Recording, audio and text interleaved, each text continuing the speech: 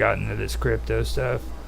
But the only difference between mines and them was the fact that they were like maybe a year old when they did it, and their name is Fruit Lab. I don't know if you guys ever been to them or not, but No. they're 1 year in, or they were 1 year in when they freaking decided to get this great idea that they're gonna change over to cryptocurrency instead of the platform that they had.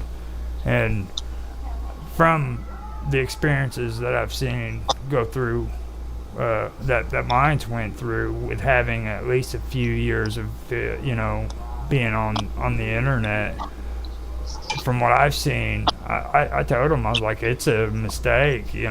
First of all, you've only been on the internet for like a year long, and you want to make something that big up, and they didn't want to hear it. And I was like, the first thing you're going to do is you're going to give up on Fruit Lab, and you're going to freaking do a freaking another level. You're going to make it Fruit Lab Pro or Fruit Lab Premium or something like that, and Yeah. you're going to charge people for it, because as you gain cryptocurrency from the mining, the value of the freaking token gets smaller and smaller, which means the people who actually are doing the mining, which is us, are going to gain less and less.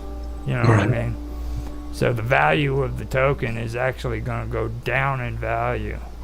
And they just didn't want to hear it. And they ended up doing the same thing that I told them that they were going to end up, going with a premium. Like we've got Mine Plus now, and now we got Mines Pro, and all the time that original platform is just piece of garbage. I mean, Yeah. it's horrible on just regular mines. It really is. But I when I got Mines Plus, I thought things were going to be better, but it's not. I've had just as much frustration with Mines Plus as what I had when I had regular mines. The only problem was is I wasn't getting money for it, you know. And I thought it was a miracle that I got payouts 2 times now. You know what I mean? But if they're gonna keep paying me, then I'm gonna just keep on putting up with the bullshit. And then when they stop paying me, that's when it's over. I'm not paying Yeah. for this stuff. I mean, the way I'm reading, like the plan for, the October update is, it's going to be harder to get money. Yeah. I mean, I do okay with the monthly payout, or like how much I make a month and stuff. So I don't really have any complaints there with the current system, but I know with the newer system, it's going to be much harder to make anywhere near that. Yeah, and it sounds like it's going to make it a lot easier for the people that they're trying to make it harder for. Because they're just going to be inviting each other into the system. Yeah, and it's probably going to be, I'm almost guessing, I can almost see there's probably going to be some way to game the system. Mm-hmm. Someone will figure something out, like some little Ponzi kind of thing or something. Well, I know. Pay each other or something. I don't know. I know from what I've seen of Fruit Lab. I mean, and this is just my opinion, but I think it was a scam, because like what they were doing was guaranteeing that people were going to have their wallets, and they just got it like maybe, I'd say 2-3 months ago, after saying that they were going to get it for like 2 years. And in the meantime, they were selling gift cards. You know what I mean? You can go to buy freaking Steam $50 gift cards for your freaking, what they call them, pips, which would be the equivalence of a Mines token, Right. And people were just falling for that shit over and over again. And now you go on that website, and it's garbage. I mean, they literally destroyed their entire freaking platform because they decided to go that route. And I'm just saying it's a miracle that freaking Mines is still here, to be honest, from what I've seen. I mean, it really is.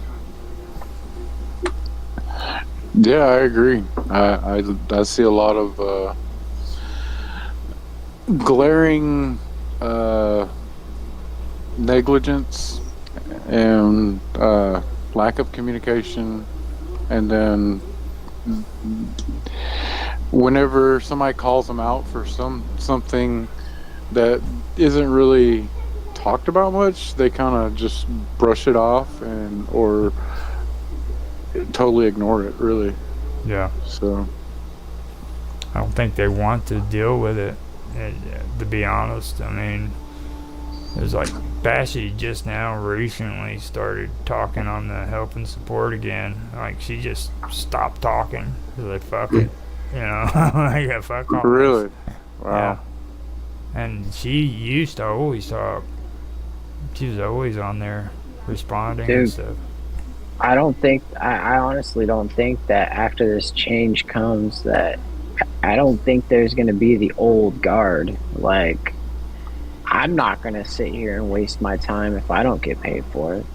Yeah. John's not going to do that. I mean, I'm not going to stick sell around for people a while. broken product. Sorry. Yeah, I mean, I'll stick around for a while. I mean, I like the idea, for mines and all that. So, I mean, my initial reason for joining Mines Plus was mostly for supporting the platform, and I found out I can make a little money on it as well. So that's why I'm keeping there. But we'll have to see how things go, Yeah. that kind of stuff too. With me, like I said, like, I've got to renew my Mines Pro, or my Mines Plus, actually tomorrow. I think, no, 2 days from now, because that's when it starts back up. And I was really teetering on it, and I went out and I looked at the other stuff, and I mean, there's really nothing out there. I mean, like, everything I've checked when it comes to making money is crazy. Like, I went and checked Bit Shootout, and that's just a that's a joke. I mean, like, the way that they want you to pay for their services is banned in the freaking United States. You know what I'm saying? Like, that coin payment thing that they've got going there. The library or whatever. Yeah. Or not, no, that's Odyssey. I think That's Odyssey. I forgot the name of it, but Yeah. you can do the Scriber or whatever they call that, and then they Right. have the other one where it's cryptocurrency. You can go in, you can pay for it through that, but you can't freaking sign up for it because anybody in the United States is ineligible for it. And I thought that was kind of shifty. So Yeah, I had a lot of hope for Mines to be a place where I could actually become like a content creator and earn some kind of income, and not necessarily like quit my day job, but some kind of supplementation of my income. But it's really not been. There was one little blip when crypto went, red hot or ice hot or whatever, white hot, yeah. where, I got a little something, but then as soon as the market tanked, it's like back to nothing. Yeah. So, Remember when the Mines token was like, $3 or something there? yeah, I but- cashed a few in. So my that would have been my nice. few years of effort turned into something. But then after that and the thing was that it was up for like 3-6 months maybe. Yeah. So I had that much time to figure out what am I gonna do, you know what I'm saying? All this money, like, but then I had worries like if I do cash all of it, then it's like gonna raise some kind of red flags. It's gonna be stuck in litigations forever. And because I literally had some crypto that I traded, and they froze it because it was over $1,000 or something. I was like, what in Yeah. the fuck? And that was before mine, so that gave me caution when I had any kind of actual money to even do anything. Yeah. So it's like it's anonymous, but at the same time, The motherfuckers still control it. Yeah, they do control it. And I just wanted to bring up real fast. I boosted over 500 tokens in the month of August. Over 500 tokens. I'm gonna go through this and I'm gonna tell you how much I boosted in cash, dude. Wow.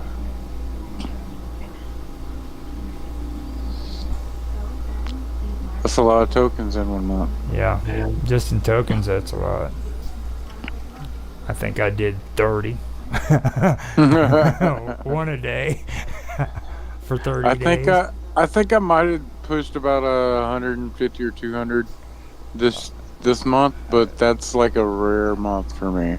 I'm big on organic reach, okay? And Me too. people Yeah. give me so much shit over that. And I'm sorry, but I'm not going to freaking get superficial freaking views because you know, when you get on your scheduled videos and posts and you see freaking views already on there, you got to tell yourself that's pretty fucked up, man. Nobody's seen this yet. You know, Right. how the hell am I got 250 views on something that hasn't even been posted Wow. yet? You know? Shit ain't working.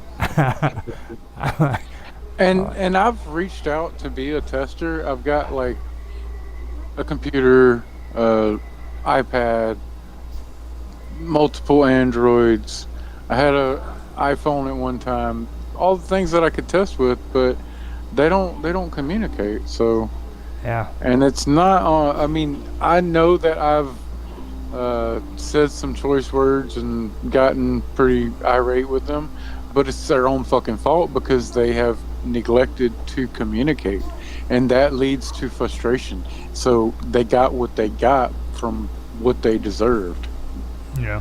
I went through that phase too, but I guess mine's freaking just beat me into submission. You know what Exactly. I mean, that's basically what it is.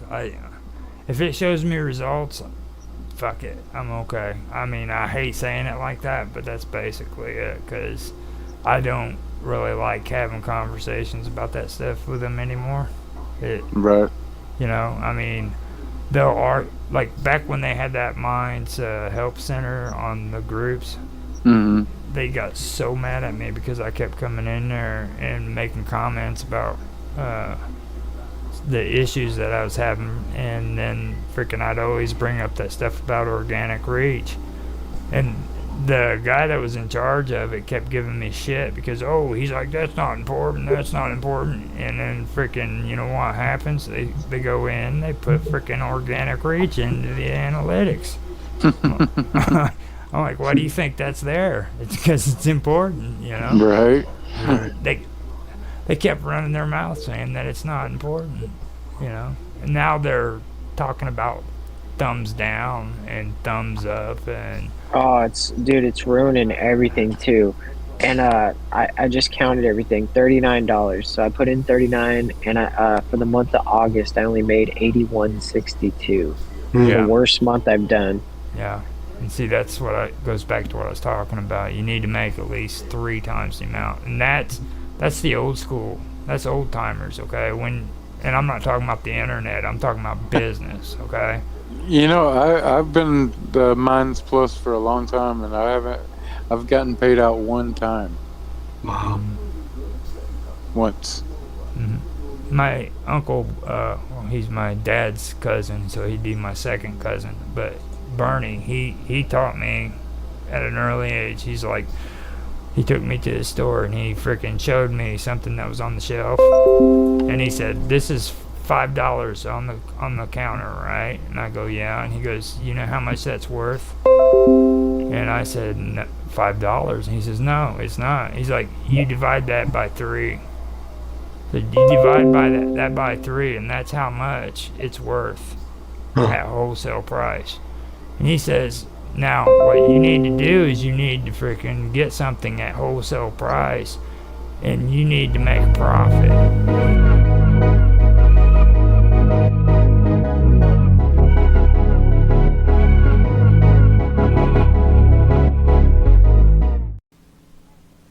All right, hello everyone. Thanks for joining us. If you're able to join us live or if you're watching the recording, welcome to our third season. Roger Hanson's. No. It's Minds Around Table.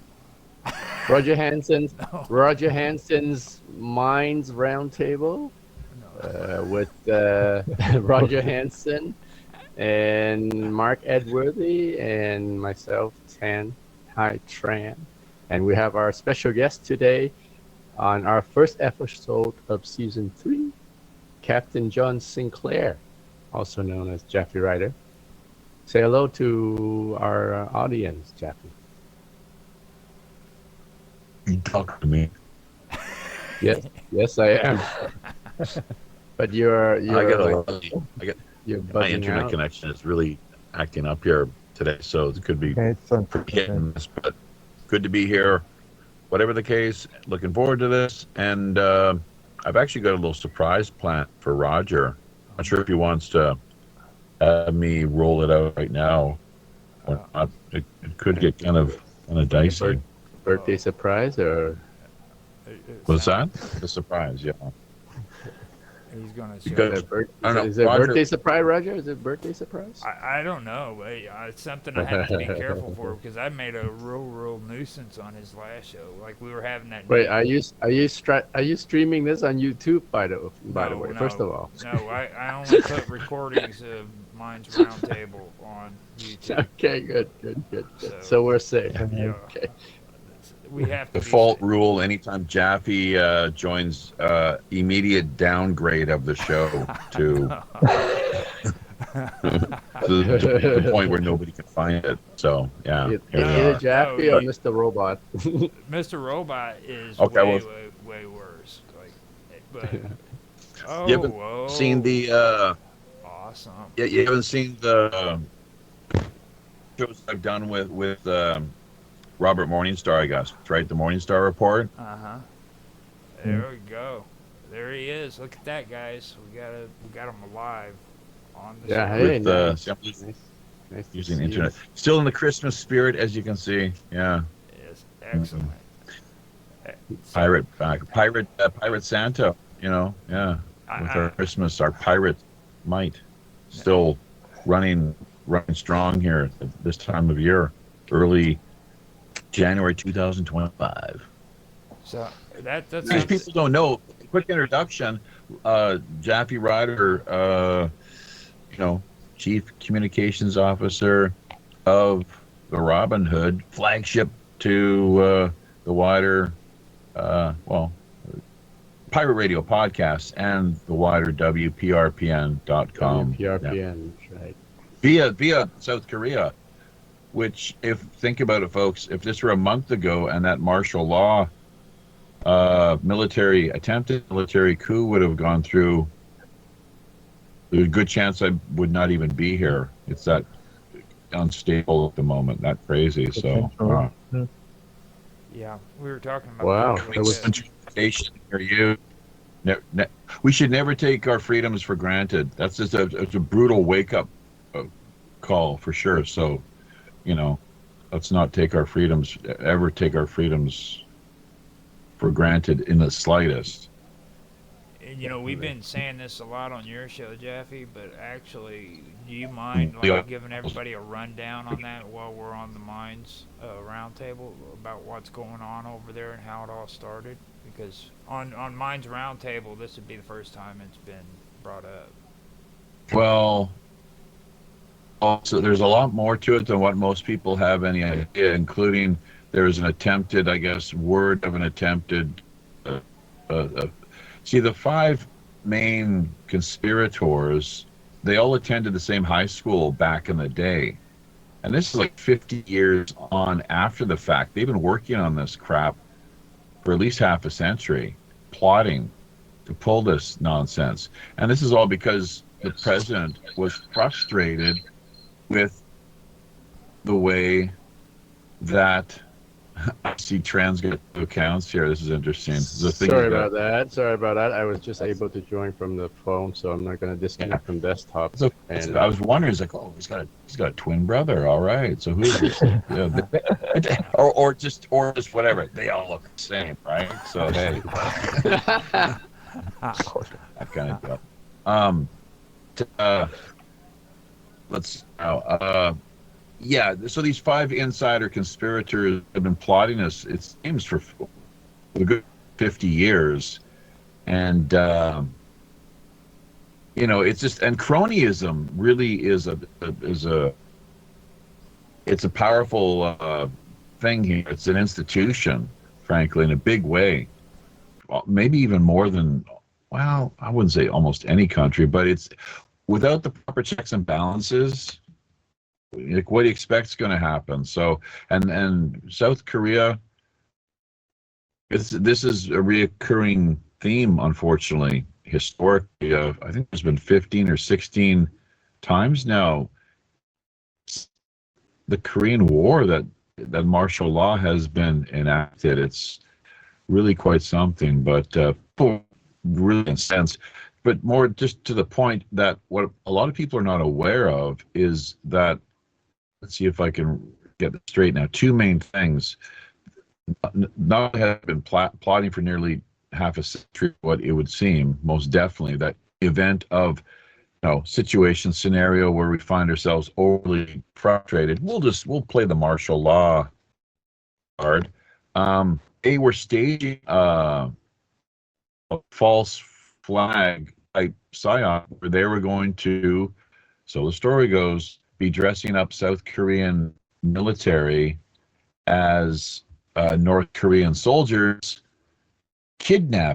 staging a kidnapping of the opposition leader, to which the response would be this rogue president would launch his heroic attempted rescue of the opposition leader, and go in and just with all the would be a attempt to free him, and in the process of which he would, the opposition leader, be rather conveniently murdered, shall we say, and then have it all blamed on the North,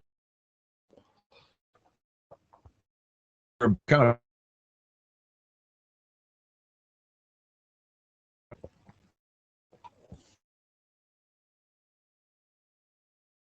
Yeah. Behind the scenes back channel. No, behind the scenes back channel attempts to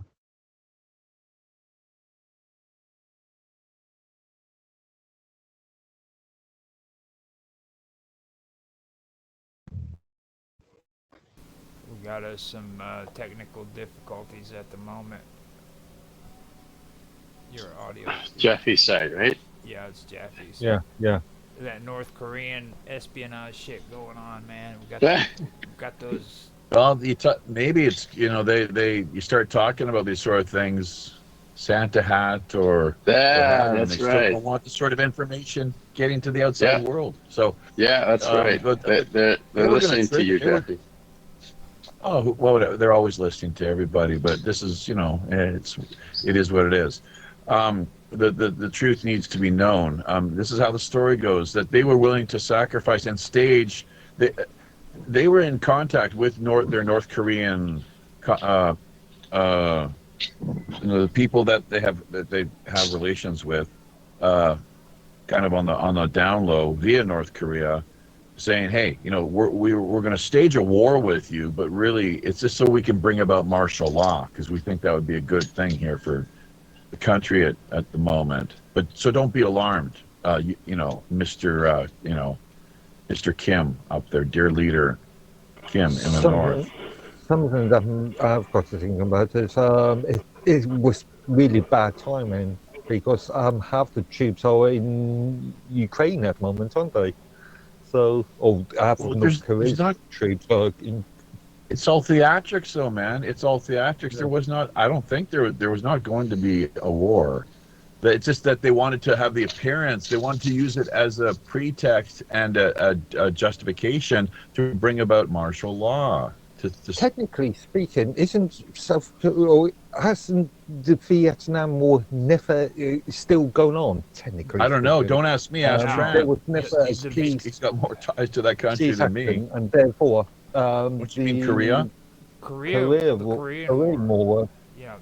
Yeah, Vietnam, because remember, Vietnam was caused by the Korean War.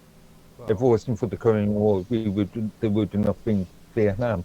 there's Are you sure about that? So, yeah, by extension, the Korean War. Well, I've never heard that, but Mark, just to cap things off, and then I'll put a sock in it.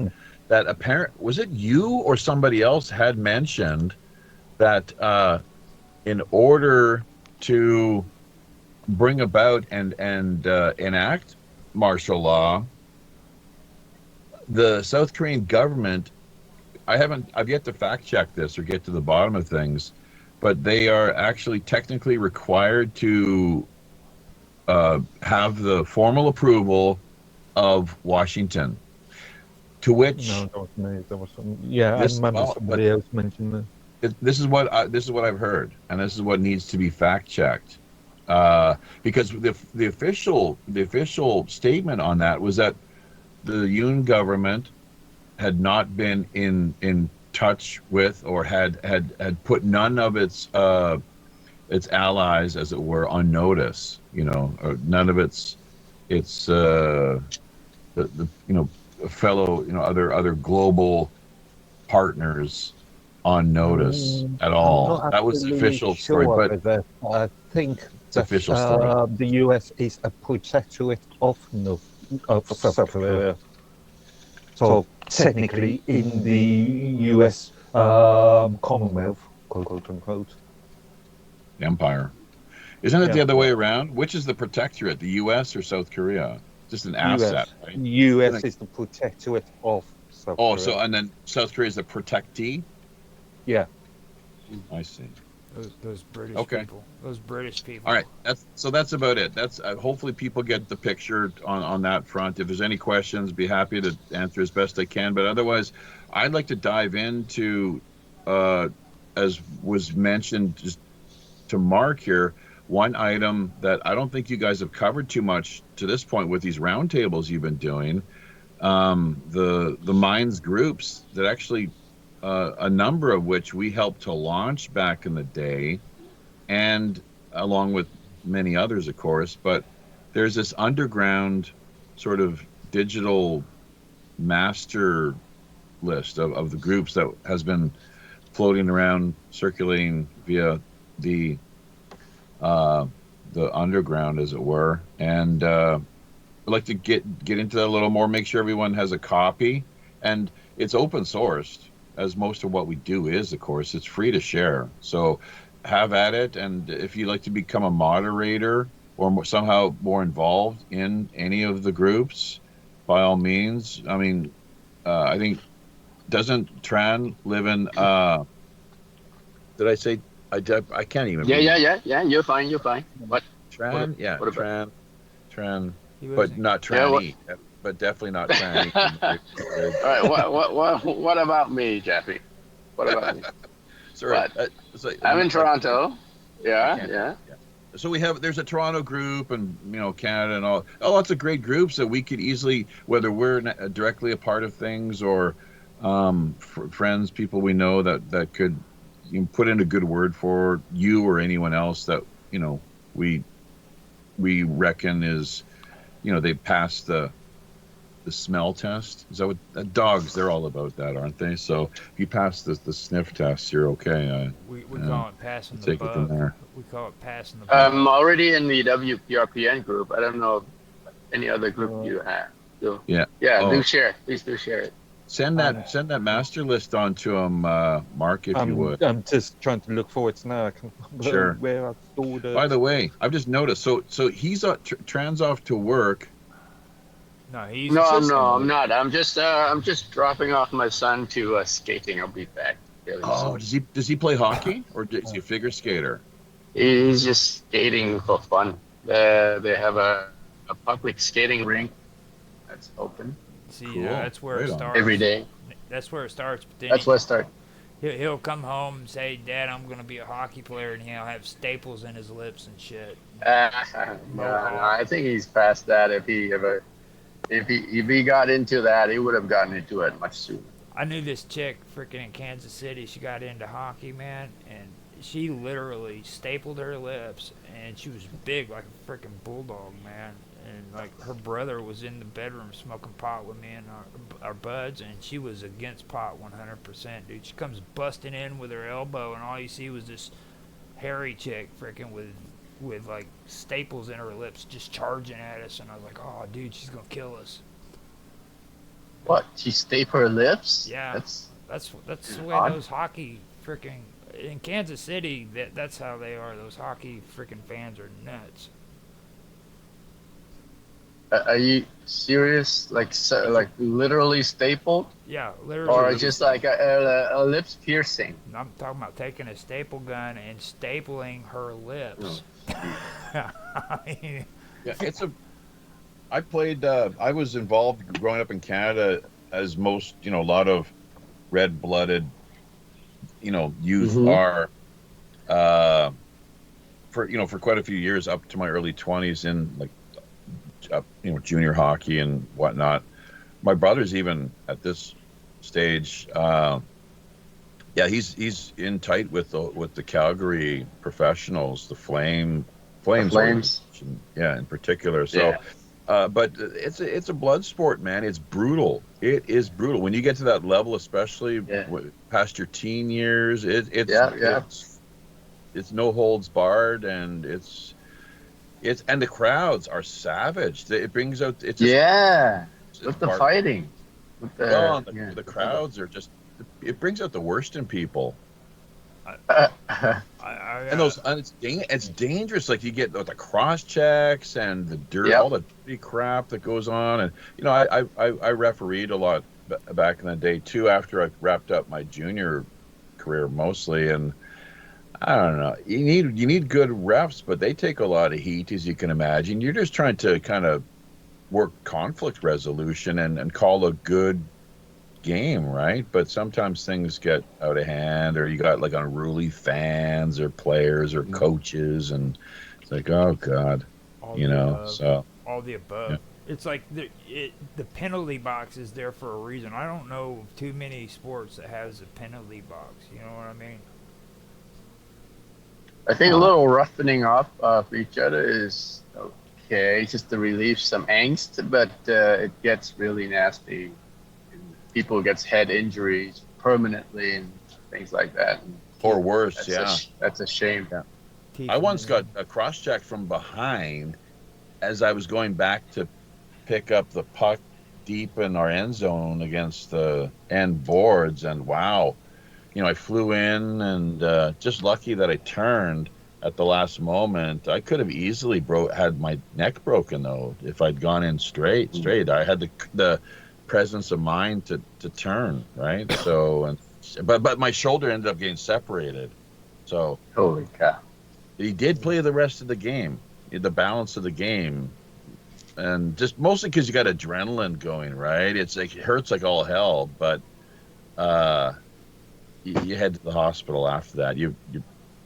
It was like half of the third period, I think, left to go, and one of those things. Another time I got blindsided from behind with a big elbow. This giant huge guy, came in and just laid me out. It was a total what do you call those cheap shots that come in, and it's like a sucker punch elbow style that just, and it knocked me out. Like it kind of knocked me out, where I was knocked into the next year, or I didn't even know like what I lost all sense of the time and everything. I kind of knew where I was, but I was thinking like, what date is it here now? Suddenly, like it really jarred.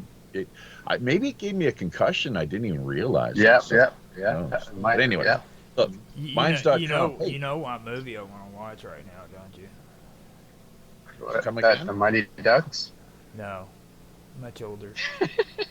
Much older. What's that? I said, you know what movie I want to watch right now, just listening to you guys talk about this, right? Youngblood. Slapshot. Youngblood. Young You ever blood. see Oh, Slapshot? Check out Youngblood. Slapshot. Well, Slapshot was young blood or blood sport. Youngblood was the shit though, man. Like, what's their names? They were the ones from Saskatchewan, the two brothers, and they were crazy as dog shit. The Hanson brothers. Yes, the Hanson brothers. That's Slapshot. The Hanson brothers. Was Seriously? it Slapshot or was it Youngbloods? Fucking Coke machine stole my quarter. So you know. I don't know about that movie. We all that's like a rite of passage for young hockey players. Everybody, yeah, just like kind of Caddyshack is with golf. Look, but what the hell does that got all this banter kind of and got to do with mines? I don't know. So Yeah. Okay, Get back to your. I think you were gonna ask a mines question.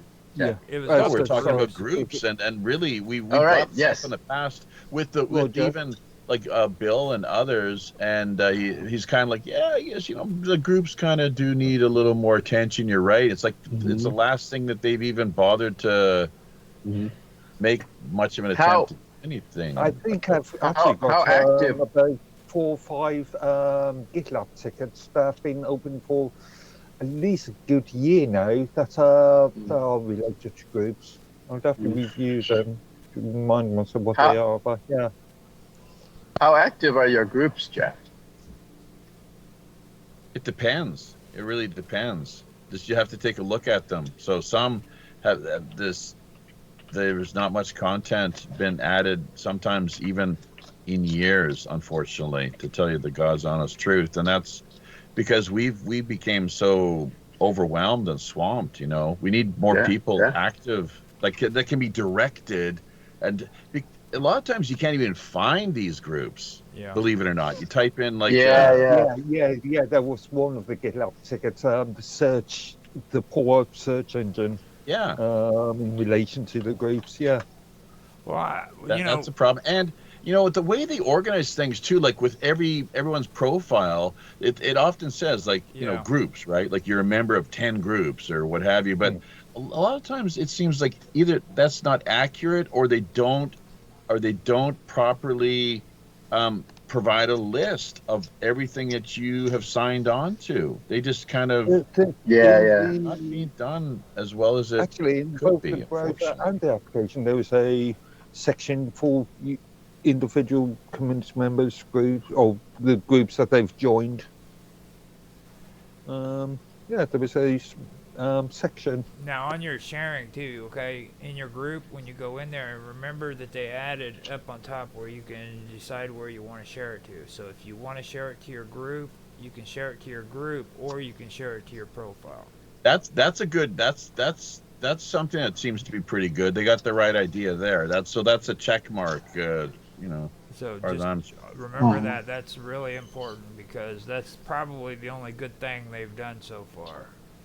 Yeah. So props to. Roger, just a quick point. Notice that you haven't allowed uploading files to this room. Well, I mean, do you really want people to be able to upload? Well, just so I can upload these files. Now you guys can. uh, You're admins to it. No, I can't. Or I may be able to actually. Uploading what? Uploading pictures? It doesn't matter. I can upload it to my own web server and then. Well, you can. Give you You should links be And able. link it? Yeah. Because I believe that's the Tan's. Wait. Tan's You the saying one you who can't started upload it. what? Yeah, I can't. You can't upload these videos? PDFs. No, the PDFs. Oh, Okay, I see. PDF. Yeah. No. Yes. It only do image and videos. yeah. Oh no. It Yeah. only does. I'll upload it to my own server and then And provide remember links. blogs too. Blogs are handy. Blogs. I still, I'm at a loss. Like even like how the hell do I? Yeah, I know. I guess how do you find your blogs? Like why can't it's got to be dumbed There down. so is people like in me, the channel. like, There is those a Dominator. filtering system in the filters. You can say view the blogs on this channel. Oh. Well, see, like I have blogs on a couple of the my main one, Jaffe and Pirate Radio. We have I think 1 or 2 blogs each. And what do you do? So like you'd be like WPRPN.com or well, say like Jaffe Rider, / and then blogs. Is that right? No, they've changed it. It's got to They've be. changed it It's twice not. within the last several years. It's just another type of post. We're talking about Minds blog. But how It's do you a find what blogs you posted? Yeah, it is. It is username / blogs. Yeah, but what So Jaffe's wanting Minds.com, to know is how do you web go to blogs. find your blog so you can Yeah. actually So read it? There's a filter. If you well, look let's at make a note of this. Let's make a note of this so we can help tutorial people that are out there even more confused than we are. if you have a look at the channel, you've not got a gonna filter called type. Yeah, You can they're all different. They're not a different place. It's just it's all in your profile. You just filter it by the type. The type. There's a normal posting. There's video, and then there's blog. So there's different types of posts. Yeah, but then how do you find once they're posted? How do you find them? That's the question.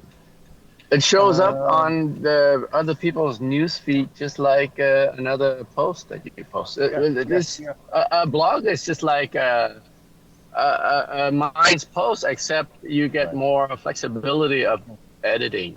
You can add pictures to your articles. As soon as you create a blog, there's a post created that links to the blog. I could probably. I just want to know. I'm still not hearing from either of you because we're kind of not. I think we're not understanding exactly. Hold on a minute. Once we posted it, once we publish it, how do we find it? Okay, so like when you go to your profile, when you go to your profile, Jaffe, you have your feed up on top. After you speak your mind, just above it, it says feed, and then it says gallery. So if you click on your gallery, if you go to that. Mark and Roger, if one of you share your screen and show show Jaffe what you're talking about.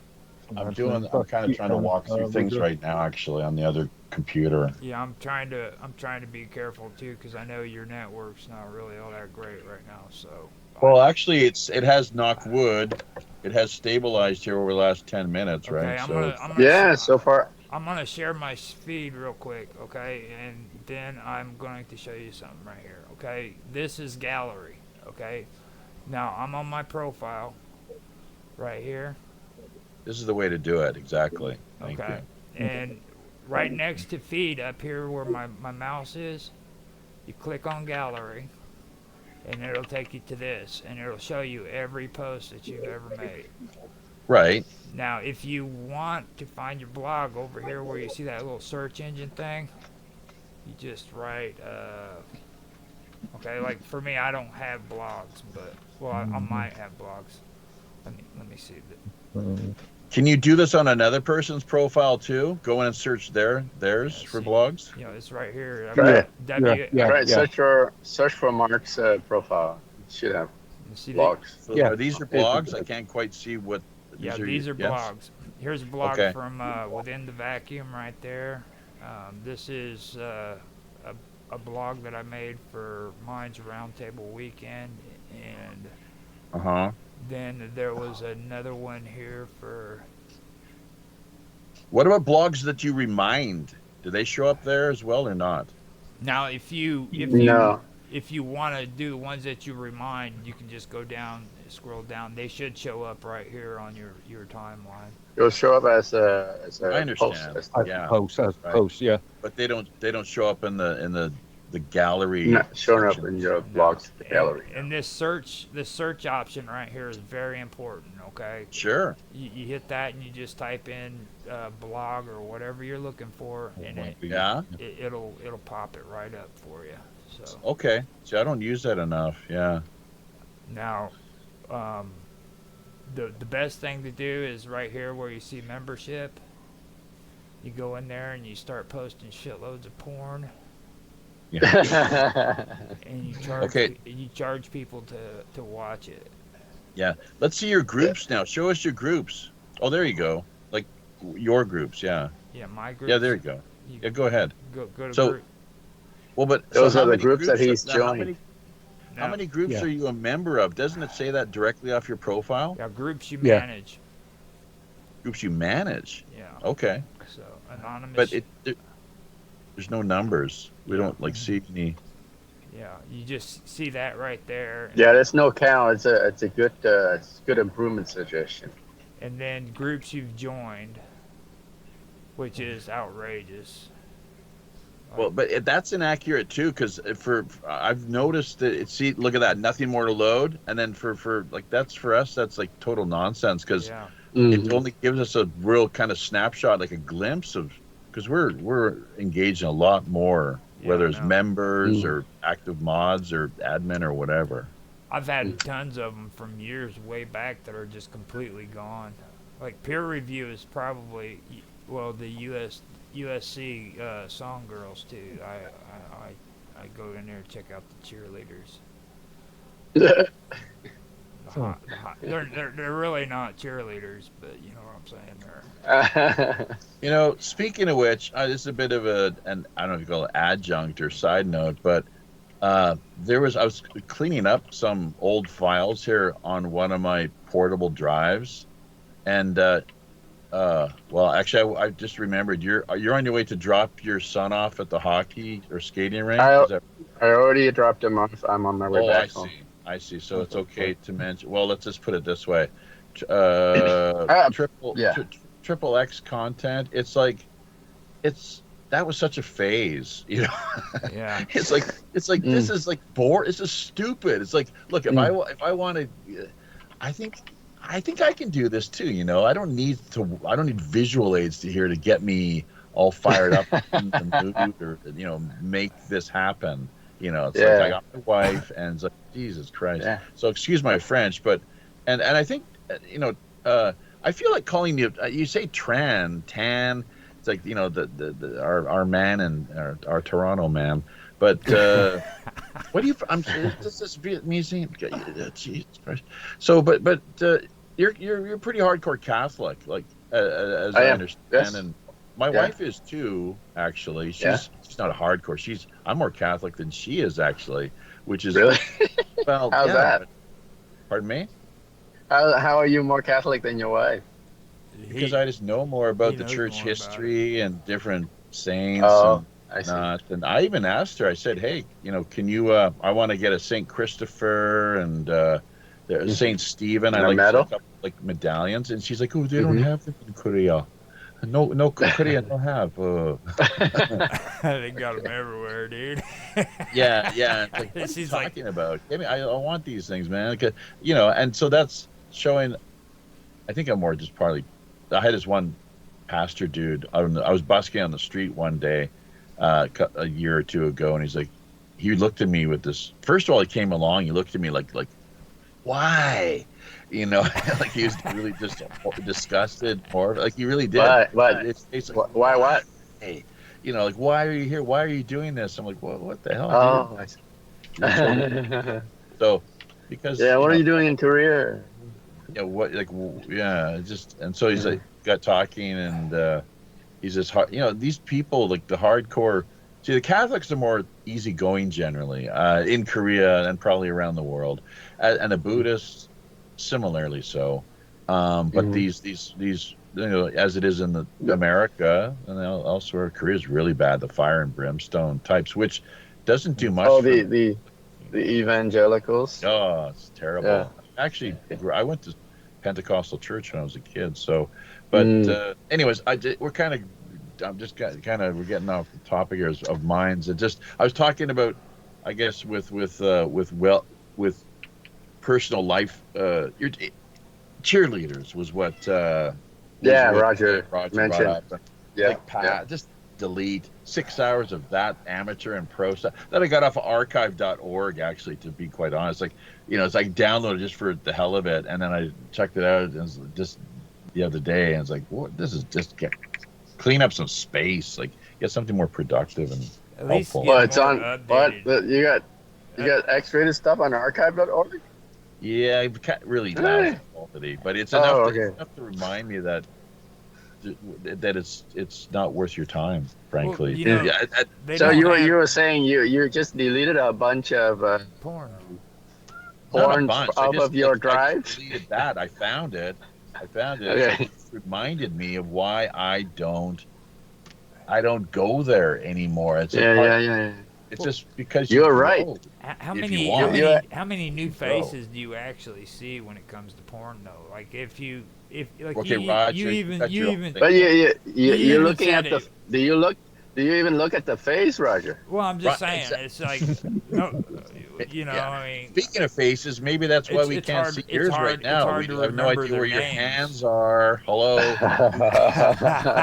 sick bastard, you. Why is it that everyone else here is on camera except for, and now even Chris? I don't want to start giving him hell right off the bat. But you do better. Oh, Chris is here.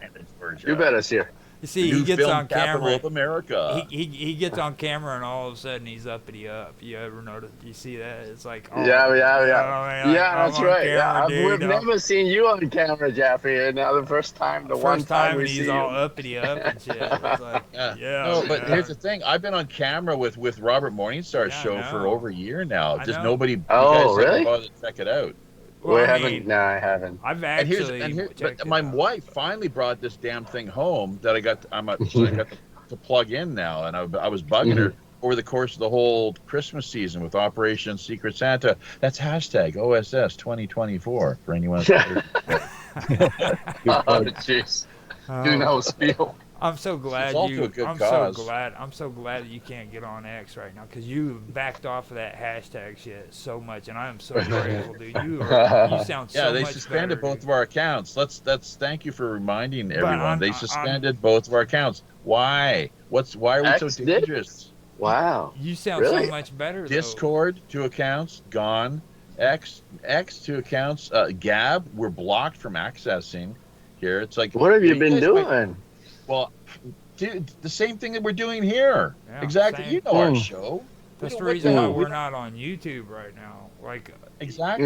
you know what I mean? It's like on Minds.com, I record everything, and if it actually fits to where it can go on YouTube, I'll put it on there. But other than that, I don't. Like right now, we're on Kick, we're on Rumble, we're on Odyssey, and X, and that's it. YouTube can kiss my ass. Yeah, I'm not. I'm not. So this is value. You're gonna edit that out, right?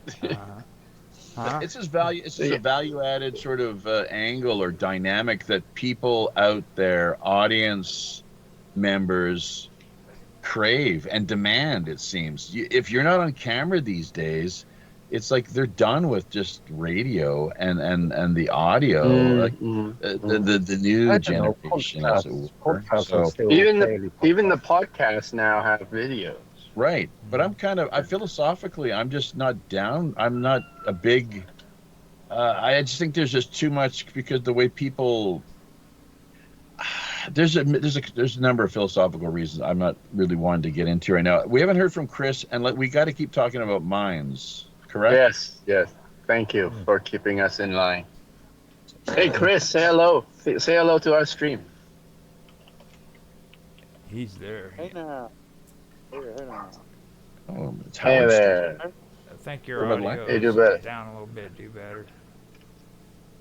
Hey, Chris, let's hear a little bit about how are we going to tie in your Appalachian adventure to Minds.com and WPRPN.com, the Pirate Radio podcast. We're going to support your shut up, cat. That's enough. I got that on video, dude. I got that This on is video. This is IR. This is IRL right here, right? We got that on video. He just did that on live stream. Killed Mine's round table IRL. Yeah. We got 2 more left. Oh, Yeah, in real life. Is that what you're saying? I'm hoping pitch Minds actually to get them to sponsor the trip with being the exclusive platform that I post my content on. But we'll see how that goes. But I'm working on putting the proposal together and see how it goes. Well, you can rip any of our icons, the logos that we have with the network, WPRPN, Pirate Radio Podcast, and use them kind of in whatever way you want in conjunction with your campaign. Because, I mean, if you're interested in wanting us to work together and help support and sponsor you. I was just thinking about this the other day. That's one little thing we could do. You know what I mean? We're all kind of sponsors, so definitely we'll work together and see what we can figure out. Yeah. So you gotta. I mean, you should be. I'd like you to check in with us at least once a month, or if not, every second week or something. It's all depending, whether through email or the live streaming end of things. Okay. You know, there was also something to do better that I was thinking about too. Sonia and Within the Vacuum have been talking about doing a project together where they travel, and if you could talk to them, they would probably be interested in like getting a vehicle and maybe going and keeping track and following you on your journey, dude, to where you can be at like checkpoints and they can meet you there with like refreshments and stuff like that. Now you said Sonya and Within the Vacuum, Yeah, like Sonya together, Sonya Galactica, or Galactic. like together or separately, or how would that work? Well, the last thing I heard, Sonya said that Within the Vacuum was thinking about coming up to the United States and doing something. Are those two gonna hook up? It's kind of almost It'd be looking great. like. It'd be great. She needs some. She needs some boyfriend going on there. Get some action going on. You know. Yeah, she's been jonesing for a major oil change, huh? So. So Little rotor route. That would be cool. Maybe we could plan kind of meet up. because I was just thinking about that the other day. I was like, man, that would be the idea. And then like going through the Appalachian trails too. You know what I mean? That would be amazing. Yeah. So with the sponsors, I'm hoping to do some meetups to bring awareness to whatever sponsor trying to whatnot. That's definitely something that we can add in. Get you some cameras on the ground too, like when you get to certain locations. And like here, if you want, man, I could freaking stream it to different platforms. We just need somebody there with a camera that can aim it, and then I can pick it up with the stream and go from there. Chris, just as a idea, why not use Google's geolocation with your phone? One more time. Yeah. And again, if you can publicize that location, yeah, Where people know where you're so at. we can actually see step by step.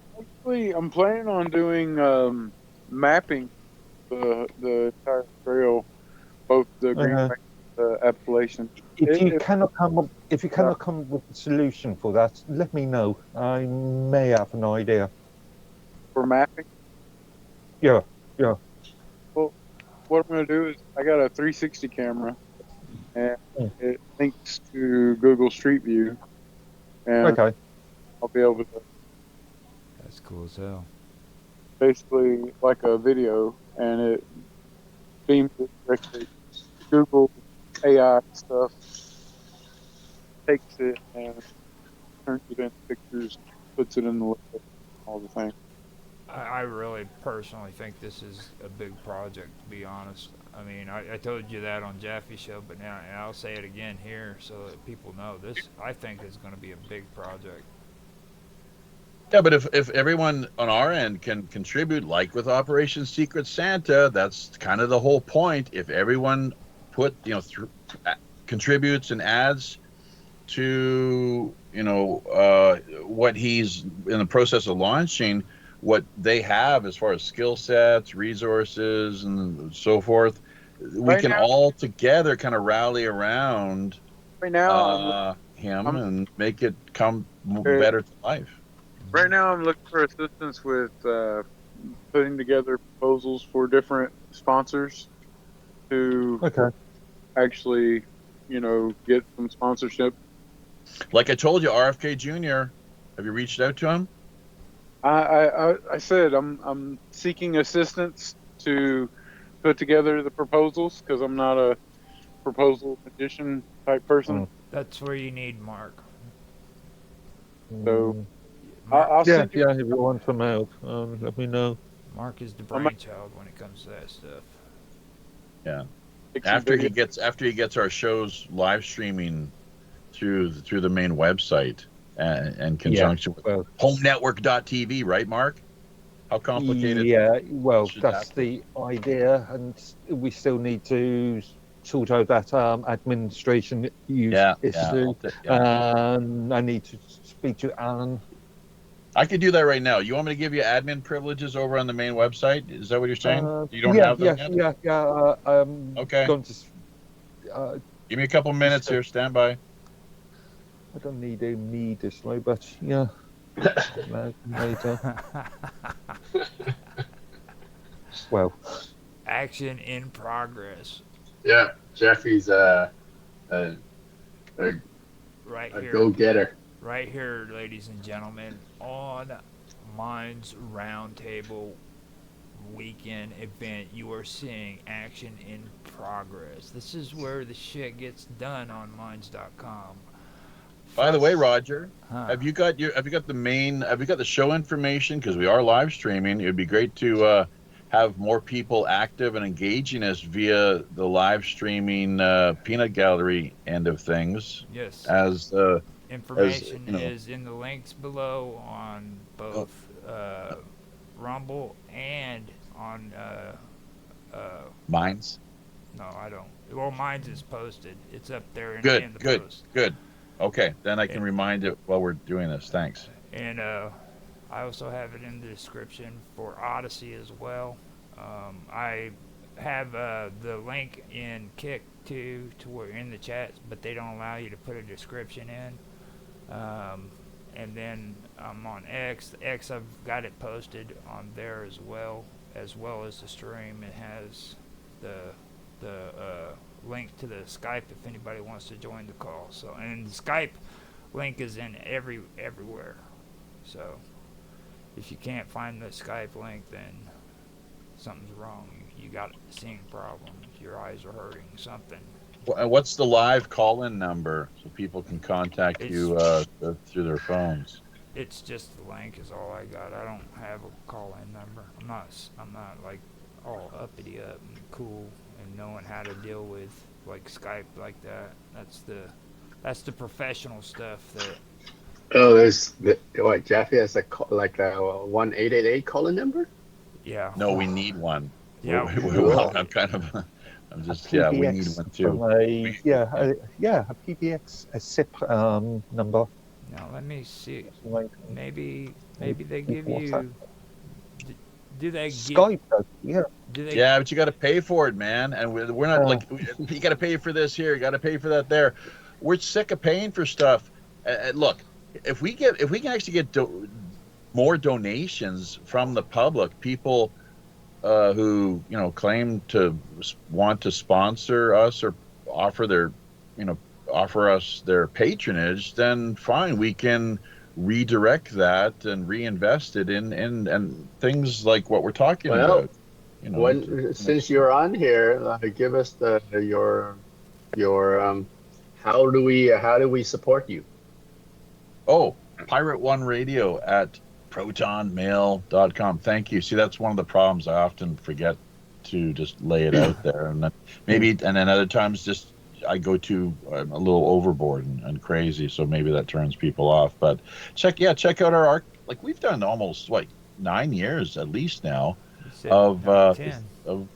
This is our 10th year. That's right. We just launched our 10th year of live streaming podcasts and you name it. So, and the first one, I'm not sure if you know this or not, Tran, but by the way, my most favorite Vietnamese person of all time to date, besides, well, you're running a close second at present, but Thich Nhat Hanh. I'm a close second to Thich Nhat Hanh. Well, you're running close second. See, you got See? You're.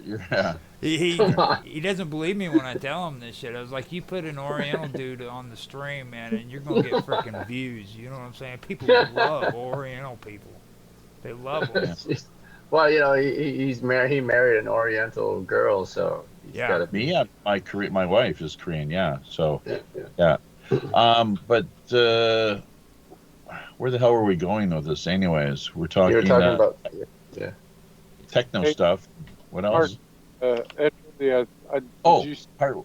your Minds chat. I just sent you what I got so far with the proposal. I check that out and get back to me on time. Key West is your kind of the location you'd like to start with. When's your launch date intended? Like next Mid-February to early March. So that way you can start. It'll be the weather conditions or something that'll always be on your mind, obviously. So yeah. What about and then hurricanes too, right? And things like that. Yeah, but you can take shelter, I suppose, wherever you can manage, presumably. But Yeah, if I start off in mid-February or early March, then by the time that I make it up to the Maine, it'd be maybe May, June, somewhere in there. that's as far as you want to take it. Is northern Maine? Yeah, that's just northern Maine. Well, see, in Maine is where the Appalachian Trail meets up with it. So it's kind of the cool spot, you know what I mean? Because like he can jump off of the Greenway, the East Greenway, and jump over to the Appalachian and then head south. So it's right there, you know. Well, it's Canadian border area too, right? Like Maine borders the Yeah, Canada. but it's not like right by the border. It's kind of Maine, but be careful up there too, because that's a lot different than what everybody thinks it is. Like you think it's something like Vermont, you know what I mean, where everybody talks about it's all nice and pretty and stuff, but Maine has actually got some pretty rough territory. And people, or just the geography? No, they're just the geography. The people are basically sissies. They're pretty, like they're all like democratic.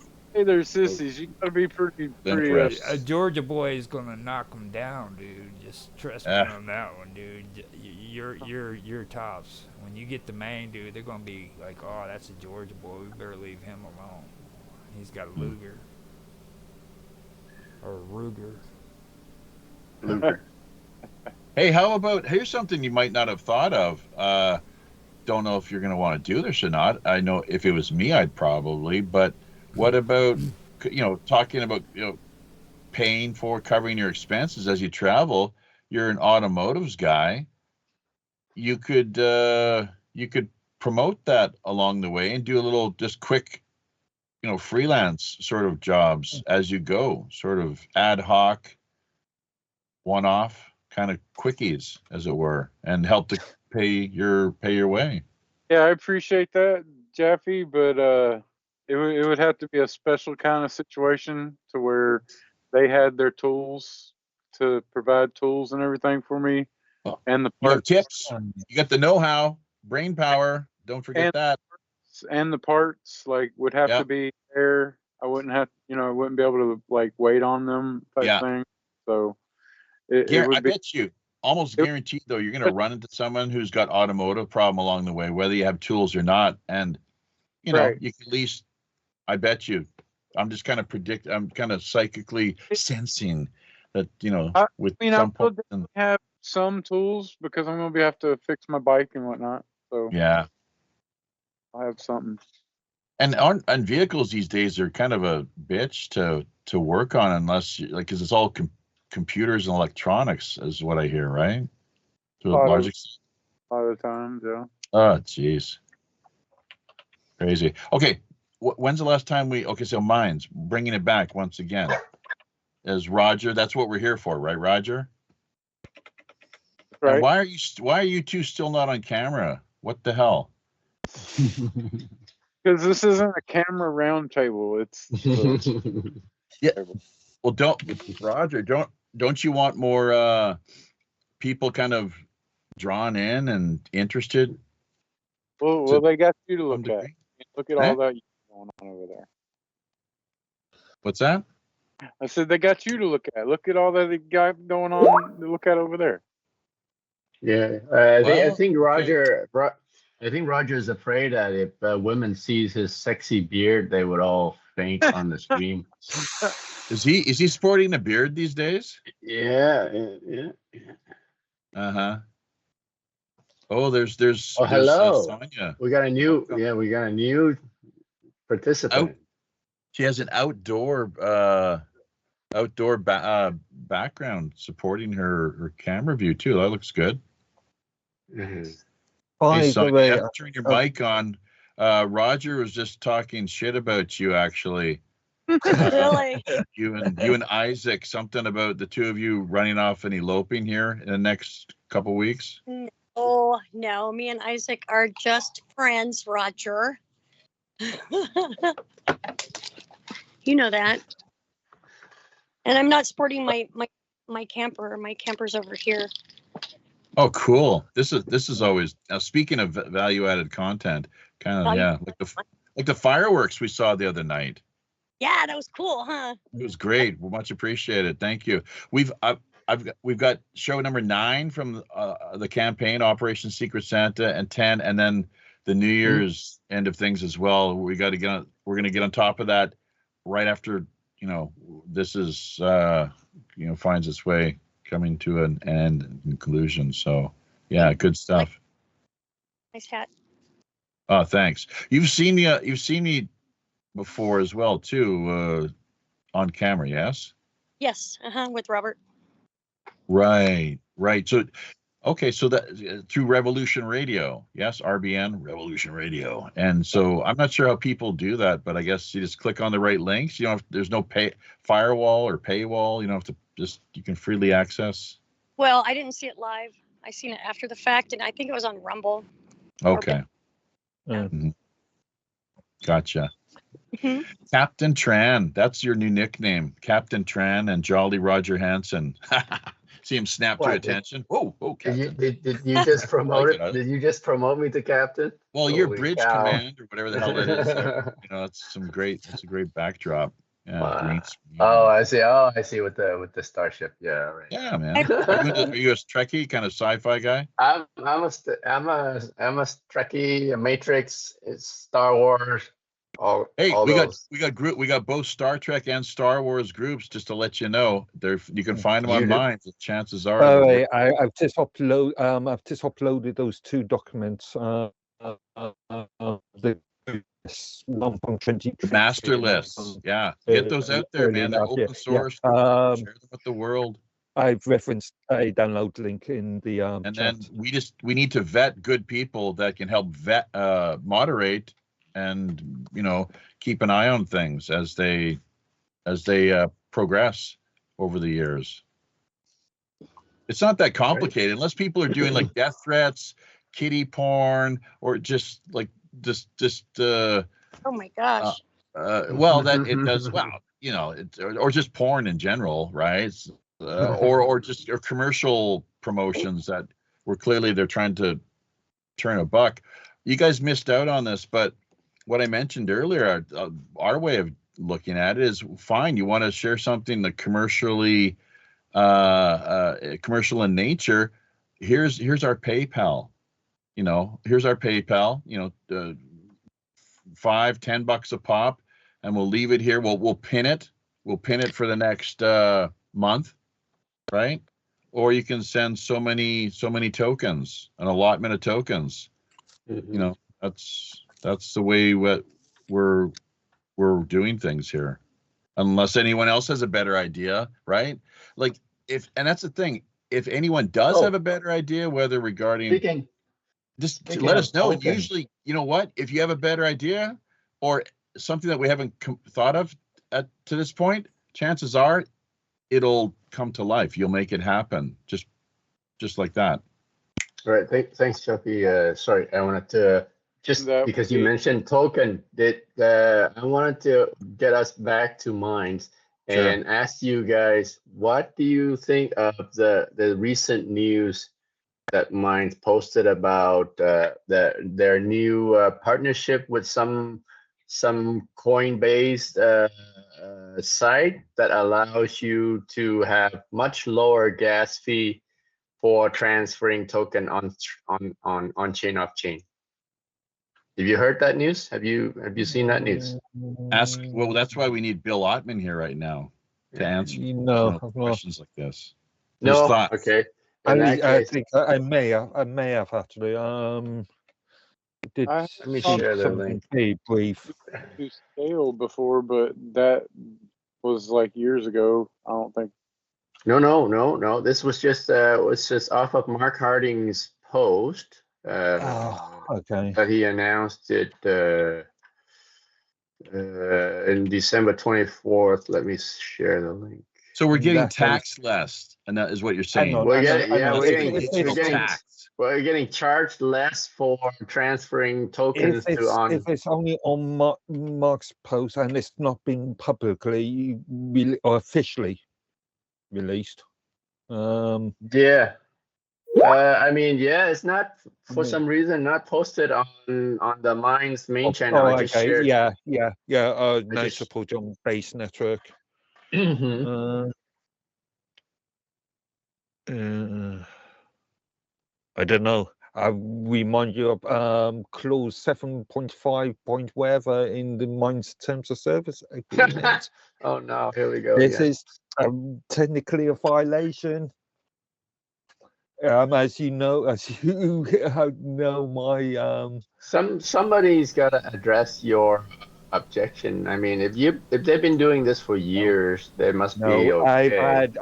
I've raised complaints about this for I've raised GitLab. I created GitLab about 4 years ago now. 3 years ago now, Yeah. and the staff are not going to reply to it Now, because the staff. now, guys, we actually do have a new Minds member in the room now, so We have a new Minds member. Yeah, Sonia Galactic just started Minds actually within the last year. This is her first chance to be on Minds Roundtable, so I wanted to point that out. Okay.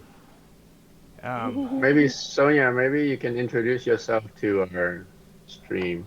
Yeah. Tell us a little bit about yourself, how you found Minds, and how you find it so far. Well, I make t-shirts and I tattoo, and I also help other people get their merchandise out there by giving them a page to sell their t-shirts or whatever they want on there. And then we, kind of work it out. And I found Minds through Jaffe and Roger for sure. Whenever I was first interviewed on Jaffe's show, they were telling me all about it, and they speak very highly of it. So I had to go check it out.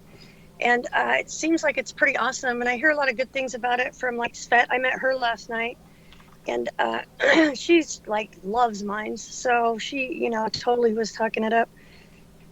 So I haven't been on too much. Who is this you met last night? Svetlana. Oh, Svetlana. Yeah. Right on. Okay. Savinkov. Is she like a hot Russian chick, dude? Svetlana. Because I've been having fantasies. She's part of our the people we've known for years. Yeah, that's right. Has anybody seen her? No, not yet. I don't think. Get a picture. I bet you she's hot. What's that? Got blonde hair. She's thin. She has hair. Yeah. She's. What's that a picture of? What's going on here? She's sharing her Oh, she's doing a screen share. No, I am doing. That's cool. Yeah, I keep forgetting. Tan's big on that. He loves to showcase. Right, I'll stop the share. That's right. He's really good about that. What am I sharing? Oh, I'm sharing. Sonia's profile. Yeah, that's right. I just subscribed to you. That's Looks good. That's why I say she's so hot, because she goes by galacticfire.com. And remember to tag people. Yeah. Bill told us this years ago, right from the get-go, back late 2015, early 2016. That goes back some time, just doing the math, right? So tagging people and hashtags, and so just some people don't know how that works, believe it or not, but does anyone want to explain? Funny enough, Bill doesn't hardly ever tag anybody when we reply. One of my does he need to? I mean, but the thing is, I get his notifications all the time.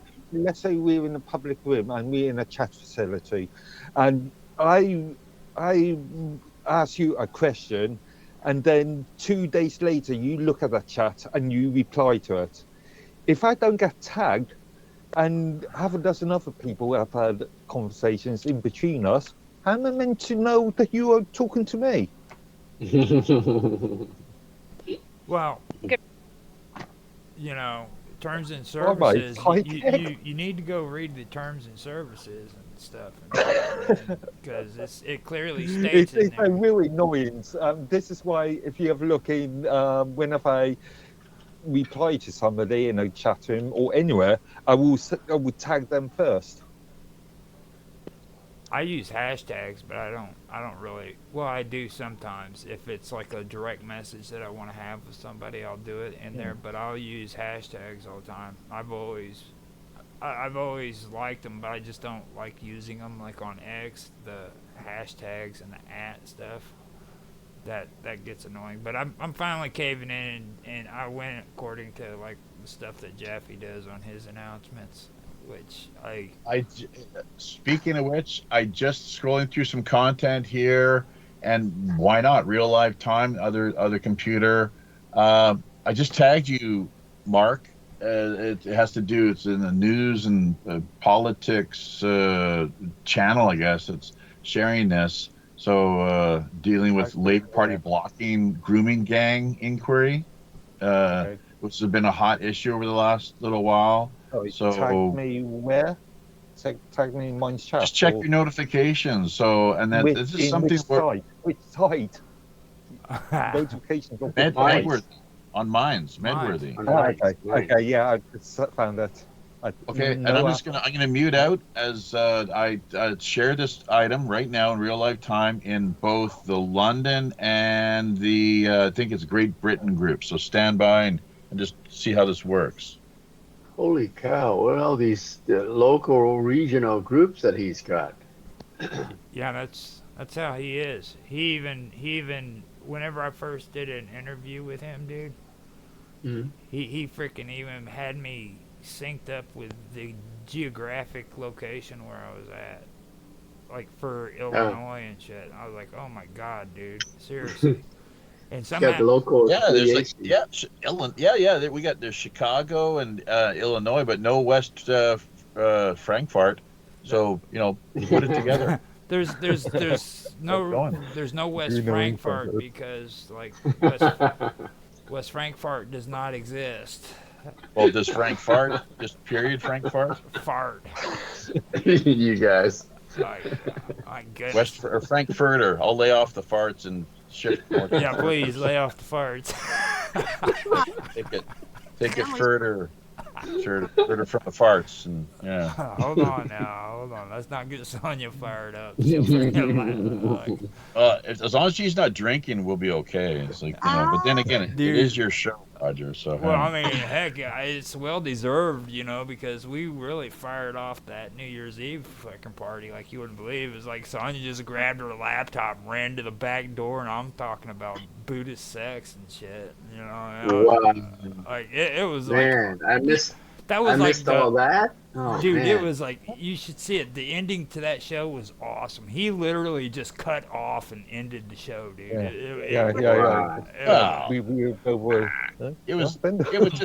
It was pretty raucous and rowdy, and it kept getting just like okay, and I was like, oh geez, like if you look, it went for at least 2 hours plus, like maybe it ended perfect, dude.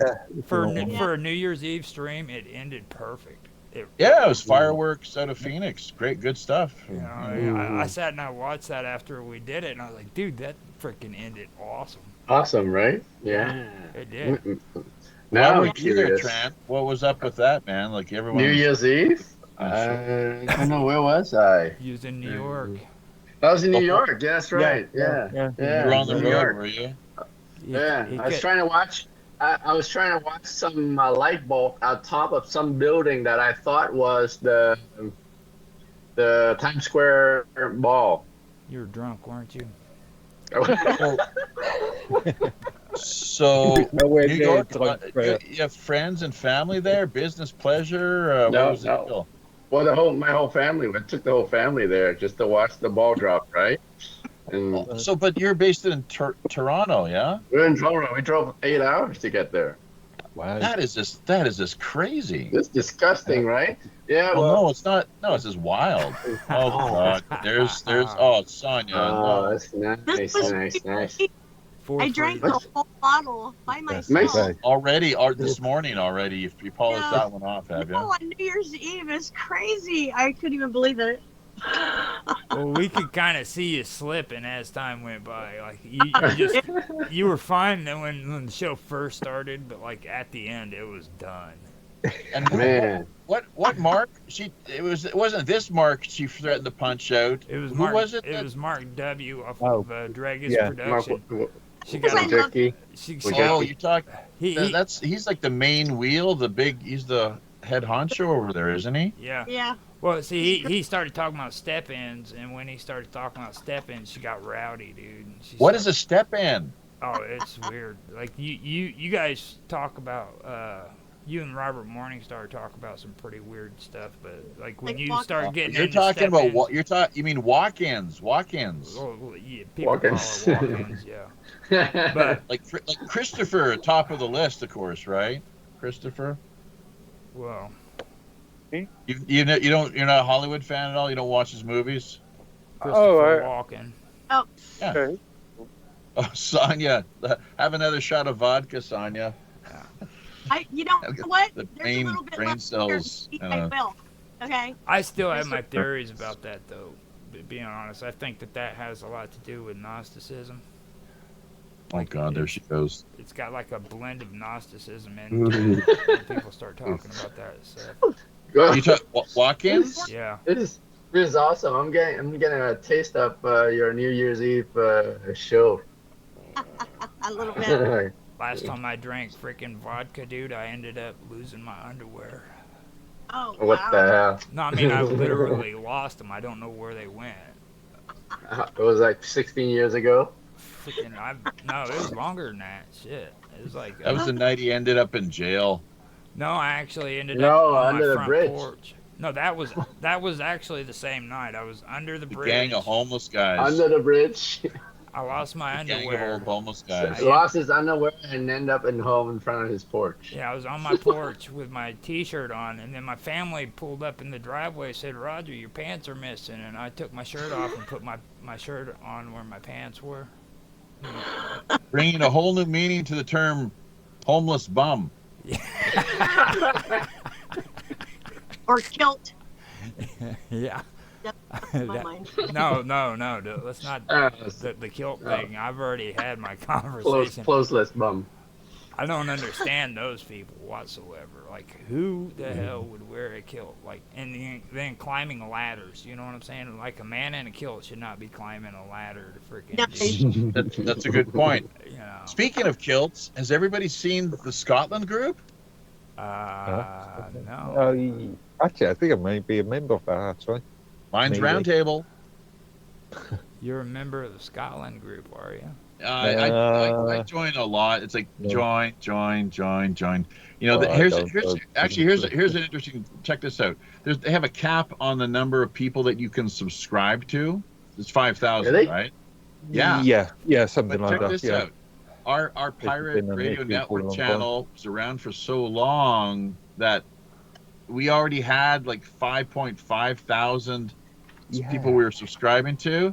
Then they brought in the cap retroactively, and so we've actually got almost like 5.3, 4, 5 people that we're connected to on that level. But I mistakenly unsubscribed from the wife via that channel, and now I can't reconnect. So that's a bit. Well, this is something. It's a bit of a thing for GitLab. It's a bit of it's something. But here on a positive note, I'm in contact right now. It's an old issue. No, it's been on for 2019. I want to hear a story about the wife. 10,000 caps. There should be a cap at 10,000 at least. Is what, you know, nice round number. Make it 10,000. Like, the hell is 5,000 business?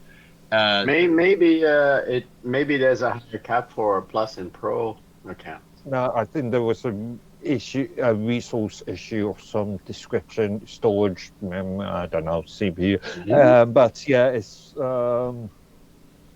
there was a reason given, but Well, okay, Mark, I'm in touch. I'm in contact right now with some people. You know the chat that they have on the side where you can reach out and contact theoretically people that'll help you out with troubleshooting or anything that's maybe not working out as far as your mind's experience is concerned. And if I could find it here in real live time, I'll let you guys know exactly what that is. Do you know what I'm talking about? But anyways, it's somebody from Minds. They did get back to us finally. I thought it was just like an AI thing.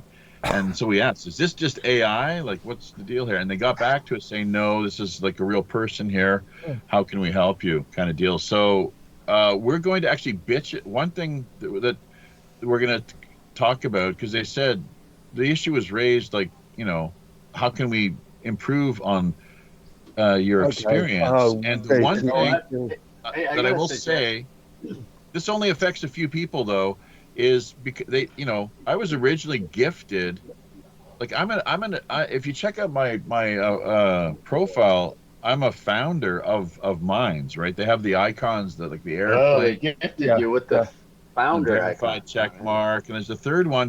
But they had given me, they had gifted me essentially a pro account. And the reason they got back just in chat, it's like, and it's like, what's this all about? Why? It's like OG, OG, which I guess that's what original gangster is. I guess I'm not. That's right. OG. Okay, great. Right. Bro. But what they did though, then it's like total Indian givers. Sorry, Indians. Nothing personal. It's kind of like the expression, Jewish light. Oh, you know what? I just went to Jeffy's profile, and it does. Yeah, he's an OG. It does show him as a founder. But they took it away. The whole pro plus Minds, whatever that's all about, which I have really little idea. They took it. They decided, no, he doesn't need it anymore, so they took it away. So I've got to reach out to them and say, hey, no, you're talking about the verified stamp. Yeah, you're talking about the verified stamp. No, he's talking about those the plus is the third. I know I've plus. seen people that back in possibly 21 just lost their verified stamp just out of the blue, and there was never an explanation made for that. No, I think Jeffy's talking about the founder airplane. No. No, I think, Mark, are you saying the same thing, that you also had this no, I know plus given to you as like it was gifted to you? Gifted to me. No, see. Like complimentary, like thank you for helping build the platform. No, you're the one that's been there that long. I think that kind of stamp is related to the investment. That's right. That's a separate issue. I'm not talking about that. That's a separate issue. We bought a small number of shares and invested about $1,000, as I recall. Oh, that's why you're a founder. Yeah, see, he's from the beginning, is what I was getting. No, he invested in Minds. That's seed money. Yeah, that was in the beginning. Minds Gaming is another person. If you have a look at his account or his channel, he's who got that. And see, that was the whole bitch session between Minds Gaming when it came to Bill Altman and all them, is because they split ways over that shit, because a lot of bad things had happened between, quite a lot of the politics behind that. But has Mike, aka Minds Gaming, has he actually been on the roundtable to this point, or it's now the third year that you're kicking off? He's afraid of the FBI. He won't. he won't.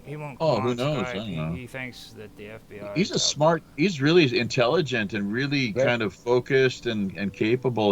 Are you talking, Roger? Are you talking about Minds Gaming or Mr. Robot? Yeah, Mr. Robot's Mr. Robot's afraid of the CIA. Oh, okay. Well, who isn't, man? Who wants to get who wants to get? Minds Gaming's afraid of FBI. Robot's afraid of. Now, see, the FBI. Mike's here in the United States, so he's more worried about the FBI. But like Mr. Robot's in Australia, so it's more of a CIA thing. Same with me, and here in Korea, You know, they're total like fair game as Actually, far if as it's they're Australia, concerned. then it's the Five Eyes issue, isn't it? Yeah, Oh. sure. Yeah. You know, and they get around anything they want to, however they want, and they're all Freemasons, mostly, a lot at the highest levels. Look at J. Edgar, Allegedly. cross-dressing, was he transgender, transmorphic, trans something, you know, free J. Edna Hoover, as he was known. See, You know, now hold up. Let me tell you something about that oh, card. stop Let, playing let with those me tarot let me tell cards. you. See Hold up, that okay, card right there? Why is that baby naked? cover up. That's a child porn, man. That's offensive. I'm offended. It's like disgusting. And being It's a transparent. drawing, Trans- Jeffrey. It's a drawing. You're Fun. It's the one I did for mines while you guys were talking, and this is actually one of the best cards of the deck. So. Is it? what's it mean? What's it represent? The sun represents happiness for one, carefreeness. Everything is perfect, kind of thing, and it's like a life-giving source. Steady as she goes. That's a good Yeah. song, actually. Steady. No, it's not really. It sucks. That's a good, slogan. Sonia, you haven't got on top of this, but like we said, like thieves in the night, or just thieves in the night. You know, with our merch, right? Yeah. The pirate merch. Steady as she goes. Steady as she goes. That's a nice other little tagline you might want to take note of and kind of add, and see what you can make for that. The Thief in the Night, just a little bit. I don't think I published anything with it. I got the 3 mugs done. I don't think you've seen the third one. But yeah, I sent you a link, I think. But anyway, yeah, it's in the works. Email it, and Email, okay. yeah. I think I did email you a couple of things. And I know you're so busy with stuff you do. I don't see everything. Hey, you know what? And here's the thing. That's a good point. If somebody, and we do the same thing ourselves, don't assume just because you send something, somebody sees it, or they don't like you, or they're ignoring you, ghosting. Yeah. You know, it could be that they just missed it because they're just like swamped. They got so much crap going on, and they're on all fronts.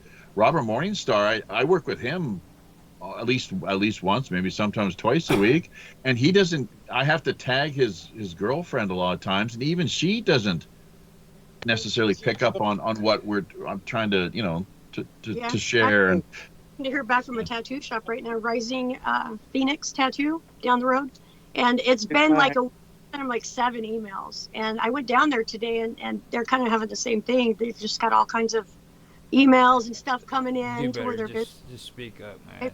Just speak up. Do better. Mike raised his hand. Do better. And can you Or Chris. You're Chris, kind why of is it fading Mike? out a little bit. You right there. Go ahead, now? Chris. Yeah. Eat it. Hello. Hello. Okay, we can hear you. Give it a try. See what you sound like. Hello. Yeah. Yeah, I can hear you. All right. Woo. Okay. So, suggestion for mine, since this is a mine's roundtable thing. Yep. And we were talking about notifications and how we don't get notifications and shit. That would be a thing for the chat. Like if they could separate all the groups from the regular chats, just individual chats. That would be awesome. That would help. I think we had a discussion about this in Canaries. I'm not clear on what he's talking about. Say it one more time, and so that in a different way, so that it'll register with my old. Well, see, they've got a new system on the actual Minds platform, and he separate from the Elements one that we use. Oh, the chat. Oh, you guys! I don't understand. You've totally abandoned the Minds chat. Not us. Everybody on here, we're hardcore freaking Element chats. I just sent the mark on the chat, so. I mean, the only ones that's abandoning it are freaking the people who don't really get into the chats here. Also, the entire complication with the encryption keys and stuff. I know people that have had issues with that and then decided not to use the chat for any further. I just click later, verify. It's like hell. Is later. I don't know. it's painful to use encrypted because rooms. there's Yes, yes. notifications that don't come through. So if the notifications would work, maybe people would use it more often. Right. And And if see, I've sent a message to Karma here recently, and she hasn't gotten it yet. where you could see everything if it was He separated, probably doesn't use the new chat. Yeah. because all the groups overwhelm the chat, so you can't really Have see you noticed? actually chatting. How long has this new chat been available? Since April something. Have you Yeah, noticed that how much development has been done on it? Exactly. Yeah. So Zero. I mean, Zero. there's Oh, been a lot of suggestion and or better. get, You just added one more that I don't know when they'll get to. get the pictures for people that are in Minds Plus. GitLab. Mm-hmm. Write it down.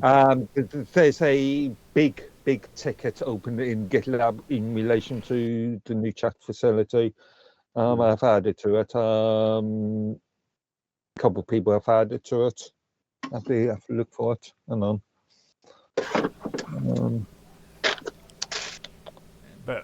But one Carry thing that's really important though that Jaffe was talking about though is like when it comes to GitLab though, don't just go to Minds and put in your help and support shit. Go straight to GitLab and do a ticket. For the average community member, we use their official help and support platform.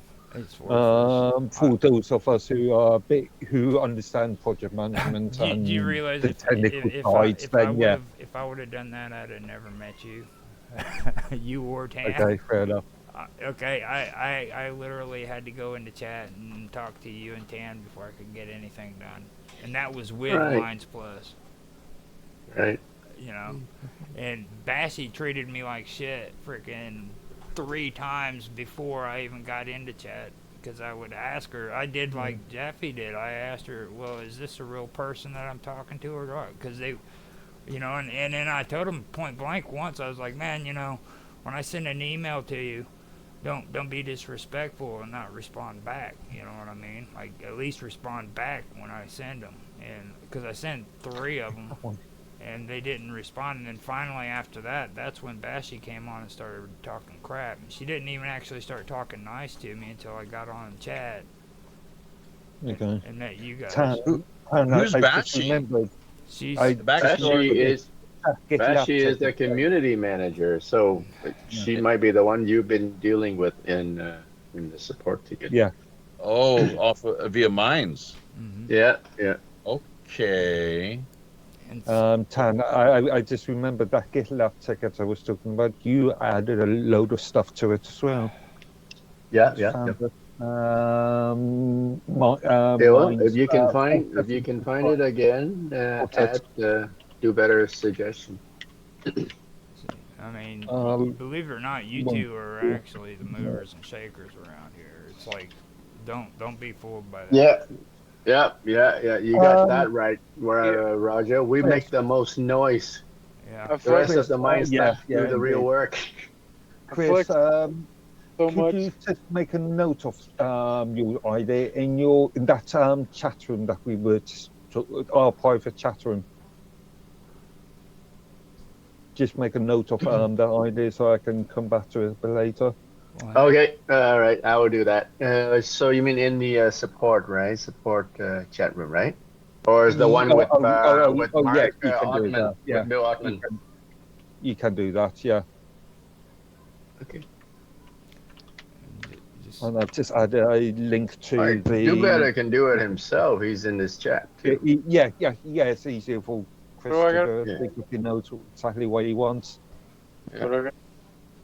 The help and support chat, you can just put a suggestion in there. Either that or our private room, either one. Yeah. Okay. And if you ever need to use something to put notes in, you can bring it here too, because me and Mark are always in this chat room here on Skype. So. Indeed. Ask for me to type it up because I don't like. Yeah. Just a quick. Stuff like mechanic and jack of all trades stuff, like work hands stuff. Not my thing, and I got big ass hands. so it's hard to type on these little bitty devices. See, that's why I say stick to Oh, it doesn't have to computers. be now. It doesn't have to be immediate. But yeah, just I say stick when to you get downstairs. computers. Leave those phones and iPads and all that good stuff alone. Computers. Even a keyboard. I'm not a typer. I'm not a typist. See, that's where. Oh, you need AI so you can talk. You need a digital No, assistant. you need to learn to type. Everybody, that's something that everybody should learn to jeez. type. Stop raising your hand, Jeffy. Yeah, No. Well, everybody should learn I mean, to because it's type. kind of, I just get, I'm sure as everybody else does, tired of me jumping in and interrupting everyone. I just want to quickly know what Tran, what is your ID exactly over on Minds? Oh God, that's TH2 Tran. TH2 Tran. TH2. TH. Yeah. I always forget that. I always try to do the @ thing on Nothing. there. Okay, Pesci. One more time. TH2 what? Tran. TH2 Tran. I'll just type it on the chat. I am, but I'm doing it on the other computer here. So TH2 TRAN. Yeah. Yep. Yeah. Correct. That's it. That's it. Yep. I It's ever weird. tell It's you, not. It's not mine's coming got up. Gumslot TH2. did I ever tell you my story about the first time I checked out Tran's YouTube channel? Tell it. He Oh yeah. You tell it. Well, you told me, but yeah. tell the rest. I've been picking on Tran because he's from Canada and stuff. Yeah, he trolled my YouTube channel. and he finally let me figure out how to get onto his YouTube channel. And the first thing I see when I get on there is this little Oriental dude, Little skinny dude. doing martial arts in his freaking driveway, and I'm like, oh shit, dude, this guy knows karate. I'm like, I better freaking stop picking on him. He's gonna come down here and kick my ass, dude. It's kung fu, man, like karate. Oh yeah, see, kung fu. He's even like this, not karate. No, you're joking. No, so Tran, you really do practice kung fu? Yeah. I practice. I teach myself. Uh-huh. I got. How many times have you been beat up? Yeah, so many times that I start practicing. When you were younger, people did you get picked on a lot when you were younger? Right. That's right. When I was young, yeah. Got picked on. Keyword. Kids can be so mean, huh? Kids are they can be so friggin' mean. Yeah. Insensitive, but Grasshopper. Well, look at our generation. Keyword. Grasshopper. You gotta thank freaking computer David scientist. Okay. Of course he got beat up. Hey, speaking of which, Grasshopper Kung Fu. Guess what, folks? We got a martial arts group. Oh, good grief! Yeah. Send might it. even be Bruce Lee as well, too, as memory serves. So thanks. So let's see. Now, Jaffe just tagged you, by the way. All five. Yeah, I just saw it. Saw it. He's going to go over to Great Britain and do the same in just a moment here. So bear with me. Oh wait, go to the Kung Fu group and tag me. Well, actually, Will do. Great Britain or UK group, I might actually add some content to it. All of these geographic groups are all owned by Captain Sinclair. Yeah. Holy cow! We don't own them. We help moderate, basically. Oh, okay. So now, you here's didn't the thing. create the group by yourself. There are a few that we own, if you want to say own, but here's the thing that's problematic is that ownership. This is an important point. We don't mind sharing, obviously, and working with other people, and as we're doing here, clearly, because I mean, you can't. One person you can't make sail a ship or successfully manage to implement and execute a project or a campaign just on your own. You have to be able to work with people smoothly, right? And so, but the thing is with ownership, if we allow, like say, if we launched a group, or if anyone has launched a group, and they share ownership with somebody to a group, as far as I understand, and as much as we'd like to, that's problematic because then that person, whoever they are, can then turn around, from what I understand, the way I gather things here, and cause all kinds of chaos and mischief. Technically, you're not sharing owner. There are 3 statuses in mind, or 4. the regular user, moderator, administrator, and owner.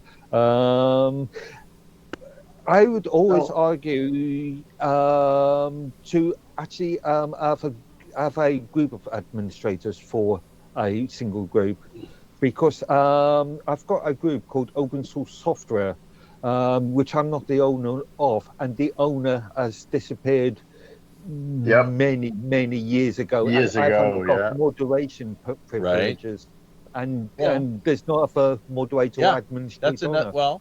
That's another example. Exactly, that's another great point. So, and what I was getting at, though, just or in addition to what you're presenting, laying out there, is say someone is granted ownership privileges, that they can turn around and then say they get into a sort of conflict with the original founder. They can delete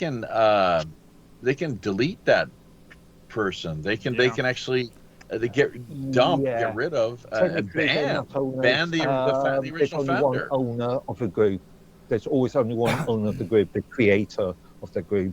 I don't know if that's everybody true else on is an Minds, man. administrator I don't know. or moderator. I don't know if that's true or not. Yeah, no, it is true. It is true. Should I've looked into the code. I can tell you one group that'll really just destroy that whole theory of yours, Mark. One group that's been around probably as old as a lot of Mike's groups on there, and they literally treated them like shit.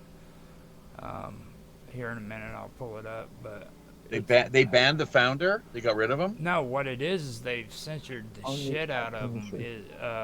And it's been around forever. First, what they did is they tried to, remember back when they were doing that thing where you had to, if it was adult content, they forced you to frickin' make it to where you had to click on it to approve it. They still do. First they did that, and then now they don't even get any kind of support whatsoever, and it's what was it? What do you mean support? They don't get any kind of All right, Jeffrey, I found a Toronto group which you are creator and moderator, and I've just joined that. It's fuck the corporate media. So hold it. Can you guys hear me now? Am I coming in a little better? Chris, go ahead. Yeah, and I'll check out Toronto then, I guess. So tag me, Tran, or tag somebody. One of either Jack. Yeah. This audio working for you better? Hello. Yeah, that sounds. Go ahead, really Chris. good. You sound good. Yeah, just checking. I switched over to the computer, so maybe now you can hear me when I have something to say. But did you hear me? Though it was the group's called "Fuck the Corporate Media." They've been around. Or fuck the world. There's another fuck the world group too, right? No, is that on Minds or Minds Chat or? It's on yes. Minds Groups. I think Fretz Capo doesn't Fretz Capo run that one. Minds Group it's a Minds Group. It's been out forever, and okay. They don't think I'm familiar with it. They've literally just shit on it. I'll post the link in here. So you're saying the founder, the original person who launched the group, has now been thrown under the bus? He's basically been shut up. I mean, it's like he gets nothing, dude. Like you go in there and you look at. Okay. Is that because he made the wrong people the admin of the group, and so they kicked him out? Well, for one thing, he was stupid enough to allow Bill Altman and John Altman into the freaking group. Like that. That was a no-no. And second of all, the content that he puts on there, freaking, they censor the hell out of it. You know what I mean? Oh, NFFW. What's the problem? Hang on. No, I see what's happened there. It's not suitable for work content. So anything that is, if you use the iOS, the Apple application, or the Google Play version of the Android application, then you will not see the content. Oh, okay. So he's because it's not suitable for work. See, that's just that sounds like censorship to me. Okay. He may have done. This is a difficult one because he may have been caught up with the issues back in 2018, 2019. Mm-hmm. And therefore, as a failure, would be a failure to NSFW. Oh, you're talking kitty porn, that No. verped stuff, right? Well, so it was a wider issue than that, but that was one. That was one of the of- issues. No, what he does, he gets on there and he starts talking about freaking well, here, that top post that he had on here is a good example of it, exposing the well, let me. What's the problem with allowing John and Bill into the group? Like, I don't understand. What are you getting at there, Roger? Well, first of all, John is freaking a hardcore freaking religious fanatic, dude. He got on mine, started banning people back in the day, man, because he didn't think that they were morally correct. What? John Ottman? Yeah. There was You're an kidding. issue that I criticized him in the past. And that's one reason why, probably the main reason why I'm banned from his channel. Or his, Are they the Ottman family? That's a kind of Jewish surname, is it not? Yeah. So, German? like, when you're talking religion, what do you mean, Roger? Like, what is he? He's what religion? I have no idea, to be honest with you. I know. So he's just morally righteous and indignant. Yeah. In He's some ways, real strict on it and everything. Apparently. Mark Harding, the head lead IT guy, whatever you want to call him. He's information technology officer. Yeah. Yeah, he's got me blocked. So. Okay. Mark Harding blocked you. I don't have a good feeling about that Mark Hardon dude. I've had let's say I've had I talked to him.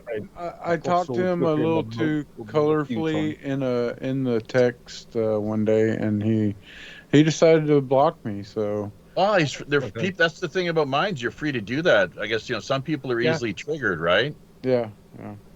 Well, you remember when they were trying to make it more open so that both woke people and people who are not woke could share their stuff, right? So they'd have you go in and take this supposed survey on what you'd prefer to be seeing. That survey has got that was wicked. As far as I am aware, that survey has got no back-end function into it. It was just a survey. There's no that's there was that sort of this sort of content. That was just a survey. It's one of those things that the staff had a good idea, but I've never followed out on it. Followed through on it. To me, it felt like a inquisition that you would go to a psychologist, psychotherapist, and I didn't like it at all. They were farming data, is what it felt like. This is a survey that was making the rounds. Yeah, you didn't know about this? Mm-hmm. I don't know if I remember that one. No, something that it was seems to. I strongly believe, disagree, agree, okay. all that kind of stuff. Sure. Yeah. Well, and it was like it was probably about 20 to 50 questions, I believe. I can't remember. It was a lot. Well, okay. Well, terms and conditions. Read them over, I guess, and see what the deal is. But what about? Here's the thing. On a related note, that has it gone by the wayside? And Sonia, I think you're up next. Okay. Just to cap this off, because it is related. Is that with the content that how it goes to jury? Remember the jury feature where you would get kind of out of the blue, you'd get a notification asking you whether you care to arbitrate, I think is that the right word, and deem whether or not something is NSFW or however, what was the family friendly, or how was it, Mark? Anyone clear on how they had framed? Suitable or not. What I kept reading. Safe for work. They kept sending them to me, and what they wanted you to do is they wanted you to determine if it was copyright infringement or if it wasn't copyright. That sort of thing. They'd give you like 30 seconds to respond, right? Right. Like if you wanted to engage, yes or no, to Yeah. serve on the jury. Yeah. I was invited to one last year, and I kind of like I that. I actually thought it was declined okay. it. That was But reasonable. Very reasonable. before that, it doesn't happen all that often these days. It used Well, to. what Yeah. happened? That's my Yeah. question. Where is it? What happened to it? Hang on. If we go to the content policy, at the bottom there's a thing about pills, isn't there? Sonia's taking us to her So garage. in the last 30 days, 356 actions taken by the staff. So She's in the and kitchen. four appeals. So there must have been 4 jury processes within the last 30 days. So not very many people appeal, and not very many actions are taken. Where do you see that statistic, Mark? The bottom of the content policy. Let's hear that one Oh, more okay. time. In the last what Slash period of content time? How slash many policy. pieces of 30 content? in the last 30 days, according to this, Right. 356 actions were taken by the staff. So NSFW or looky some sort there. of conduct. And then there's only been 4 appeals. Looky there. Oh, grandma. Or is that mama? Mama? Hey, grandma? You tell us, grandma, no more vodka. Vodka. Come on. No, grandma. Jimmy. No more Yeah, stuff. No that's more right. drinking. Don't drink. I have to help. Huh? Vodka in my baba. What is it? Hello. Oh my God! What a cute, such a cute little What's his baby. name? What's his Oh my name? God! See, So look at that. Wait a minute. Hold it. Appeals 4, yeah. 0 overturned. What does that mean? So like they were all action was taken on every single item. Yeah. That's what it seems like. Yes, so. With only, What? Yep. I would love to see some type of audit for this. Like, Well, yeah. Yeah. What was the rate, the scoring? Like how many people were engaged and were part of the jury? Was it 12? And how was it? Is it required that you have all 12 people agree one way or the next? You know, to say yay or nay, and you know, and how many? Yeah, like a breakdown, kind of like what Chris is you're alluding to there. That Or sure. appeals, actions over. The juries was by community members, right? Transparency. If not This an is audit, not then- transparent enough. if not an audit, then yeah, like you were suggesting, I guess would be analytics. That would be something that would be always accessible. Hashtag You know. transparency. Well, see, Yep. this kind of brings up something because earlier Do Better reminded a post that I made a while back, and on that post, it had a lot of the stuff that I was doing on Minds. I was taking notes and I was posting it on there, and earlier on, right after Bill W. stopped the monetization, he kept talking about people making posts like that, like it was a bad thing.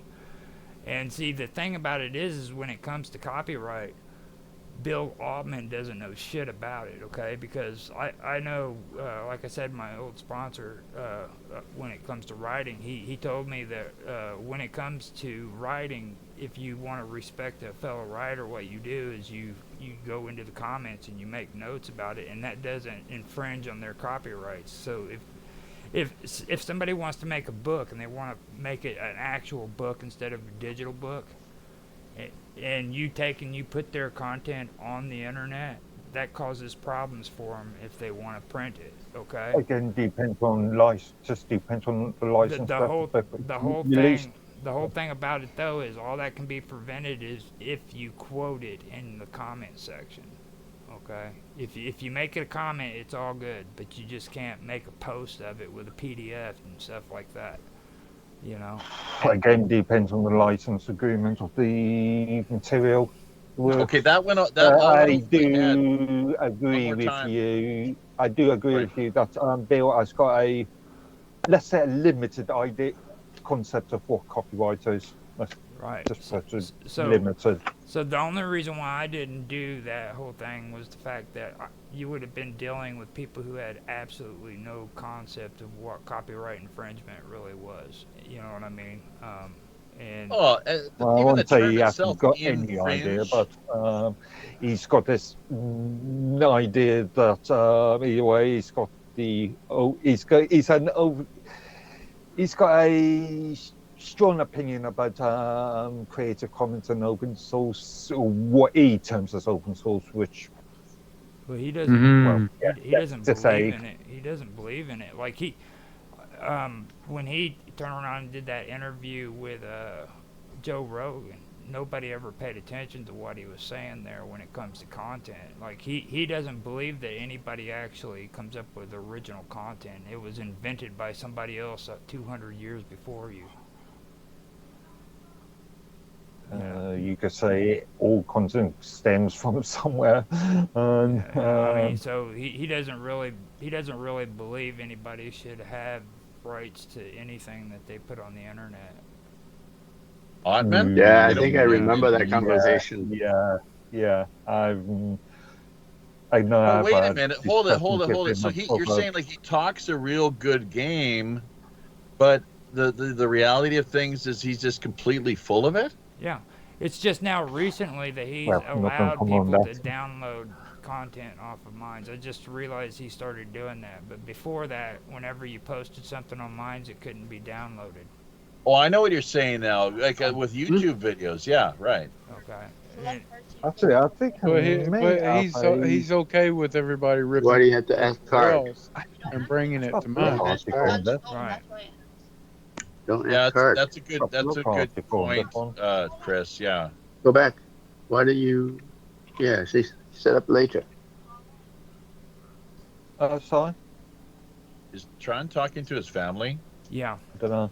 Oh, Okay. sorry. It's- Forgot to mute myself. Hey, no, we want to love it. listen in. We wanna- Let's- I wanna- all the I juicy wanna hear it. details. Yeah. Oh, I've got What you look wanna up- listen to my credit card number? Oh, that would, hey, let's That's get that rolling. Sure. Yeah, That's- no, Maybe that's I'll be the next one making these trips to New York. Right. Might come to town. Go to the Big Apple. Cocktails in Manhattan. Speaking of which, let me just I'll give a plug for Only Murders in the Building. If anyone's heard of that, Steve Martin and Martin Short, it is freaking hilarious. And so check it out if you get a chance.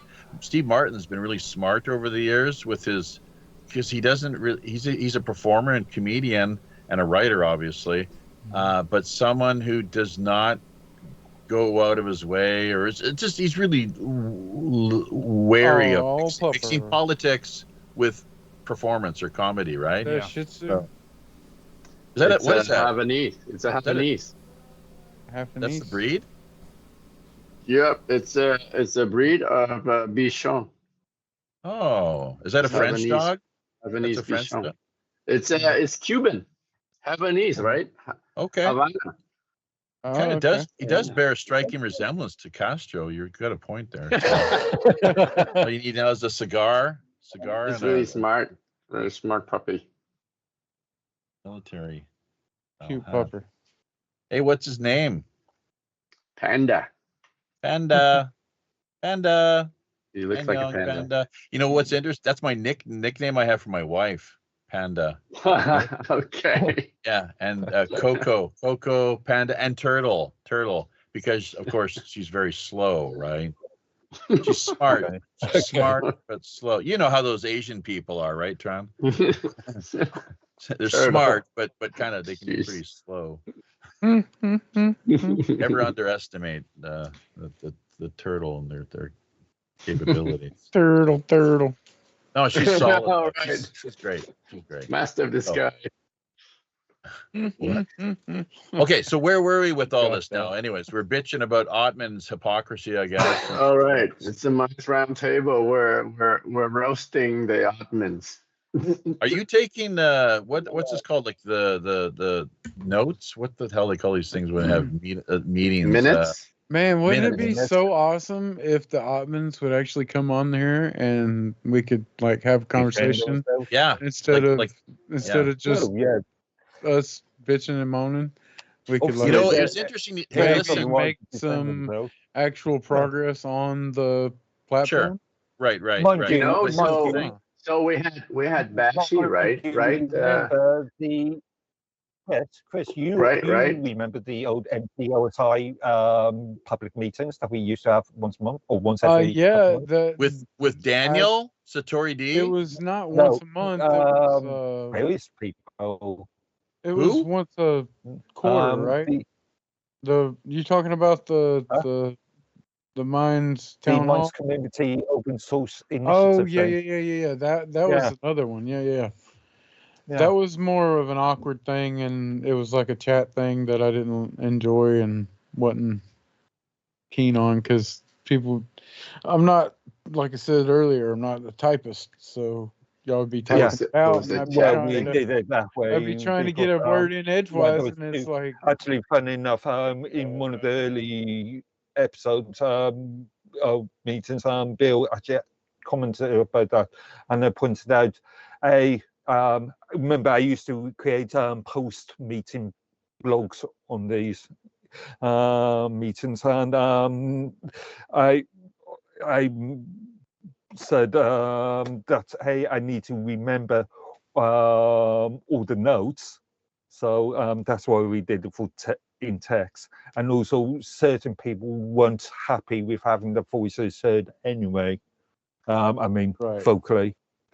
Well, compared to that's TV, why yeah. I'm glad we moved to the town hall, but then Yeah. it kind of didn't really do much. So, and they recently missed the last town hall.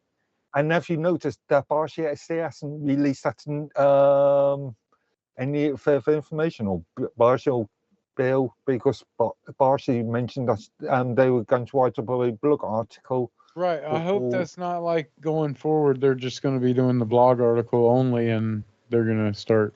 No, we do need a actual sort of public meeting. House was the point out. Give a second. I think Jeffy wants to say something. So they are going to have a town hall, another town hall soon. Jeffy, we will see. Aye. We only made complaints just before Christmas anyway, so. Yes, we can hear you, Roger. Yeah, I can hear you. Okay.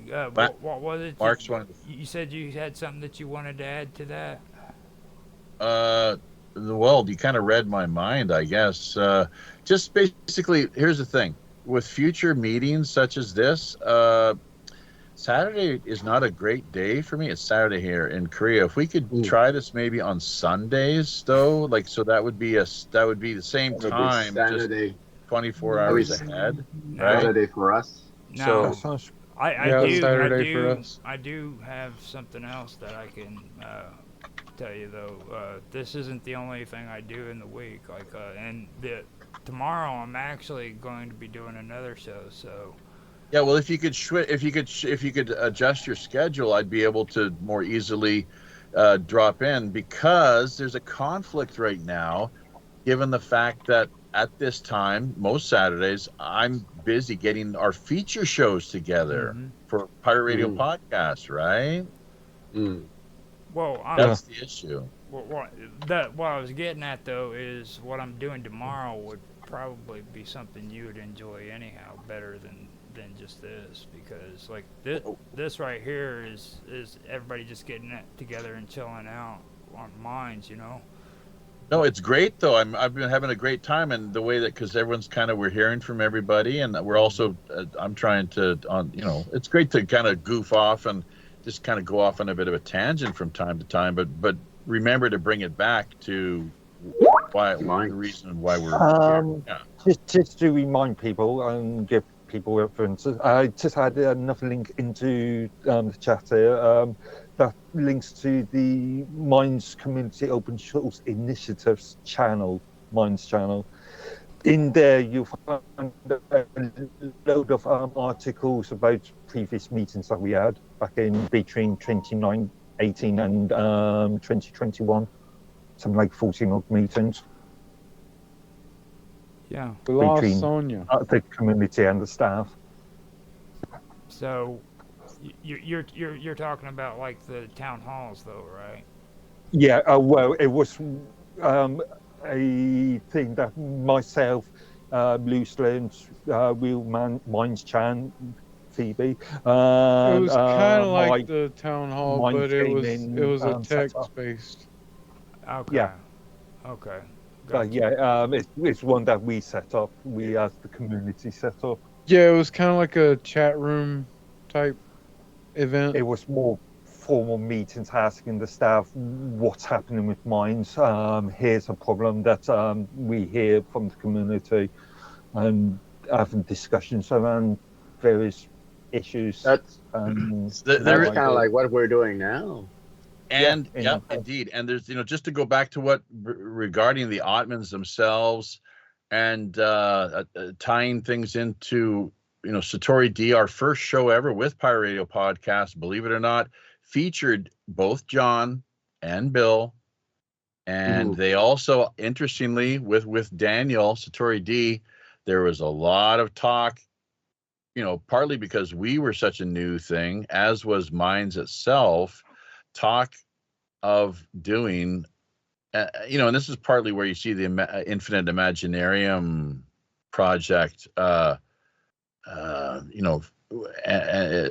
origins to that whole project and the vision that Daniel has had along the way and success that he's managed to achieve, which is wonderful, obviously. But the Ottmans and kind of bringing them back into the fold and conversation, exactly as how Roger was alluding to. That's exactly, they were all down with the whole idea and on board, like, oh yeah, we'll be doing this again on a pretty a routine basis and kind of with the format and approach that we're seeing here this go around. So it is kind of a little, it's a little unfortunate, sad. We've made attempts to reach out to both of them, and since that time, there was one sort of instance where we actually, thanks to Pirate Larry, who's now passed on,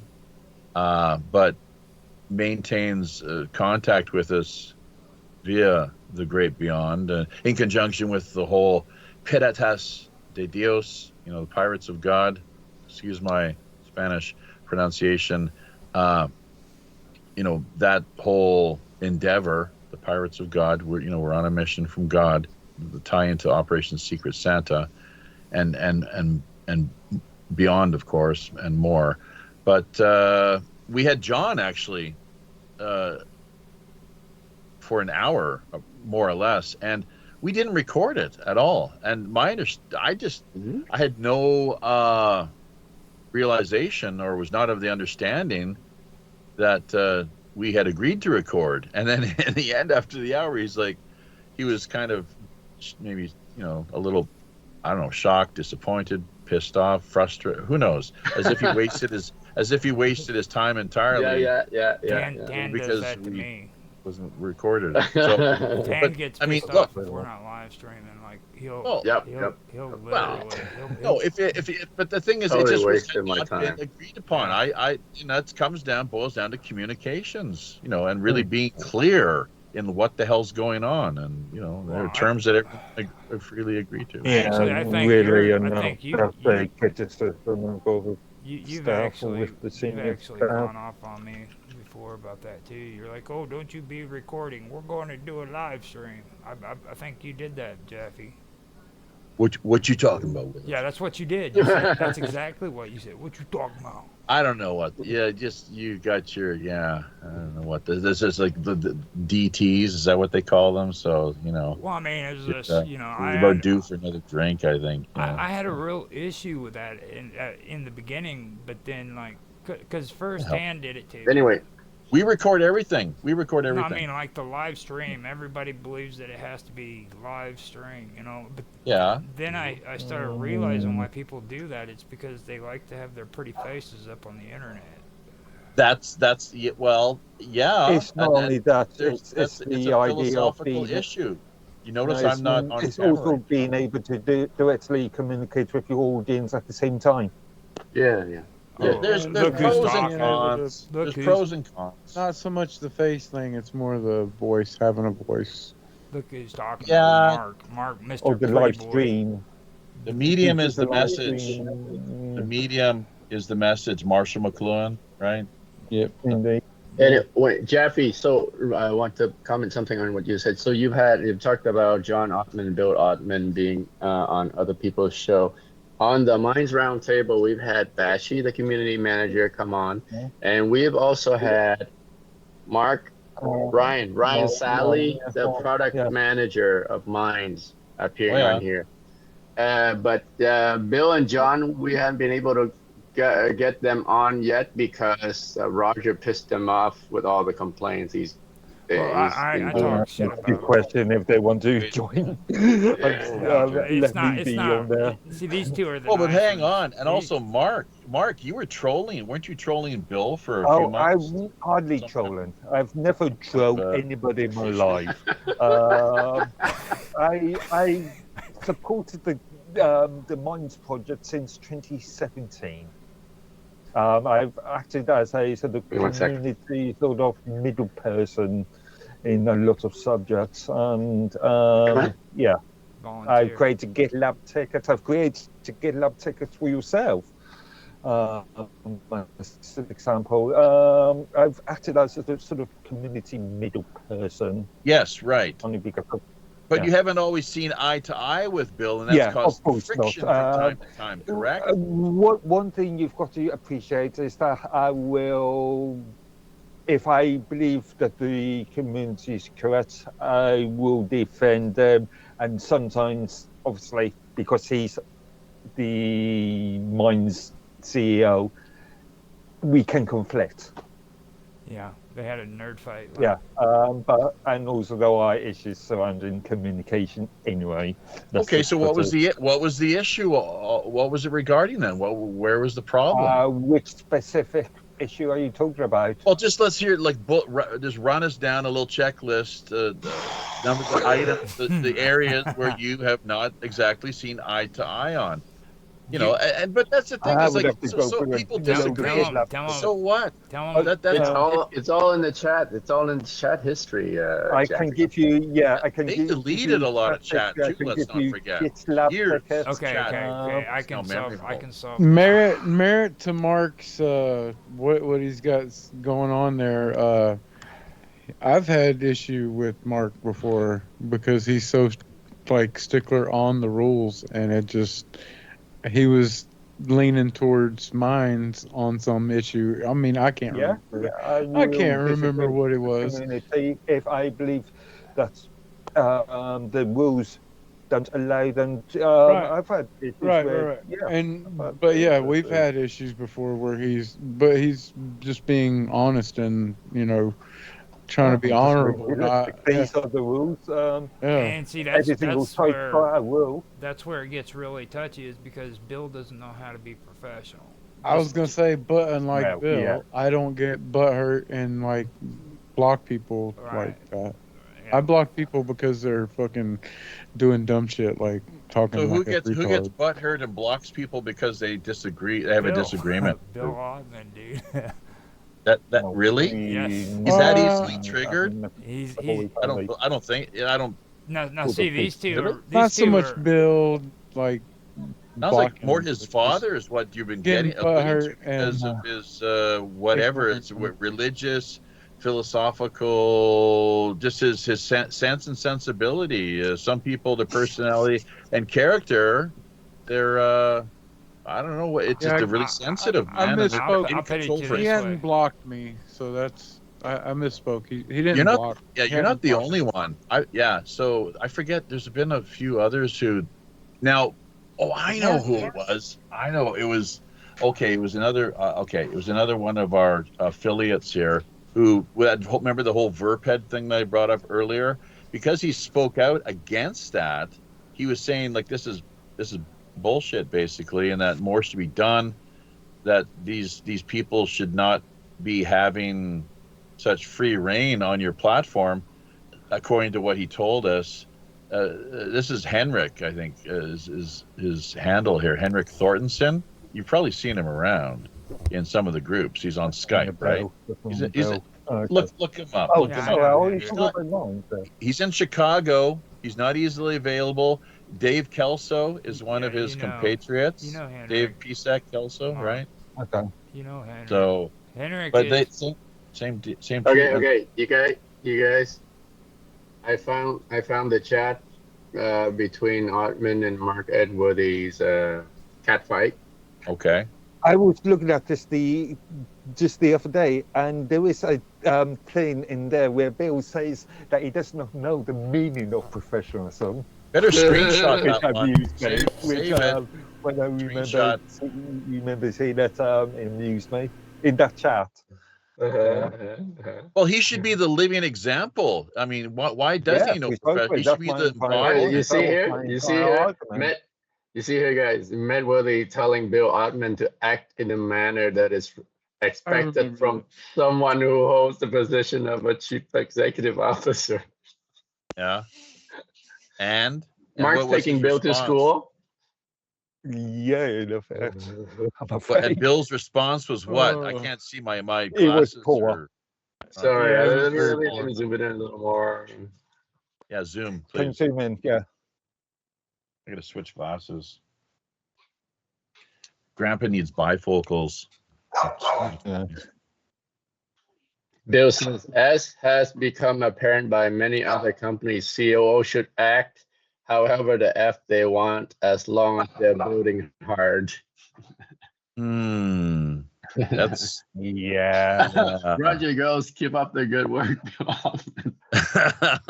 And don't show it, but do not show it because it's our private room. But yeah, we had a long conversation about that ourselves, didn't we? Seemed like he's something you got the hackles on his back kind of raised there, so that's unfortunate. I mean, was it maybe he's having a bad day, like a little frustrated? Yeah, I think he was stressed with something that day. Could have been. I think he's easily stressed person. I think he was on his period at that time. You said it, I did it. He said it. Yeah. Not Roger. I expected Roger to say that. Yeah. Actually, it has been scientifically proven. Men do, and biologically, men do have periods. What the hell? They're called. You know what they're called, don't you? Okay. Myriads. Okay. Yeah, I'm on my myriad. Don't mind me. I'm on my myriad. Fuck off. Every other day for some people I can think of. Low quality spitballing. Low quality spitballing. All right. Anyways, it is what it is, man. That's for posterity's sake. And he is having a bad day, presumably, so. Just what did that carry on for some time, or no, it sort of ended on season ended there. And ended on a good note. Bill chickened out by saying he's just pulling Mark's legs. Yeah. I have my own opinion. As Tan knows, I've got my. Wait a minute. So hold it. So he dialed it down. Then is what you're saying? He did. Yeah. He backtracked. He's just kidding. Just kidding. Yeah. I started stating what would the other directors think of this, and then he's backtracked. Really? Okay, I got to go. We have a cat here that's having some urinary issues, so we got to give him some. He's stressed. He's stressed, and he's wanting to pee. I just let the dog out of the. You know how that works with cats, and they get right on your bed and stand up right in front of you and get in that crouched pissing position. We've seen it time and again here. Man, cat piss is the worst. Yeah. Yeah. But he's stressed, so we got some special food for him. We got to let him have. So I'll be back in a few moments here. But I also, I think we've what has it been here? It's been 2 hours, 2.5. 2:15. 2 hours. We got 15 minutes. 2.5. Great conversation. I'd like to do this again sometime. Before we decide to do anything, did you guys notice how suave I was? I stayed out of the whole nerd fight conversation. It was not a nerd fight. You chicken out. I think it was totally a nerd fight. Dude, Yeah. I did not say Absolutely a one word. nerd fight. Yes, I agree. I agree. That was But straight it was up. it was a discussion, a heated discussion about professionalism. Yes. Oh, jeez. Called a nerd fight. Yeah. Nerd fight. I Nerd think fight. that's what I called it. That is like If anyone thinks anything to the contrary, watch out, because we will have Tran come at you with all of his Kung Fu shit. deadliest, kung fu latest, finely honed and polished moves that he can possibly, lay out there on people and deliver. So there we go. Only Murders in the Building. Steve Martin and Martin Short. Check it out, though, folks. Seriously, for a good laugh. You say it. They're smart. Martin. Sorry to sort of shift gears a little bit here once again, but just stream of consciousness. Really, you can see where those guys they come up with it. Just letting it flow, really, and such natural talents. But the what are they in now? Their fourth season? I'm on season 1. It's just done so amazingly to the point where, like, well written, as you can imagine. The seasoned, like the veterans comedy writers they have involved in the project. They even have Sting doing a cameo in the first season. He's like in episode 4. It's really hilarious. It's really funny stuff for sure. So it's an old show, though. Only murders in the building. Torrents. Right? Yeah, you can easily torrent them. No problem. Now, before you head off, man, do you want to go ahead and end it? Are we ending it? If I'm not heading out anywhere. Like Jeffy's heading out. I'm not. Okay. Well, no, I got to go feed the cat. I can stick around for a few more. Maybe to the top of the hour. Let the cat out from a pee break and come back, Jeffy. Okay. Yeah, this is the Minds Roundtable, not. That's what I was getting ready to say. Because sure.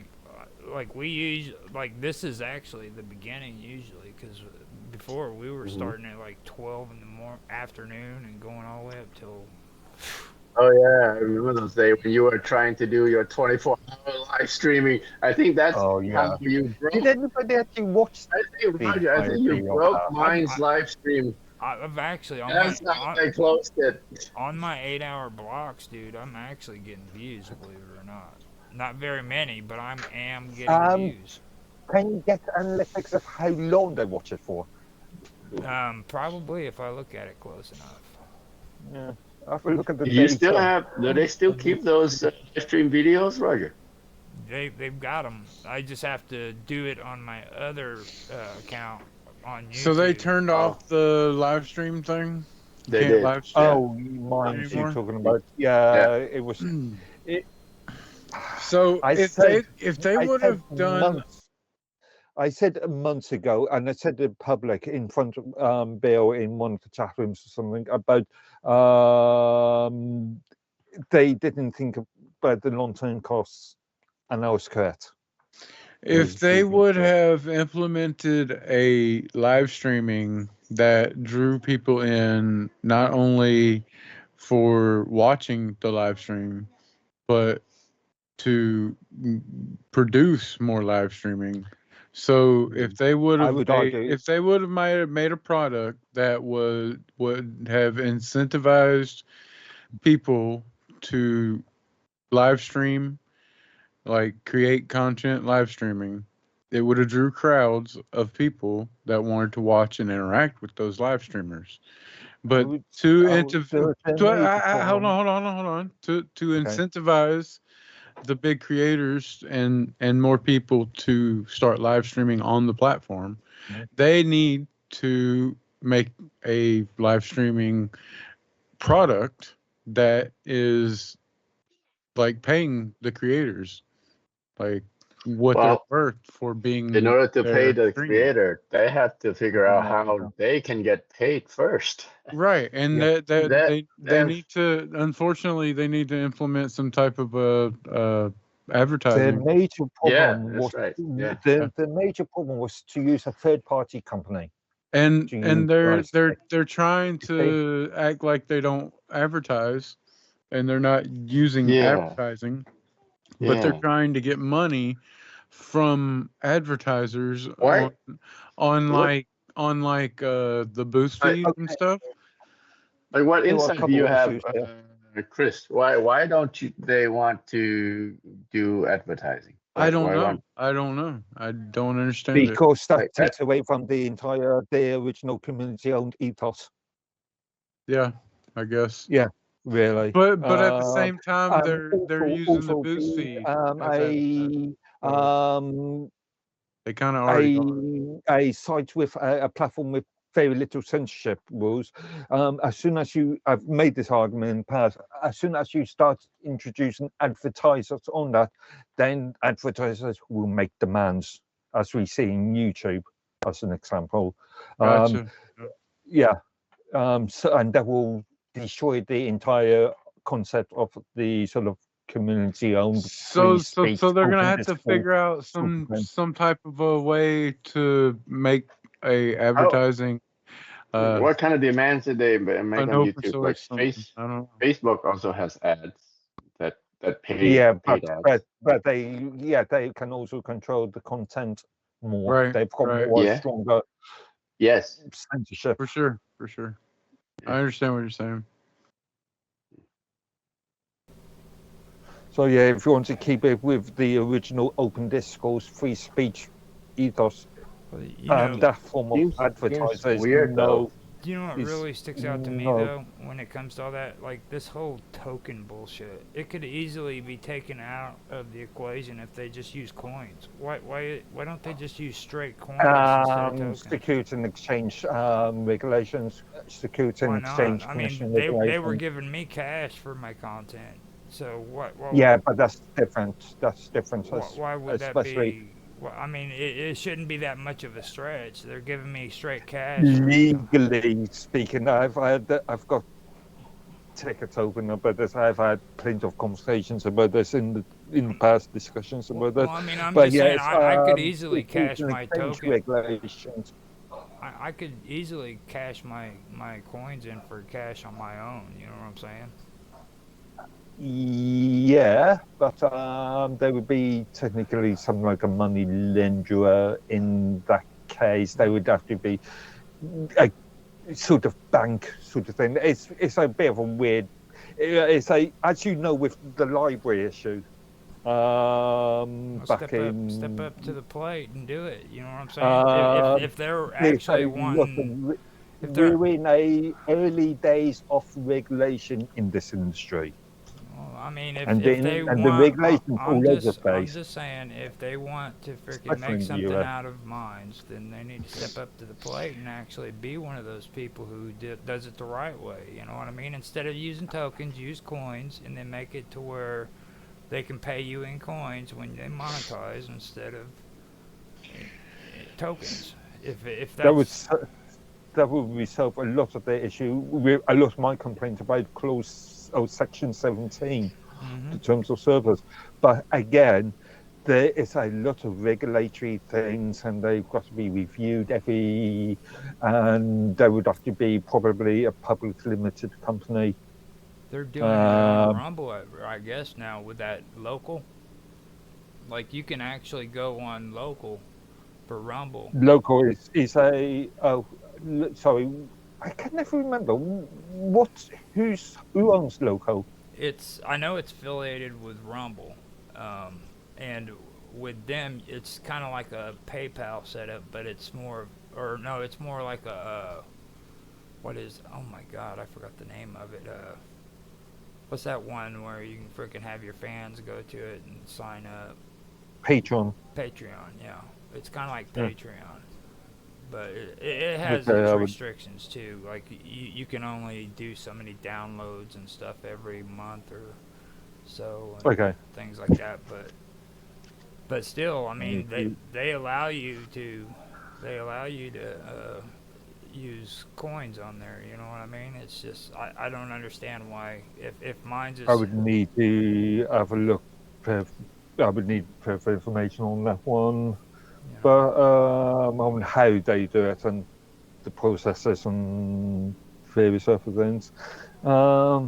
It just sounds like to me, for the amount of time that mine's has been out, it sounds like they really haven't progressed as much as what they should have. You know, and I've mentioned it before, but As far as the income's coming at the moment, remember you've got Minds Plus, you've got Minds Pro, you've got this new Minds Network service program.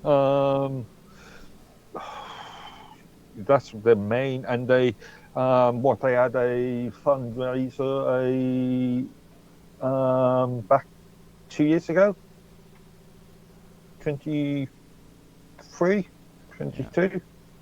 So I mean, we're not making money, but they are. So that's all I'm hearing, dude. I'm not hearing like how's it benefiting me as a member. Like, there's a reason why I'm not on Plus anymore. You know what I mean?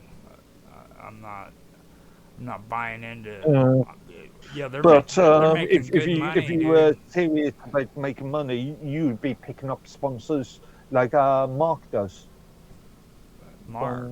from Mark from Mark W. from Doriga's Farm. He does all his yeah. for free, man. He can't do that stuff for money. No, but he allows the or he got a contract with the radio broadcasters they does work with, and then they put on sponsors and they make the money.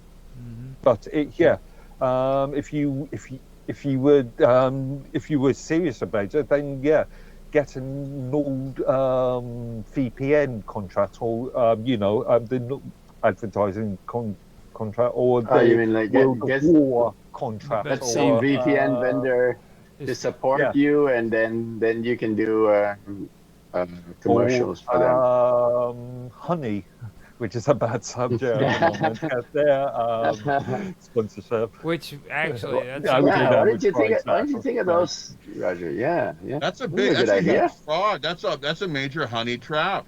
That honey Indeed. bullshit, isn't it? You yeah. want to, is that in any way related to mines? Is it integrated or tied into operations? No, all? it's got nothing to do with mine. I wonder who's Stay going away to come from up honey, with folks. the next honey to like. It's going to be open sourced or something or transparent. Make sure, because there's definitely a market for that site. Yeah. I was when I created a post about it just earlier, a couple of hours ago, and that did sort of go over my mind as well. Idea. Well, before you guys butted in, I was gonna ask you to kind of elaborate on that article because it's like that. I kind of went off on chat. I laughed about it because the people suing PayPal is supposed to be legal eagles, and that's like an '80s television movie. Or No, Legal Eagle is a part of a you got a couple US attorneys suing at the moment, and in what it's related to is that Honey being a sort of browser add-on extension that allows for discount codes to be provided.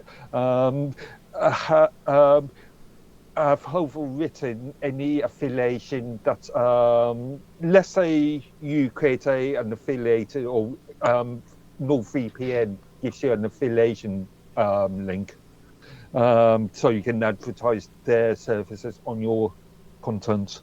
What Honey does is overwrites that affiliation link.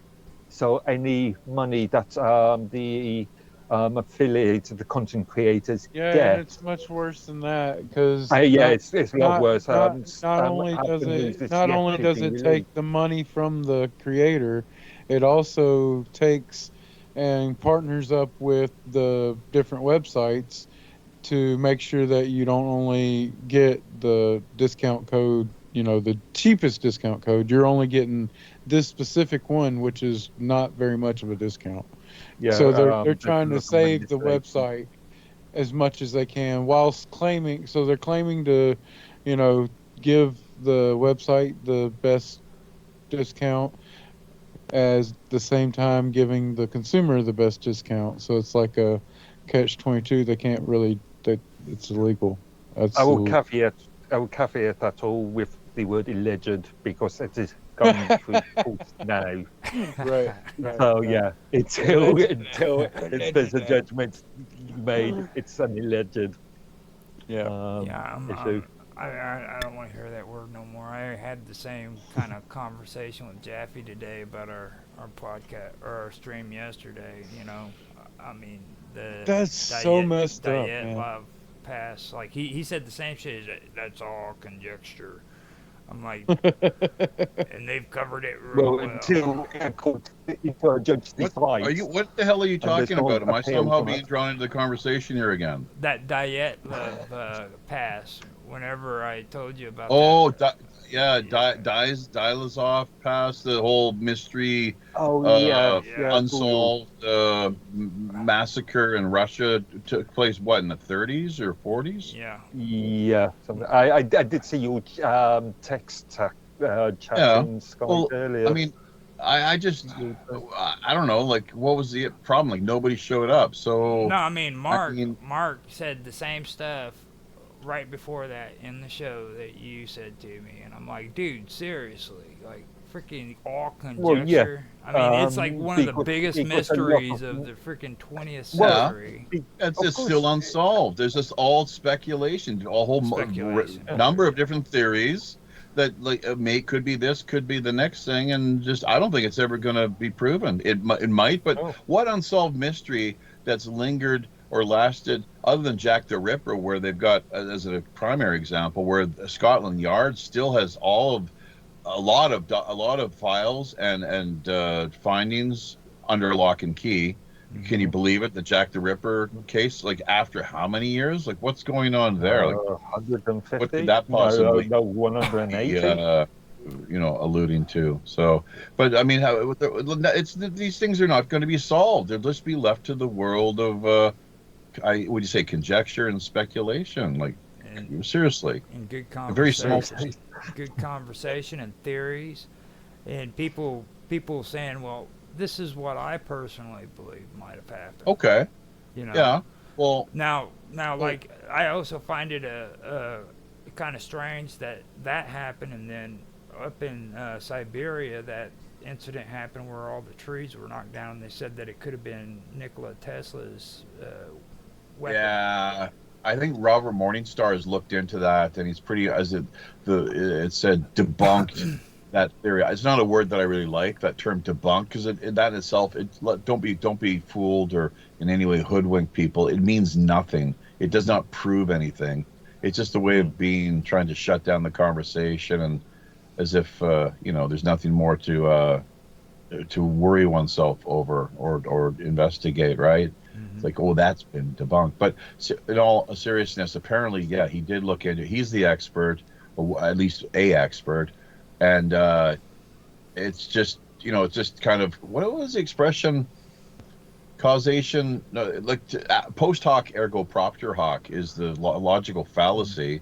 In Latin, it translates to English, meaning simply after this, therefore because of this sort of deal, or you could even do before this, therefore because of this. So, which on itself, it may be applicable, but really you got to be careful, because a lot of times there's no correlation whatsoever. It's just people are kind of, they're being misled and deceived.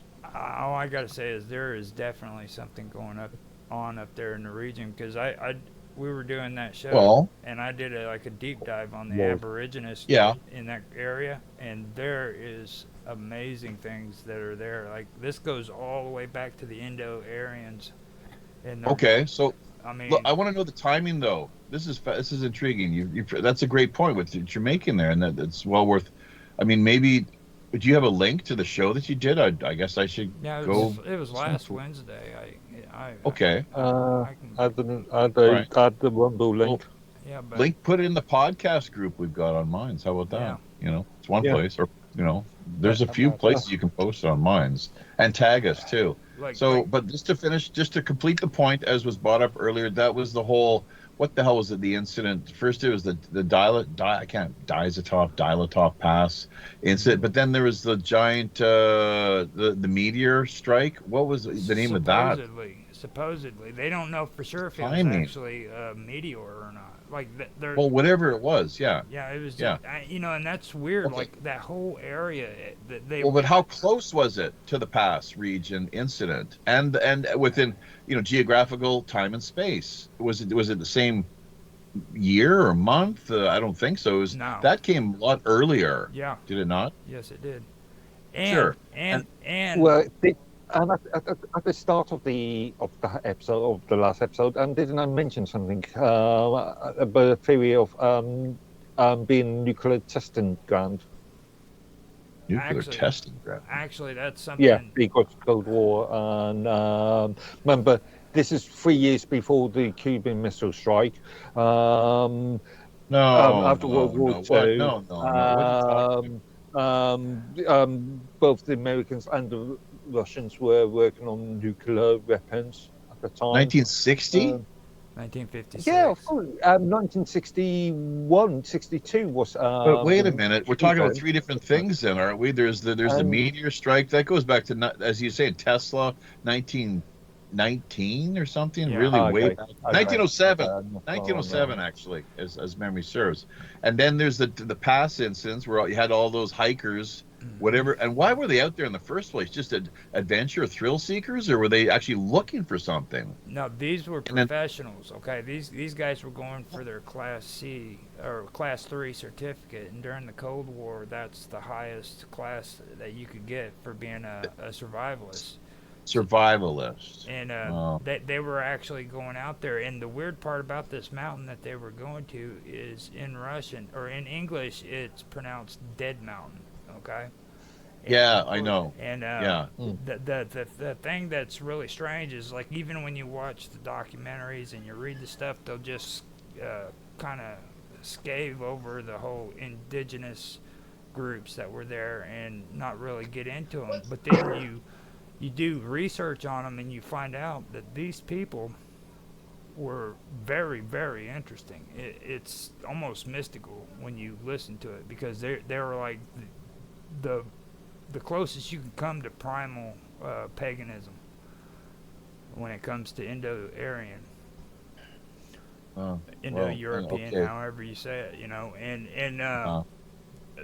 they had a really, really strange relationship with the Soviets. Like, one group, there's two groups of them that were there, and one group was pretty peaceful, but the other one actually fought against the Soviets during the Cold War. They also said stay away from that region of the past. Do not go there. Mm-hmm. It's correct. It's a really interesting story. So that bad juju. Mm-hmm. And I mean, the mountain itself was called Dead Mountain. A lot of people go missing. A lot of people go missing. Missing 411. David Paulides. Look into it, folks. Something that strikes me is, how did they get permission to get to that area at the time? Presumably they were good Soviet. They were top-notch survivalist kind of special forces, were they not? As a matter of fact. Well, yeah, that's why I said they were scientists, World War II vets. Yeah, I didn't want to make a spoiler about it, but that's the next part that we're getting into, is the part about the military and possible military cover-up and stuff like that. But yeah, there's been a lot of talk about that. We actually had to stop because I really got excited about the that's we were only about third through, and it was already 2 hours, and I could see it going on for 5-6 hours. Mm-hmm. Now, so what are the theories? Yeti, and then maybe like alien abduction or something like that, or a couple of theories. Like, wasn't there blood traces of blood, evidence of, and clearly like a struggle, sudden departure, and really chaotic scene with very little. What happened was the tent, when they found the tent, and it appeared like whoever was in the tent tore or cut through the tent from the inside. Okay. Now, after that, these people, 9 of them, I believe it was, ended up professional survivalists. By the way, let me mention that. Get up and run in different directions with half of their clothes off. Okay. Two of them were found in one location dead, and then two were found in another location, and then 4 or 5 of them were found later on together, like 72 kilometers away. So, Really? yeah. Okay. Were any dismembered or suffering? What sort of physical Now issues did they have to? this is where Mark gets me frustrated because he comes up with crazy ideas. Okay. Okay. One of the females was found with her tongue gone. Okay. Two of the hikers had their ribs completely crushed. Now, with the completely crushed rib cage, Mark said that snow could have done that. Plausible. Or man-made climate change. You know. When in doubt, just yeah. Then with the tongue missing, he said that the tongue could have frozen and broke.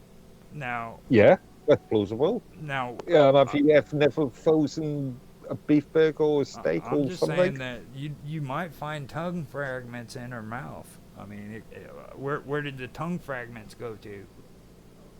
You know? Like I said, there must not have been a thorough search of that area. That's where we both agreed. We both agreed because they're known in. Was there any? Oh, sorry. Was there any further evidence of potential mutilation? When you look at the photos, okay, now these people were supposed to have suffered from scuffs and bruises, but when you look at the wounds that were applied to them, because you can see the photos, they've got them everywhere on the internet. You just go look at them and look at the amount of abrasions that were on their bodies, okay, in the area that they're in, and you can clearly see that they didn't do it from falling down on the snow. You know what I mean? That's why I suggest a strong blizzard of snow. You know, if you get racked by heavy, hard snow, then of course you're going to bruise. No, I'm talking about cuts and abrasions, dude. Like they've got knuckles that are freaking torn to the freaking bone. Okay, and mutilated skins and cuts. Depending on the force of the snow. Yeah. Now, potential. The cliff theory too. I told him you need to take a look at the surrounding environment there because there is no cliffs that are available for a person to fall off of for that area. I mean, this is kind of people that me. This is like a ski lodge kind of environment where it's got smooth snow going down, and then like you have the forest that's like I'd say about 100 kilometers away, and you can sit where they were camped at. You could sit at that hillside and look down on it. You know what I mean? It's a beautiful area if you're stupid enough to go there. You know. But it really is. It's an amazing story. What got me started on it was about 5 years ago. I started getting into researching it, and I stopped researching, and about a year ago when I took over for John on Wonderful World of Weirdness, this guy in chat said he wanted me to talk about it in WoW Talk, and I didn't get around to it until just now, and I started doing it again, and I was like, damn, dude, I forgot how good this story was. See, now that's where I geek out. I geek out on stuff like that, so. I went too far, didn't I? Everybody went silent. I started running my mouth. I get Mark's laughing silently. I get excited about stuff like that. Minds.com, folks. That's why we're here. I mean, as amazing and intriguing as this whole story is, and the work that you've been doing, Roger. That I mean, we're here to hash over minds and all its various facets, are we not? Or is this something where we've now sort of transitioned and sort of a free for all? Oh, it's everything, dude. We've had the most amazing conversations on Minds Roundtable, dude. like I think 10. originally, Jeffrey, it was for mines related stuff, but we ran out of mines stuff to discuss, so Yeah, because like it became a free for Okay. all. All right. Okay. So that's the thing. That's a good point. It's like, I guess in meeting, then you would think talk as much minds as is pertinent or Hmm. timely and of the moment, and then from there, yeah, exactly, Yeah, open yeah. things up to a more wider conversation. Well, see, and another thing too, I pointed this out last week. Now I've actually searched around on a lot of the stuff on mines, and I pointed it out in at the beginning of our last stream. I was like, we've been doing this with people like Do Better and Tan and Mark and myself and you and a lot of people on mines don't realize we're probably one of the only ones that are like 100% mines based when it comes to this show. Like we do have people that Mhm. do come in from other platforms here and there, but the majority of the time this is where members of mine come together, and we hang out and get to know one another. Like um, Do you remember uh, the most participant we've ever had? How Um, many was that, Roger? I think it would have been We had 7. we had like we had who's this guy? Moose. We had Moose joining. Uh, We had somebody else. John Uh, G. John G. Yeah, yeah. John John G G. joined as well. Moose came in. What was that other guy? That one dude. I said he was a shill. Remember him? He come in and he won It the. was a real techno guy, right? Yeah, Yeah, he come in. yeah. He me or us and then Do Better and all of us started doing that Yeah. live stream to try to win that prize and he ends up winning it, dude. And it's like freaking, I know Do Better did more freaking streaming than I did. He did like a week and a half But straight. Did I? that's the guy that they featured on I think the you're talking Minds. about Bob Dub. No, not Bob Dub. It No, was that no, not other Bob dude. Dub. That other dude that The other dude, No, the other that was dude. streaming. I wasn't streaming. She was, wasn't she? I Or was I? it was. I know you were streaming. They put a contest up. Whoever could stream the longest would win a prize. Oh, okay. Mhm. You remember that? It Yeah, was just a yeah. promotion I remember of the live. something, Yeah, but I can't yeah. remember. Is it GTP? Yeah, game test play. Yeah. No, no. Oh Yeah, yeah, and, Game and Test they Blake. didn't He actually, streamed for a lot. and they didn't release the name early. They took the time to actually do anything about it. Yeah, that's Just Yeah. remember. Yeah. Yeah, Game Test Play should have won the stream thing. yeah. He did quite a Mhm. bit. And Yeah. this guy, I forgot his name. He just vanished. Yeah, that's why I said he was a Oh, shill.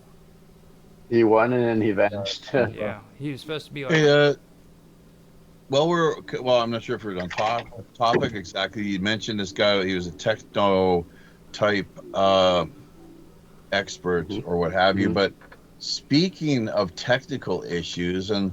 and minds, of course, and just general the internet scuttlebutt, dialogue, discourse, what have you. The term net neutrality, we're endlessly gaslighted, it seems, on so many fronts via the mainstream media and our governments too. Surprise, surprise. And the two of them working together. This is every nation state really on the face of the earth. Money, military, media, and government is a concept or term when you break it down and just look at it. Just I don't think everybody knows what it actually means. It's real simple. Mhm. Are you guys clear on this? Up to speed? What does government actually mean? It's you etymologically gubernmente. Mhm. You're hacking. That's Somebody's googling it. yeah. It's I'm, to control the I'm, I'm, mind. Come on, no, dude. Exactly, Oh, man. no. I'm trying to see Mind what control. I'm trying to see Mind what control. Jim and I think of net Mind neutrality. No, What's that?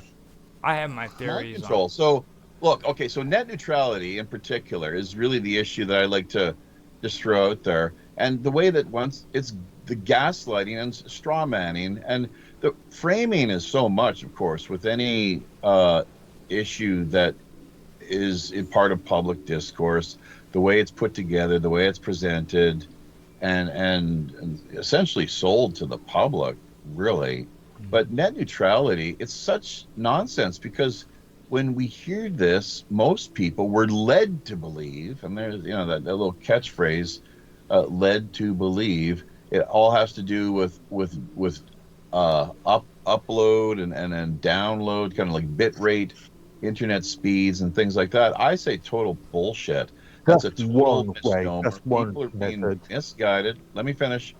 And that it more to the point has to do with, if you think about it in the purest sense, laissez-faire, hands off. All content, all items, comments, links, and so forth are treated equally. That there's no favoritism played, or there's no gaming of the system, as it were. And we know how we've all heard of algorithms, of course, and you guys being, I think, Tran and Mark in particular, the tech guys. I'm not sure Roger to what extent, but I think we all are able to fathom and grasp how the impact that algorithms have on content, and they can be throttled down or adjusted with the point where you're shadow banned, as an example, and so on and so forth. So that's where I'd like to take back the way so much man-made climate change. That's another one. Trust the science. All these ridiculous slogans: war on terror, war on drugs. It's like, no, it's the war on slogans make big newspaper headlines. Total bullshit. People understand slogans. Yeah. People might not understand concepts, but they understand slogans. They Wait, don't. are you defending slogans now, Mark? I thought you were. I guarantee you. I'm just looking at it from the Stop allowing average ourselves to be Joe so easily brainwashed. Yeah. And just led You're never going to get an entire population of Wake up, folks. Wake up. Start asking more questions, really, and thinking critically. That's what's required. That whole net neutrality thing, though, I've got my whole ideas on that. And from here in the United States, we had a big movement against net neutrality here, and I finally comprehended what they were saying. But at first, when I heard it, it was like, yeah, that'd be cool, man, have net neutrality, and we'll all be safe. And I had that whole attitude until somebody broke it down to me, and he said, no, wait, understand what they're trying to say to you, okay? And then he explained it to me. So instead of trying to do it like him explain it to me, I'll just kind of say what he said.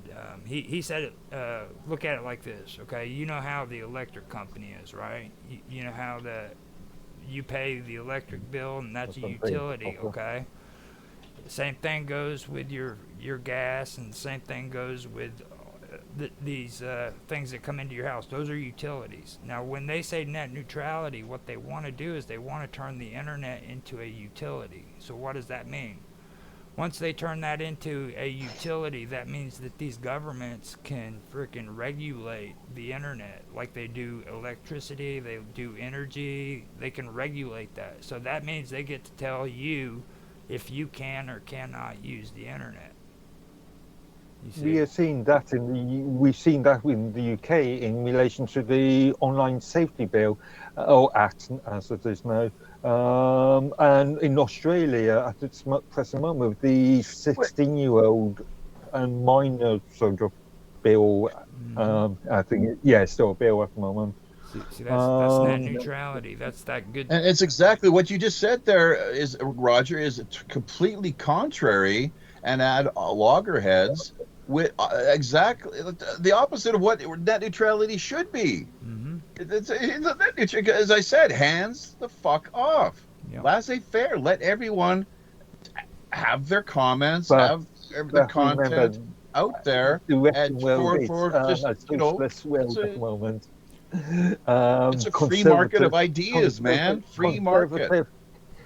conservative free market ideals are Jesus Christ. This non-existent. Well, literally. government intrusiveness and overreach and just we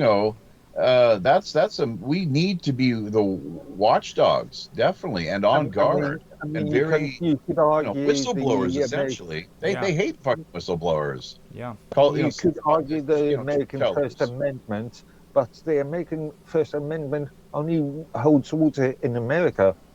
If you're a big multinational company like Google or Facebook or Meta,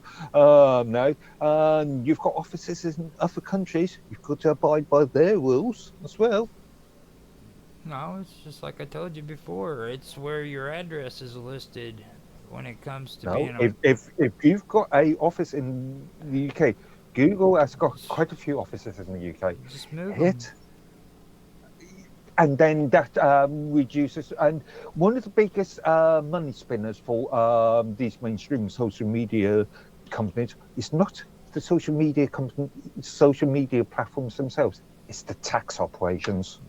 Yeah, no, let me throw something at you. You know why these telephone... That's why you've got all these companies, subsidiaries of subsidiaries of Exactly. subsidiaries of subsidiaries. All about moving It's money about the from towers. A to B.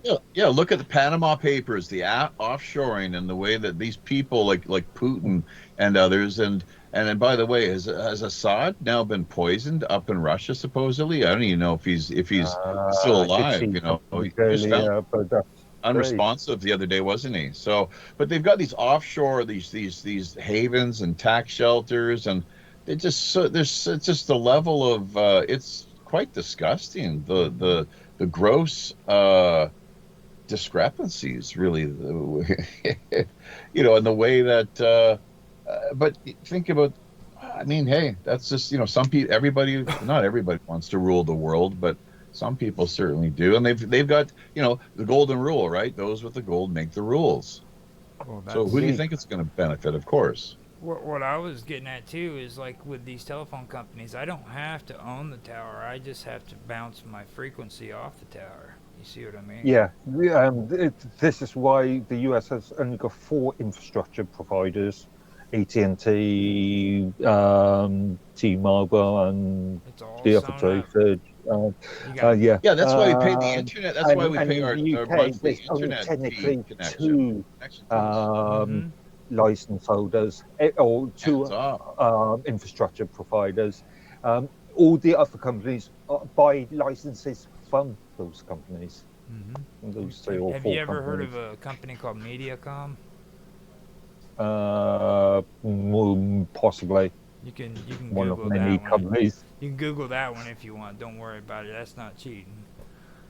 So, but they're one of the biggest ones here. Everybody talks about Walt Disney being so huge and stuff, and nobody pays attention to companies like MediaCom. All right, MediaCom owns like the majority of all the internet in the United States. The biggest majority of it.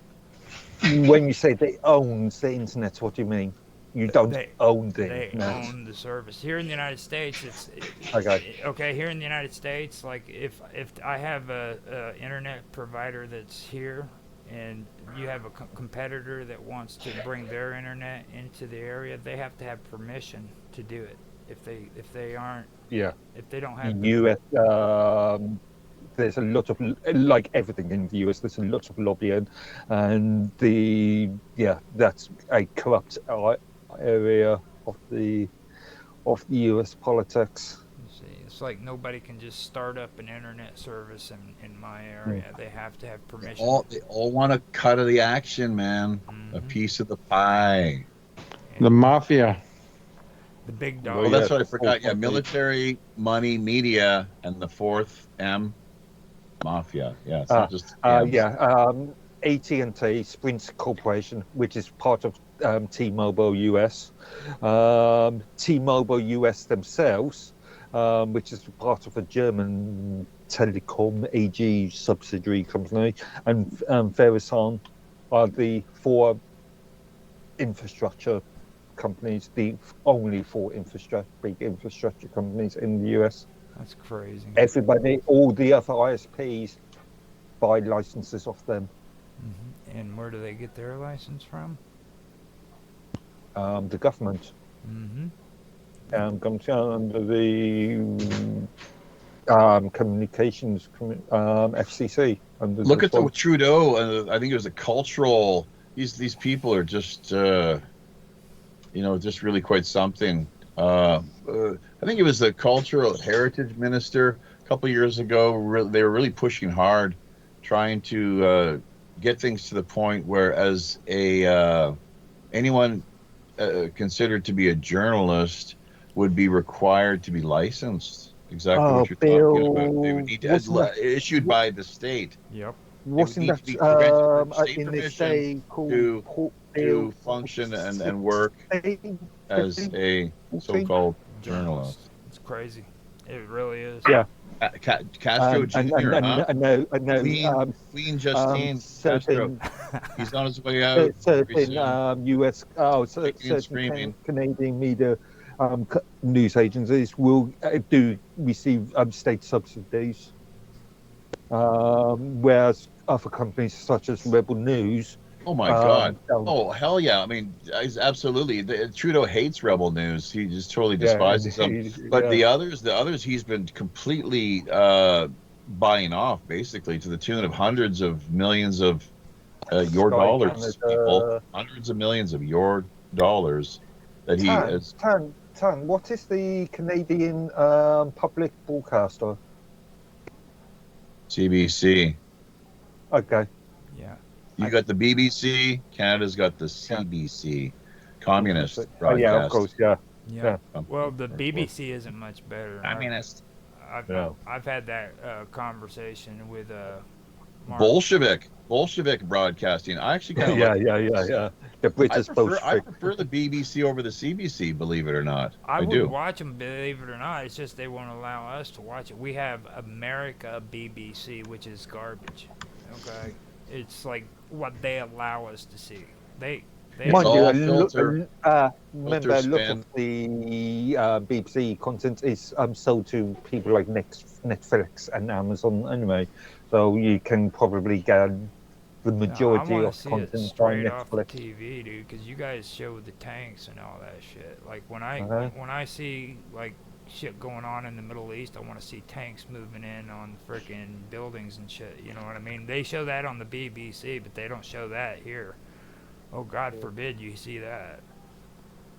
I do have to give the BBC credit for that. I can also tell you a BBC dismembered bodies, babies no, with the heads they do show the violence. Like dismembered, missing, blood, guts everywhere. People need to see that. No, it has to be family friendly. People do. I guess, actually, you got a great point there. Where I mean, things would change a lot faster, wouldn't there? Yeah, wouldn't they? Presumably, a level of indignance and outrage on the part of the public. Presumably, it would act in a way that would shock people into but you've action got to have waking up.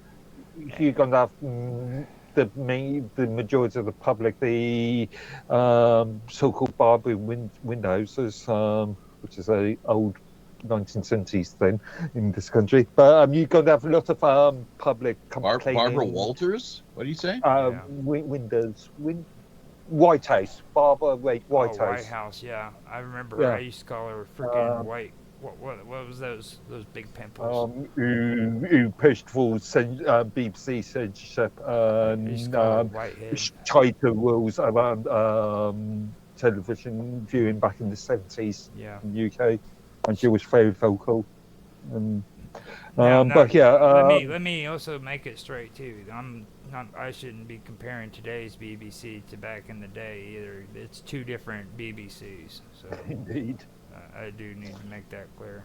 So maybe it's not worth having. Okay, in what sense? In a good way or not? I don't think it would be as good as what it used to be. Well, why is that? With the reporting? How about the entertainment? Yeah, the entertainment you would allow these days because of cultural sensitivities. Well, you guys were freaking perverts, first of all. Yeah. I mean, English. Only because that's the sort of program you were watching. Well, I mean, Benny Hills. So, you know. Yeah, but that wasn't the He only was quite the dirty old sod. Do you remember that the Indeed. Handyman, the The movie? dirty old sod, Benny Hill. Do you remember that sitcom that was out about the handyman where he would go from door to door and help people with handyman work, and all these women had the hots for him? It was Lead actor. I remember that one. Yeah, lead actor. That was the Jimmy Seville. He took charge of that one, didn't he? Yep. So what a nasty piece of work that was, and you know, and they let that go on for years too. And it's not like people didn't know, just looking the other way. There's more that should have been done. There were some people that did call him out and say, like, wait a minute, there's something really dodgy going on here about this guy, and the access, the level of access that he had right to the very top, you know, the creme de la creme. Deep Sea, I think that Prince Deep Charles Sea has to make a formal apology on that. I don't think they've ever actually made a formal apology. Who? The BBC? The BBC, yeah. That's really quite something. That's just the level of arrogance. Yeah. You know, and no wonder. And here's the thing too, just in brief, and I'm not sure if you guys want to shift gears or not, but did you touch on the there's been a big issue as of late regarding BBC the annual payments or something, the fees to keep the this has been an issue for many years. Yeah. Every something like 10 years, there's a because they are state funded or partially state funded, there needs to be a contract written with the government, and obviously it is you can be prosecuted for not for watching certain TV or watching live broadcasts and accessing iPlayer without a license. And there's this entire argument about if the BBC is fit for purpose and if it should be subsidised by the taxpayer, and they should saw it off. Yeah, well, that's one issue. As is the fact and that the in China, the contract ends in the next contract signing is in 2027. See, and that's what we already do with PBS. Our PBS is already it's already ran by the viewers. But there's more of a growing movement for people not wanting to have anything to do with these. They're mandatory fees, apparently. Is that right? So, technically, well, if you watch, the rules are, if you watch live television, and this is the point, the term television has never been defined legally. If you watch live television or access iPlayer, and it doesn't matter if you watch BBC content or other channel content. So I could be having a TV watching live Channel 4 content, which isn't the BBC, and I would still have to pay a license fee to the BBC. So kind of like honey. Yeah. License fee to the BBC. And honey, do I've had enough. Please. Times are rough. You know, I'll call your bluff. Honey's taking, or BBC's taking that affiliate fee. Every time I hear the word honey, I think honey pot. It just I don't care what it is. It's like ever since I heard that the word honey pot. Well, it's true. Oh, sure. It's true. Like it's a. And so they got, what was it? Have you hashed that over at any point here with these open house kind of round tables? Because that's been a hot issue as of late. I've noticed as well. You brought it up earlier. Do you care to revisit that or unpack the particulars? Is it worth listeners learning a little bit more about? Honey. Hi. Oh yeah, I'm about to get out of here anyway. Y'all kind of getting tired and got some things to do. Yeah. What time is it? It's 9:30 my time. Oh yeah. Yeah, I got things to do as well. Yeah. Now, before I had a good talk, good time. Before you guys head out, do this again. Give everybody your Keep in touch, Chris. Happy sailing. Yes, sir. Yeah, but do better. Yo. Give your name and everything, and let everybody get to know you and stuff before you take off. So. Do better at Chris Do Good on Minds.com. Right on. All right. See you later, bud. Peace out. Peace. Now, do you, So All right, we're knocking off, or are we ending it now? We are at 3 hours 3 hours and a and half here. 3 hours and nine just minutes. brief, if you could, Mark or Tran or Roger, Mm-hmm. revisit in brief the this honey ordeal and I All what right. just I've was just it an posted app a link. or I think it was an add-on or app? What was the deal Yeah, and what yeah, was the yeah. scam? I just posted a link to a post that I created earlier Yeah, no, on the see, chat. the only thing I've seen is what he posted about it, and it says that Legal Eagle sues Honey, and they're going to do it over something concerning PayPal. So, Yeah, unfair. What did it call it? Deceptive marketing. practices. That's what I termed it as. Deceptive Uh, marketing practices is what it sounds like from what you yeah, described. yeah. Well, what was their game though exactly? What was their format structure? What services were they alleging to I would say render or deliver? Okay. I'll give you an example. You are a content provider. You um, I've given an affiliate link to a service or product. And then the user types in or clicks on that affiliate link in their own browser. Their own Honey extension will look at that affiliate link. Will give a discount, may that be an actual discount or a pseudo discount, and then will overwrite the affiliate link. So in effect, the original advertiser doesn't get any commission from the affiliate link, but Honey does. That's messed up. Yeah. The last time you said that, what it made me think of was how much data are they also stealing and selling off to other people when you go to click on that link. Yeah, I've not Data read Honey's mining, terms of sure. services, but if they're like any other company of the same sort, yeah, we will share our information with trusted partners. Yeah, it kind of reminds me of mine's new referral program too.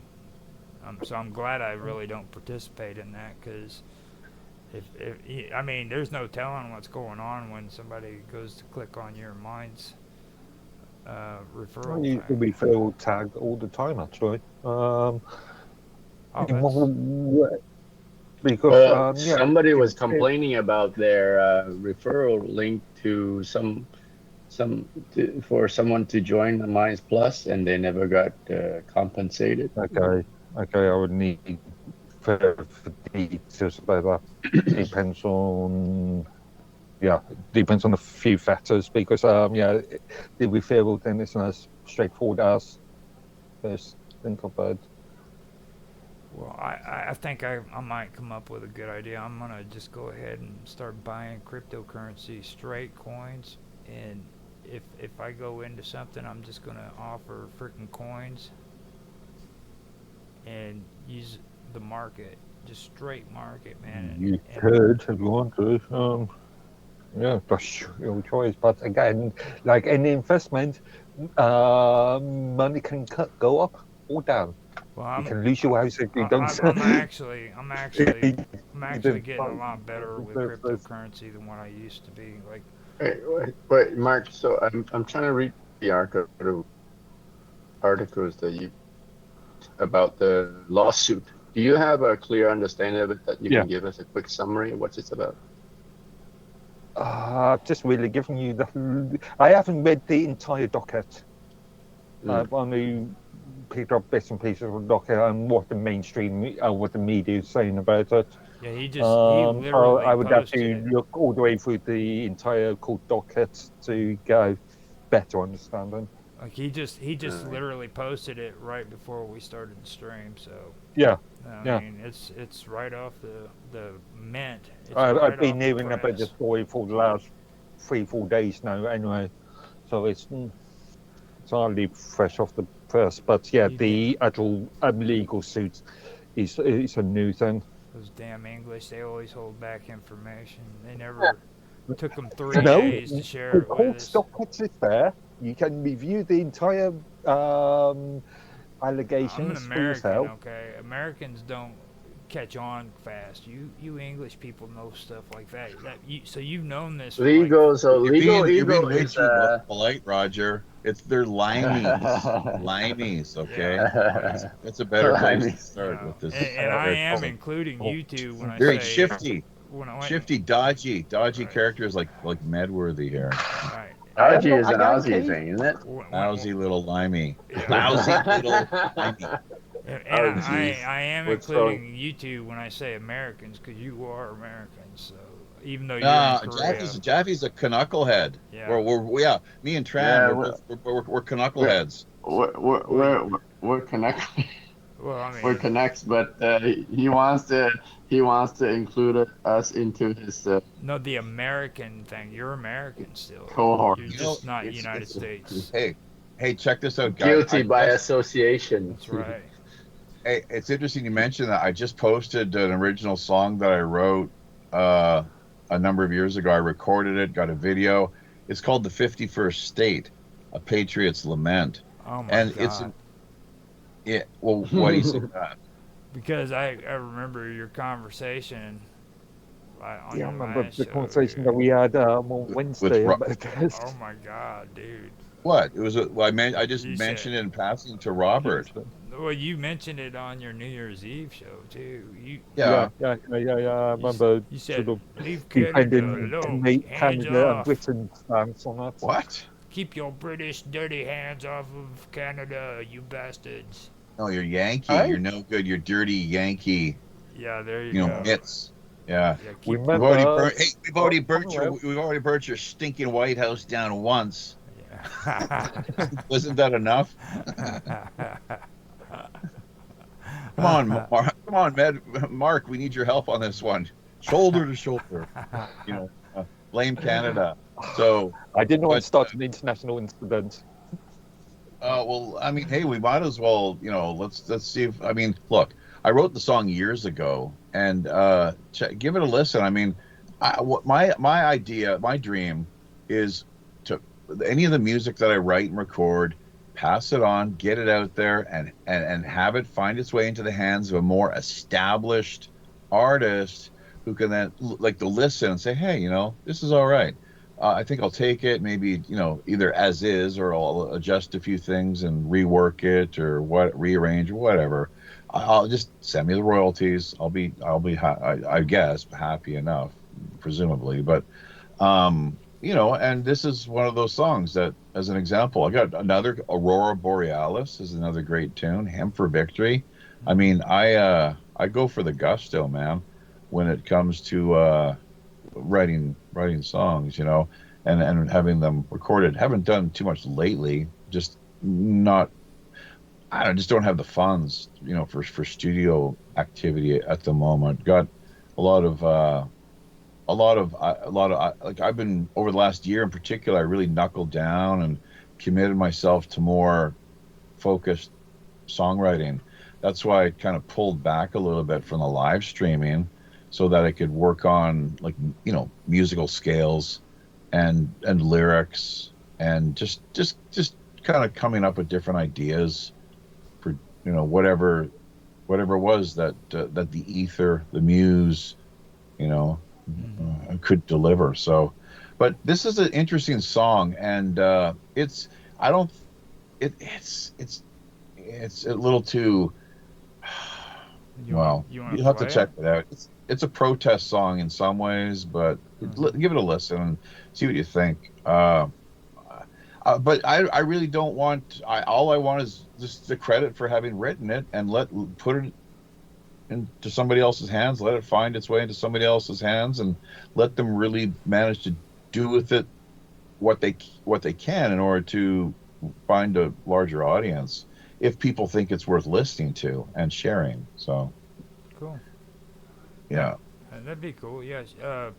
if you want, man, if you want to later on, I can put it on the show too and let it be a part of it. Sure. Yeah, it's got there's a video and stuff too. I'm gonna tag you guys here momentarily, but I wanted to post it in the Toronto group actually because Tran did mention Toronto.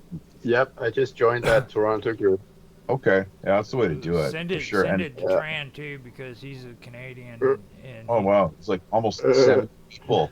You know, there's some groups that we oversee, like there's like Joe Rogan Experience is really taken off, and we help out with the InfoWars one as well, and so on. And they got and there's like thousands. There's like thousands members for sure. But limited activity. Oh, there we go. Hello group. Far out. Yeah. See, Johnny Canuck is your guy though. He's the guy. Toronto. Okay, so not Jabby Ryder, but Johnny Canuck. Okay. Yeah. I've heard all right. I think he might actually be based out of Toronto. He might be a fellow Torontonian or maybe West Coast guy. I'm not 100% clear. You're from Vancouver and he's from Toronto? So I don't know where he's actually based. He just kind of I think he travels a lot actually. I've got 2 Canadians in the room at the same time, and I have to ask a simple but important question. Okay. Are they still eating people up there? They're eating dogs. They're killing cats. No, not just cats. I'm talking about like each other. Are they like? Yeah. They're full of cannibals. What the hell are you talking about, man? Are they? Not since Trudeau opened the borders. I know. Well, I'm just saying, like in the Yukon, millions of people every year. The Yukon is 1 million foreign invaders every year. Can you believe it?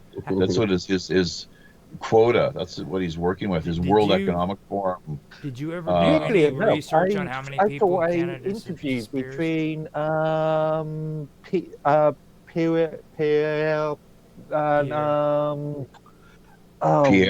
Elliott Trudeau. Pierre Trudeau. Not his real biological father. I highly doubt it. No. Del Castro. The obsession. Jordan Peterson. Pierre Poilievre. Jordan Peterson. Okay. Jordan Peterson. Yeah. Hey, I think there is a Jordan Peterson on. Pierre, whatever he's called. Speaking to Jordan Peterson just yesterday. Who? Pierre Poilievre? Oh, Pierre Poilievre, the next prime minister. Yeah, right. Probably. Yeah. Hey, what do you think of Maxime Bernier, though, Tran? Maxime, the People's Party of Canada. Maxime Bernier. Is that a chick? I'm not much of a fan of him. Oh, but that's fine. Whatever. On, I don't. Seriously. See, that's why that's why you guys lose credibility. Is like you name boys girls and shit. Like what the hell are you talking about? Maxine. It's a unisex name. Maxime. He's a Frenchie. Oh, he's a Frenchie. It's a French male name. Tran is a traditional Vietnamese name. He can't help it if he's one of those, like, he was born a lady boy. Well, I'm sure he's got the right stuff. Don't mention Frenchie, though. He's got a kids, a little family, and the whole thing. That's good. Well, Jabby's calling me a tranny, so I can call Maxime Bernier a Frenchie. Well, just don't. I think more to the point. I think frog is a little more apropos in this instance. Is it not? Those guys, those GT frogs, yeah. As with the limeys. Don't get Mark stirred up. You know how the English are about the French, dude. Hey, dude, the Quebec people, if you refer to them as frogs, are those fighting? They really get pissed off? They don't like that? I've never heard of it. Is that a thing? Give it a try. Just be ready. Make sure you're in kung fu stance. Ready to. I don't even know. I don't know. Go to Quebec City and call them frogs. Oh man! Be careful. You might, be having. Yeah, I might get a bloody nose. I always compared them to like the Cajuns down in New Orleans. You know what I'm saying? The ones that are. Yeah. There's a story to that with the Louisbourg and the Acadians, and they were driven out in 1759. That the French they were driven out of was it Nova Scotia, and they have that patois, the French down in what is it culture they have there in Louisiana, because there's a lot The The Cajun. Cajun, yeah, the Cajun. The French. Those are the descendants of a lot of, you trace back their family ancestral roots, and it goes back to Canada, Louisbourg. Look it up, folks. It's quite intriguing. There's probably some YouTube documentaries dealing with the whole thing. Louisbourg was a major military kind of naval outpost for the French up until the point where the Brits came in and caused all kinds of You ever watch? there's a lot of You ever bloodshed. watch Ginger Snaps? Is it a cartoon animation No, deal? it's where a redhead freaking suffers from being a werewolf. They have You different. mentioned this recently, but no. They have All right, guys. They have. Just sorry. Oh, go ahead. Finish what you were saying, Roger, and then I want to bring us back to honey because I. Okay. Oh boy. Well, Honey. they have different parts to it, and then one of the parts it mentions the forts and stuff up there in that area, and I believe that's one of them. Back during the day when the fort was actually there. What? I'm sorry. What area? Right there in Saskatchewan. Well, that's not the Maritimes. Those are the prairies. That's in the western province. See, that's the thing. Americans are really clueless Canadians generally know much more about America and the world. You don't. Than these things. There's the old joke about Americans not knowing anywhere apart from America. They think Canada is another 51st state. You know what's the That's first? right. You know what's the first mistake Canadians do when they come to the United States? What's that? They want to frickin' move to Colorado. Why No, we don't. Oh, Colorado, dude. Because of the Rockies? No, I don't know why. They just want to move to Denver or Colorado. Hey, Tran, give me your handle again on mine. I typed in Tran 2. Nothing's coming up. Tran 2 what? Tantu. TH2 Tran. You just tagged me a while ago, and I got it. I just I can't remember what it is. Sorry, spell your handle, please. TH number 2 TRAN. TH2? Yes. TH2. There we go. Tran. Okay. There was a TH1. Okay, I think we better get back to this honey thing because we're going. Yeah, on right. like 3.5 hours. So I reviewed about half of the video that Mark posted, and I think I got a little bit of a handle on what the lawsuit was about. So let's talk about. It sounds like that Tom article I referenced as well provides a very good explanation. So it sounds like with content creators, they get affiliate codes to Amazon or some other seller site, right? And they get a link. They get an affiliate link just that they can put on their YouTube video or their Minds post, so that their viewers can click on to buy stuff, and that link to Amazon will contain their affiliate code.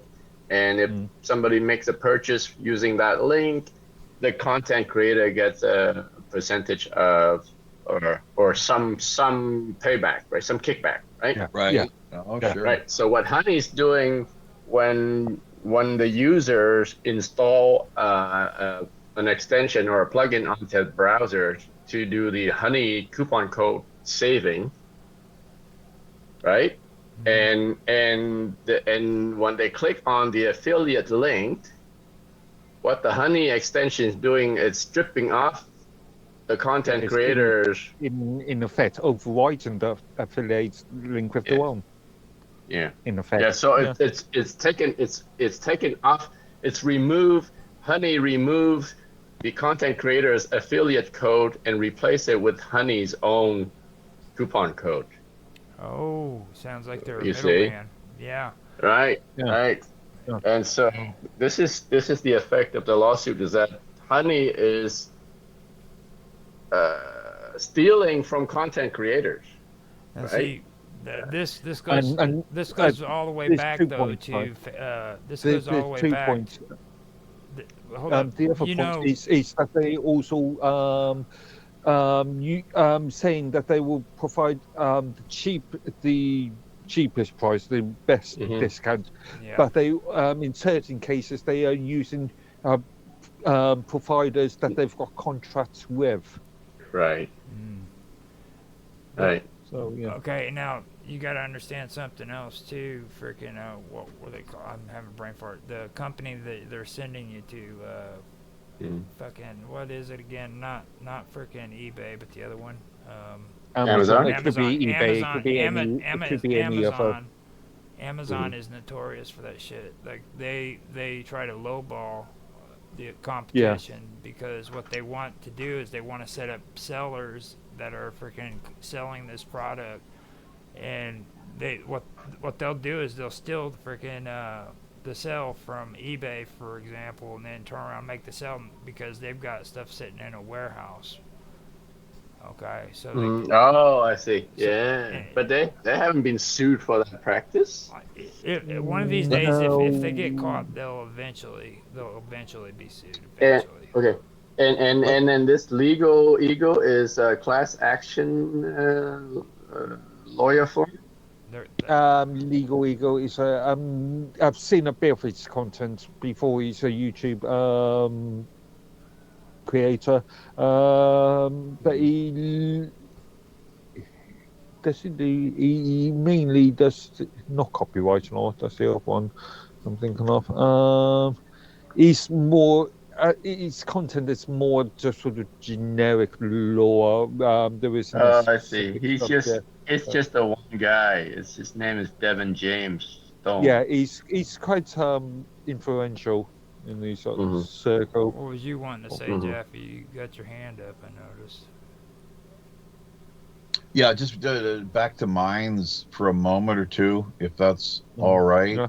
Yeah. Couple things just with the group searches, both Canada and Britain.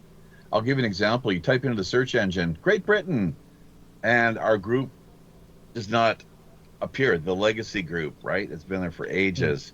I'm sorry, did I misspeak? You type in Britain, it doesn't come up. The group is called Great Britain. Type in Britain, nothing. You need to type in Great space Britain, and then it does. Now with Canada, you type in Canada, guess what comes up does the legacy Canada group with, I don't know, it's got like 200 members at least in it. Right. We're not seeing it here on this end. It does not come up at all. And this is a problem. Other Canada groups do. Which group that I joined? There's a whole number of groups where this is happening. Where something there are a few Canada groups, but it looks like I joined on this one. But the search engine is absolutely dire. Pardon me. It looks like we've had discussions about this in the past, and I think I have got to get a lap ticket. I think it's not showing. It's not showing when you're doing the search. It's not showing you the groups that you've already joined, right? Well, there's that too. That's another issue, right? That's a related one where it's they're really dropping the ball. Yeah. So this is something really odd though, like where you're searching, once again, just type in the search bar Britain, and then our legacy Great Britain group with, I don't know, it's got like 300 people or so, more or less, that are members. It's been around for a while. It doesn't come up. So you actually have to type in Great Britain. This is more pop. This issue is more related to older groups anyway. Canada is another one. Canada, you type in Canada, the Legacy Canada group does not appear in the search. Jappy, is this the group you're talking about? Yeah, but you typed in Great Britain, did you not? Or you typed in Britain? It appeared? I type in Britain. Okay, right at the bottom. Now type in, right, how far down do you have to scroll to find it? This is all of it. It's not that far. This is just a few. Well, all this other stuff comes up first, though, right? But I think I'm like I was saying, you probably already a member of that group. But go to the top. Scroll the top of your screen. What else do you got there? I got Great Britain in danger. Let's see if I get the same here. Let's see. Maybe I'm missing. Type in Canada now. See what you get. Just type in Canada. You see, I type Canada. And then see if it comes up like top, latest, whatever. Got to clip on groups. I got Yellow Vest Canada. I got Canada here. It's not showing me the Canada group that I joined that has you as the admin though. Correct. I've already joined that group. Yeah, right. Exactly. So Yeah, what's That's right. what's It doesn't, anonymous and this is an Canada? example. This happens time and again. Oh yeah, Where that's a good point. Good point, Roger. Let Yeah, me try hell, anonymous search. all kinds of examples of these groups where so it's really odd. You are right, though. I just did the same. You're right. I get the same Britain search results here, but Canada, it's like, because I wanted to share this music link with the 51st state via that legacy group. There's this other one that comes up, 271. There's another one with 145. Here's another thing, too. We were not supposed to launch, there was an agreement. We were not supposed to launch or put together groups if they already had a certain name, like Canada, that you wouldn't, follow. You wouldn't just launch your own Canada group. That Right. You would come up with an original Well, name. that's more of a gentleman's agreement rather than anything Well, else. yeah, It sounds whatever. like Yeah. somebody's So not a I gentleman. remember you it's didn't a little agree with confusing though when you've got 10 or every 20 other groups named user. Canada. It's like, well, which one? What's going Yeah. on here? What's the Yeah. deal? So Yeah.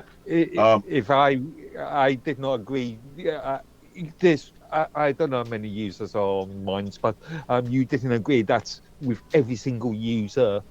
If somebody else decides to create a group called Canada, then that's It's they've got their the prerogative. opportunity to Yeah. do it. Yeah. well, it's something that was a real fucking peeve and pissed me off. I thought was really, and I think they did. I'm not sure if they did something as far as the code was concerned to ensure that you could not launch a group with the same keystrokes or letters, No, whatever It's it was, call it. nothing done like that. I'm still frustrated because a lot of the old groups I used to go to are gone now. That annoys How me. the fuck do I find Canada? Well, I can find BC, Ontario, Saskatchewan are all part of my groups here. My main, I gotta scroll down, Ottawa, martial arts. So you just check out Jaffe's groups, Tran, and you can scroll down. Yeah. People's Sure. Party of Canada. Holy fuck. Science and technology. Look at that. That's one we helped launch back in the day. 24,000 cryptocurrencies, 19,000. So those are some pretty. No, that's pretty. And those just took off organically, right? Maybe in part because Bill or whoever decided, because there was a time back in the day when they were asking, like, what groups would you like to see promoted or for us to kind of sponsor or really kind of get out there. And I didn't really say too much myself. It just thought, Oh, is your group called All Canada, Jeffy? I don't think so. Oh, Canada, right? Yeah, that's kind of like America. There's another group with America with a K. Here's an All Canada with a K. Oh, jeez. Well, yeah. This is why. This is how you can't find it. No. That's not the group. That's not it. All right. Okay. Let's keep going then. Yeah. So look. Oh, this is interesting. So now they have worked on this a little bit. No. This is. I'm looking at it. I'm looking at your groups. He's in the Avril Lavigne freaking group, dude. Did you see that? I'm looking at. I don't know. I'm looking at the group list. Okay, they've improved on this now, where they are showing more groups. They're doing a better job here for sure. Yeah. So, and you know what? Almost at the bottom, I scroll all the way down. At the very bottom, Great Britain. Yeah. And then you can see at the bottom. And then Canada. I found. Yeah. Canada Where? Oh yeah. I do want to correct Okay, myself. It's He is Canada not. now. Yeah. Join. I All was right, wrong. so- He was not a part of the Avril Lavigne. I thought he was until he scrolled back up, and then I seen that he wasn't. But Who the hell are you talking? What? What? You mean there, these are Jeffy's group? I know he's These got are Jeff? he's got Avril. So this is he. Why the hell did you This is start an Jeffy's group. Avril Lavigne group, dude? No, he might be just a member. He didn't start Is it. that really? Here. It's right Has anyone there. even listened to her music? No, that's why I'm saying it's like no. It's right there. 9 members, dude. Is she naked? Seriously? Oh, I can't view the members. I don't know. I guess it's there if anyone wants to add some Avril Lavigne content. Talk to Johnny. It's like he's the dude. Oh. I mean, Oh, Johnny created, but you joined as well, though. Internet man. okay. boosted by I just thought Johnny Canuck and Jeffy Ryder is the same person. He sent an invite. He sends these freaking invites, and I like just click OK. Usually, hey, you got my tag right? Yes, I did. I just tagged. Did I tag you in Canada? Is that right? The tag? Yeah. Awesome. Hey, that's cool, man. We're working in real live time. Good stuff. So yeah, there we go. So I don't know. We're going up on 3 hours and 39 minutes, man. So 3 hours 39 minutes. 3 hours. Officially 3 hours and 3 minutes. Yeah. Well, 3 hours and 39 recorded time. Now, if we go according to stream, it's 4 hours and 22 minutes. Oh, right. This is like the official show. We officially start at 6, aren't we? We officially start at 6. Yeah. No, we decided to do it today at 5, and right. 5 your time, 6 my time. Yeah. 6 your time. You're right. I keep forgetting. So different my time. So future consideration, just because we got the feature show running, like next week we might have a feature show. We got a lot of people in the queue. Tran, you're welcome to join us at any time. If we can produce something, we'll bring all three of you maybe on board, like we're doing it here, and just I'll play host and you guys have at it. Right. We'll have a format. Like if you guys come up with an idea, right, like Minds and Tech or something, and what's the best way to reach you other than your Proton Mail email? Are you active on mine, or you just log in to share a bunch of links and you log off? Yeah, actually, you know what? I get a fucking headache being too and like overly. Like you guys, it's cool. I'm having a good time here, just shooting the shit and doing some real live time. Because it's kind of like a work. It's kind of like a. We know what you're done saying, too, right? Yeah. Like I would not normally even do this. Like, oh yeah, let's go post. But I've been meaning to post this song and get it out there because it's timely, man. It's like at least I recorded it. I got a video. It's like fucking Trump, wants to go on about the 51st state. Well, guess what? Jaffe has something to say about that too, and he had something to say about it a long time ago, but nobody was listening. Now they are. Oh, you want to post it now here? Yeah, I did. So if you want to remind it, that'd be cool. I'll send you. I'll send you. I'll send you. Oh wait! This thing that you just posted is okay. All right. Okay. Whoops! What the fuck am I doing here now? This is all this. I told you. Did I screw up? Oh, this thing you posted. It's what? You want to play it on your stream, Roger, or no? Well, totally. We're like getting right up there, so I think we probably better set something up at another time because it's like 3 hours and 41 minutes. Like. Yeah. Jaffe only even goes 3 hours, dude. So. Oh yeah. You know what I mean? Like. I got things. I'm happy. I'm had a great time, but there are things to do, of course, and. Yep. Like. So let's.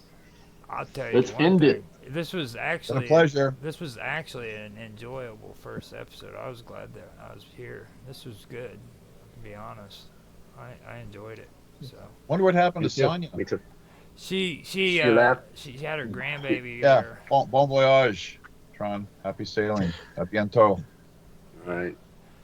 Good night, gentlemen. All right. You want to tell everybody how they can reach you before you leave, man? Jaffe, you're talking to, or yeah, you. Yeah. Just once. Well, our main email is pirate1radio@protonmail.com. The website wprpn.com. We'd like to continue live streaming through there when our shows go to air.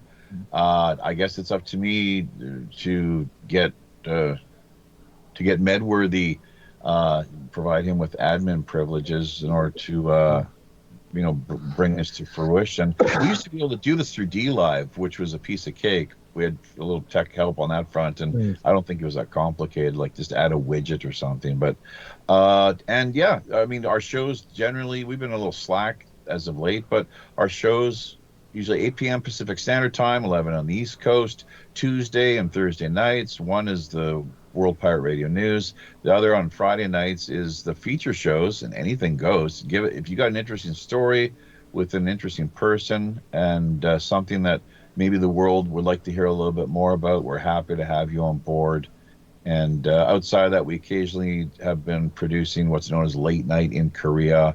It's a different start time altogether, 11:30 p.m. here via South Korea Monday nights, which is what the hell is that? That'd be a Monday. It's a Monday morning affair for people back in the West. But yeah, it's been great. I really appreciate the opportunity, and the collegiality and people actually able to kind of take the piss. I think that's said in a friendly way, is it not, Mark? The way that the Brits refer to it, and just rip on one another, and not like it's like, oh, these people, they're attempting some really kind of lousy, comedic barbs and roasts. Trust me, we're not, dude. We're not attempting shit. It just happens naturally on right. Yeah. We got a good chemistry. So, all right. Enjoy the rest of your weekend, gentlemen. Happy sailing. You too, Jeffrey. You want to take us out, Tran?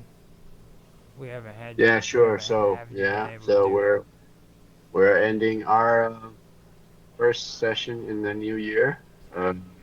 The Minds Roundtable live stream, and we do this every week, every Friday, around 6 Eastern, 5 Central, and 10 UTC. 11 UTC. So hope to see you guys next week. Join us to participate in the stream chat on Rumble, or join us live on the Skype call. You can join anonymously. It's not an issue if you don't want to show your name. But thank you for joining us, and thank you, Roger and Mark, for the conversation. Thank you to Do Better and Jaffe for joining us in this episode. See you all next week.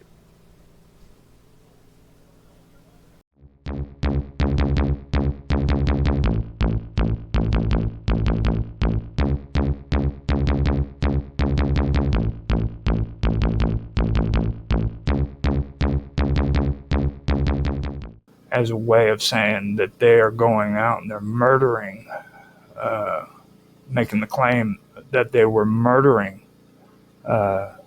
Christian children, okay, in order to do like blood rituals and stuff.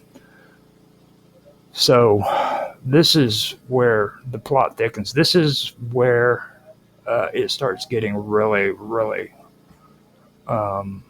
demented and horrible. This is the stuff that eventually led up to the Nazi regime gaining power. They used the blood libel and ritual murder libel, whatever you want to call it, blood accusations as a way of fueling anti-Semitic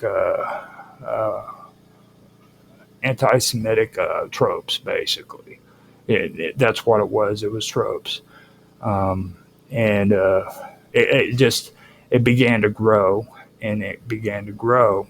And they also used blood libels and claims that Jews required blood so that they could use it in the baking of matzos. That's supposed to be unleavened, flattened bread, which is eaten during Passover.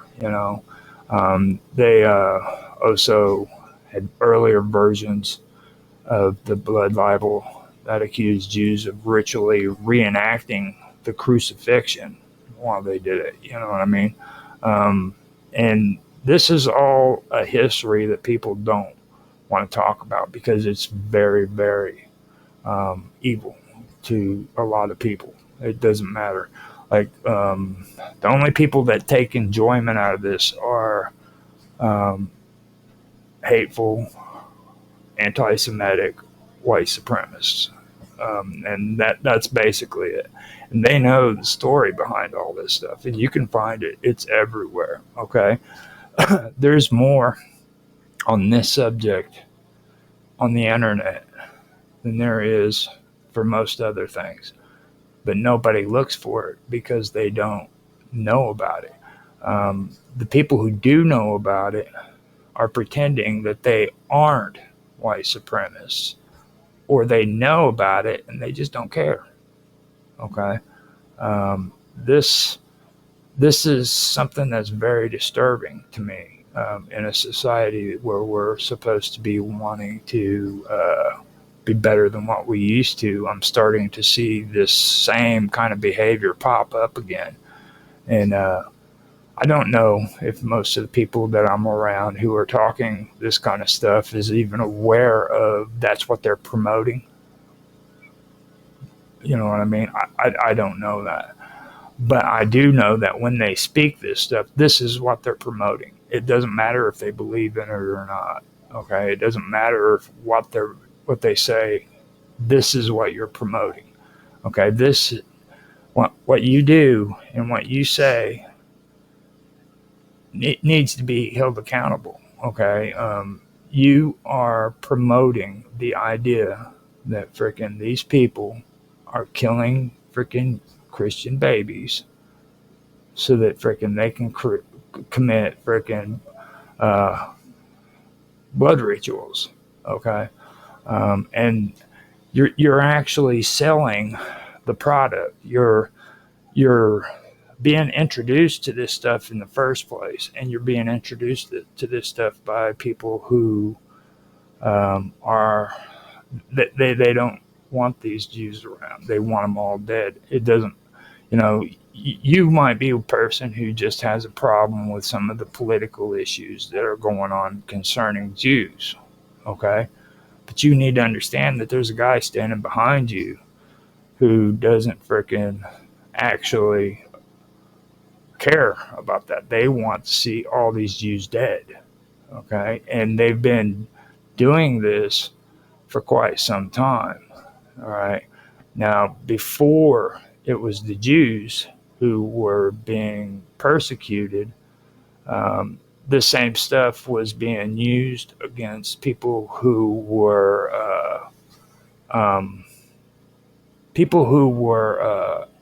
freaking not Jew.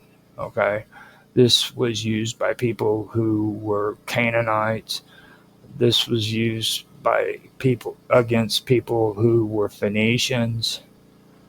This was used by people who were Roman, and it all started with Moloch. Okay, it all started with this belief about Moloch, and Moloch was written in the Old Testament, one verse right after the other. Okay, and I can go through some of those. But getting back to Carthage, the one thing I do have to point out is the deities that were in Carthage were not named Moloch at all whatsoever. Now, Baal Haman was the chief god of Carthage. Okay, and Carthage was a Phoenician colony, and it became powerful. It was a powerful maritime empire, and it was located in North Africa on the other side of Egypt. That wasn't close to the Levant. It was like you had the Levant, then you had the Sion, and then you had Egypt. And then right next to Egypt, that was Carthage. So that's where it was located. And then it went up into Spain and then curled around from Spain over to Rome. Okay. And this was before the Roman Empire too. So, well, the Roman Empire was probably in its infancy, most likely, because there was actually a battle between the Romans, I believe, the Romans and what's his name, the guy with the elephant. My goodness, now I'm having a burn fart. But my whole point is Baal Haman was the chief entity. Okay, now the name Baal Haman has also been debated among the scholarly circles. It's usually translated as Lord of the Brazier or Lord of the Incense Altars. Now, some interpretations connect Haman to the Akkadian word Amun, which is hot, burning, or Egyptian Amun or Aman.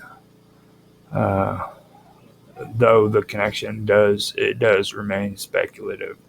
That's a far-reaching thing right there, connecting Aman or Amun to Haman. So most of them do agree, though, that it usually has to do with hot burning and brazier. So Haman was also the Phoenicians' version of Hercules. All right, just so you guys understand that this is what we're talking about. He would have been the equivalent of Hercules with the Phoenicians. You had Hercules, or Hercules, which is Hercules, and that was Greek. And then you had Haman, which was the Phoenician god, the Phoenician version of Hercules. Now, usually in some representations, he appears as like an elderly man. He's supposed to have a long beard, and that's supposed to suggest wisdom and authority.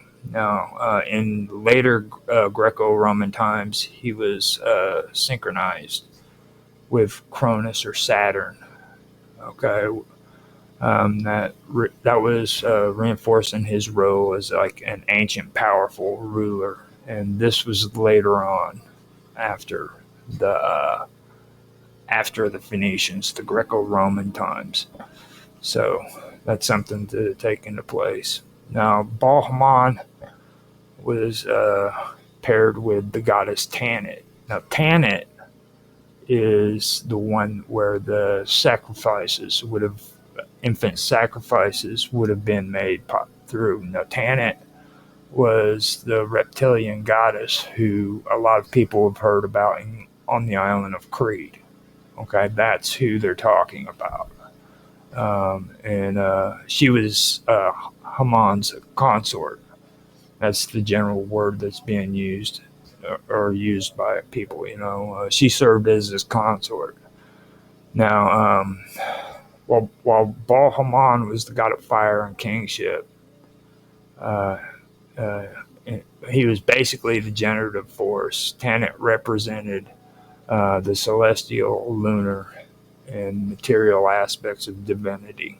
Okay, now together they formed a divine couple central to Carthaginian religion, which was basically the combination of both of those deities' attributes.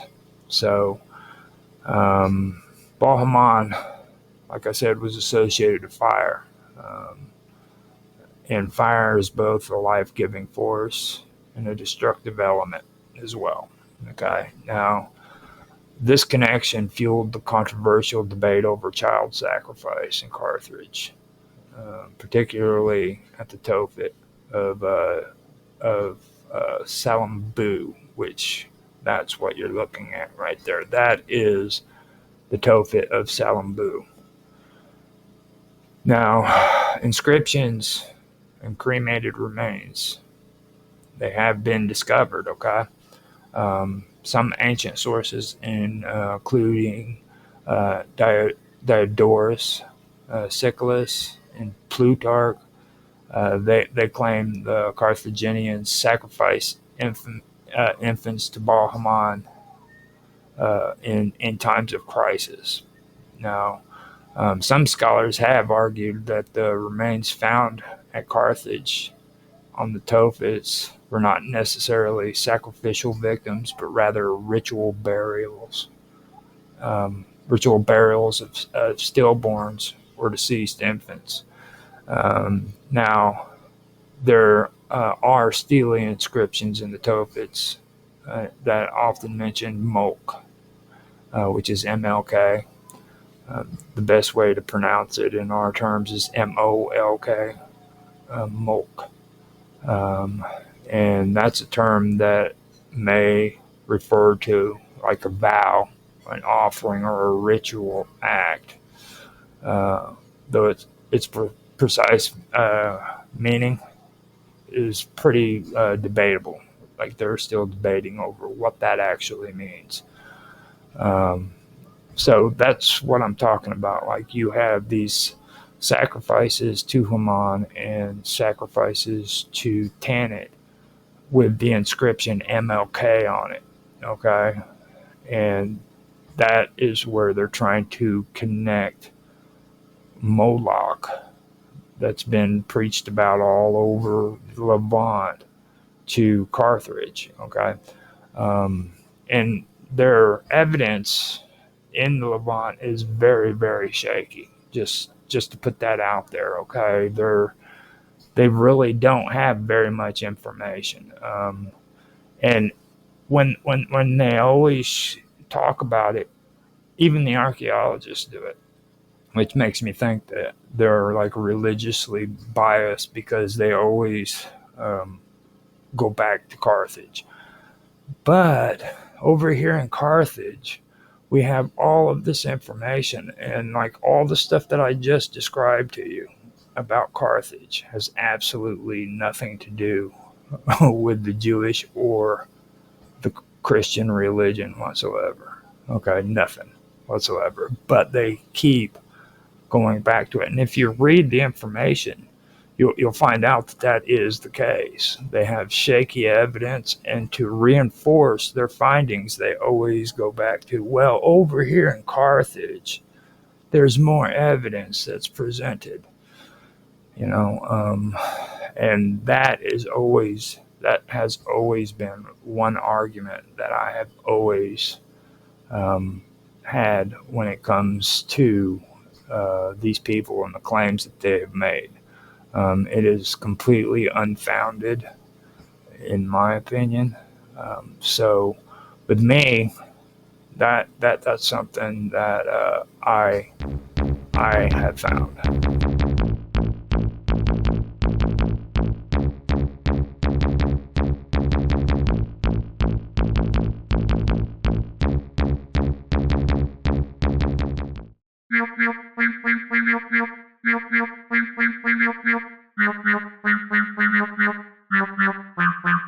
So I mean, it just for me, I kind of see that stuff as interesting that they did they did have some kind of influence on this stuff. You know what I'm saying? It wasn't like they were just in the backgrounds and stuff and not not being a part of it. But then like now all of a sudden years later they're like we're wanting to get rid of it and because it's going to cause violence and stuff. Well, you're the ones that helped create this stuff. You know what I mean?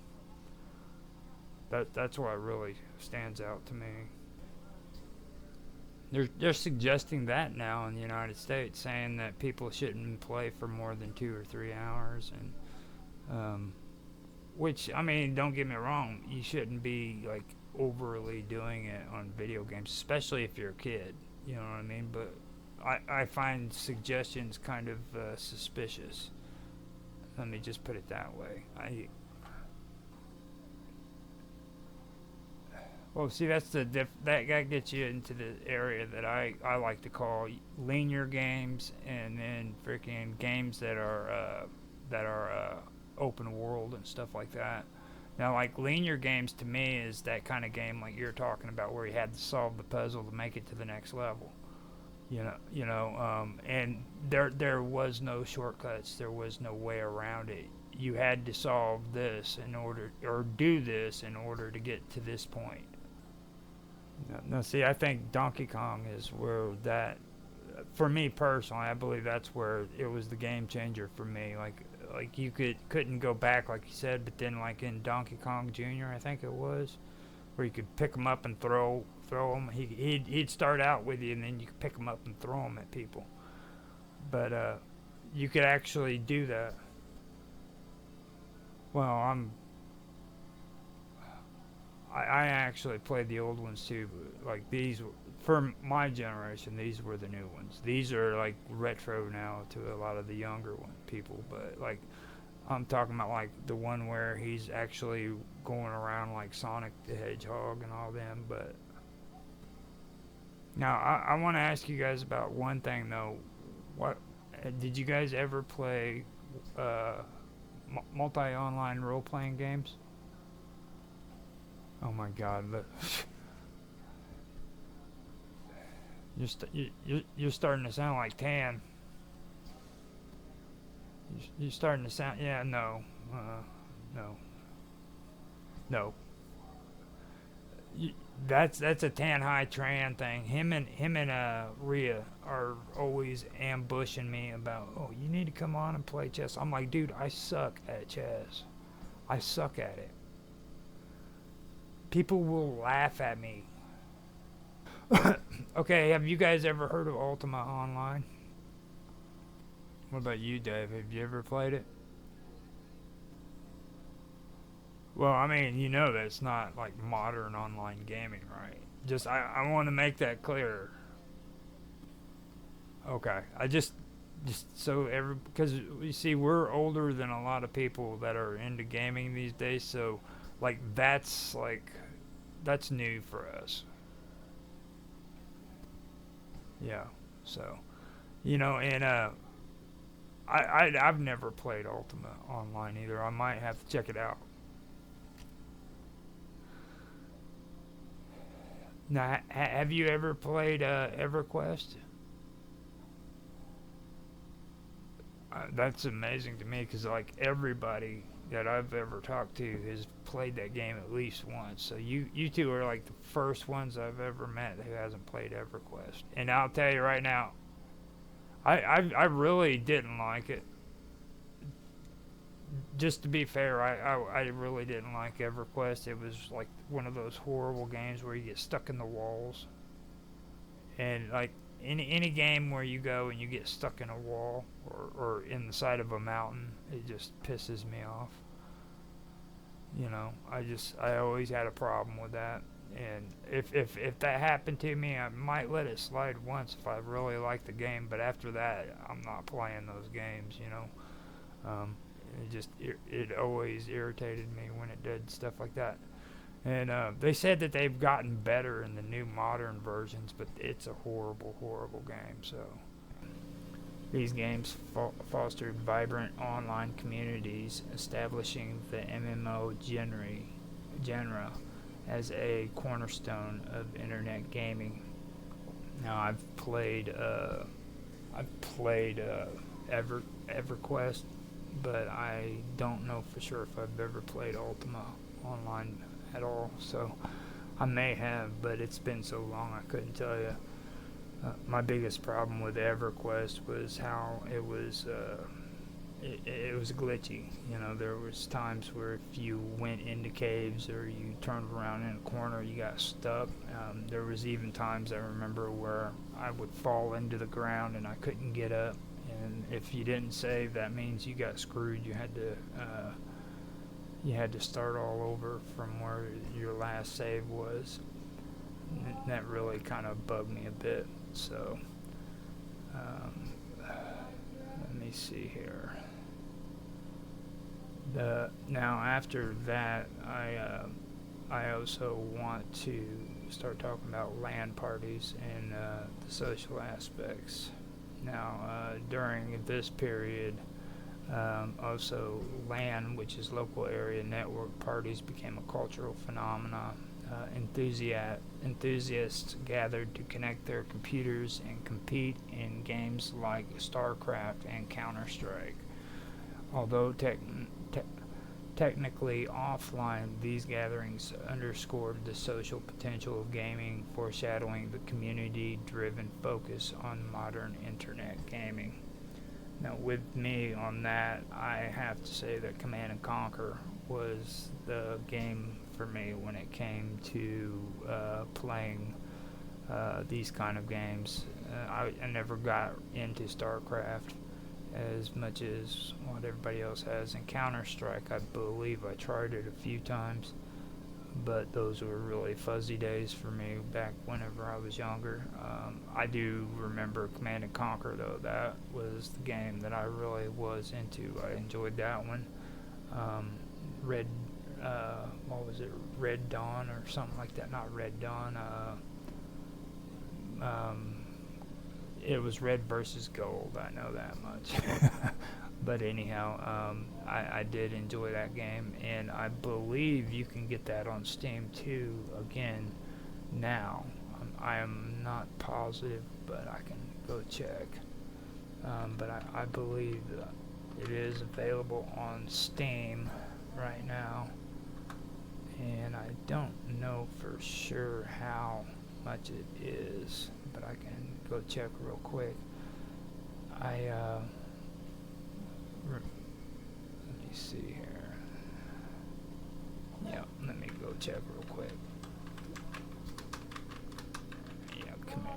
There we go. Red and green. You can get it on here. They're usually about 1988, so that is the going price of them so far. I don't think they have anything that's free online for it, so that is, yeah, and there's no discounts on them I don't see so far, so that's and they usually go right now about $7.99, I believe. Yep. Or no, $5.99 a month is what they have for the internet one. Command and Conquer and Covert Operations. You can play with EA Play for $5.99 a month, or you can buy the bundle for $19.88. So that's pretty cool. And I believe that they also have, well, I better get off of here and move on, I guess, to, no, I could have stuck to it because I wanted to go back through, well, actually, I wanted to keep on moving because, like, now I'm wanting to get into when the console gaming goes online. In the early experiments, the Sega Dreamcast launched in 1999. Now, you said you played the offline Ultima. What was your experience with that? You was drinking and frickin' partying in your underwear with all your buddies is what it was. I know about you college students that frickin' go into computer science. You guys are, you're rebels. I bet you anything that's what he was doing. He was drinking beer and his buddies were like taking dives off the balcony into the swimming pool. Because that's what they did back then. Well, I mean, I shouldn't be stereotyping because I keep forgetting that you're in England too. So, because like you guys like always were more civilized than we were here in the United States.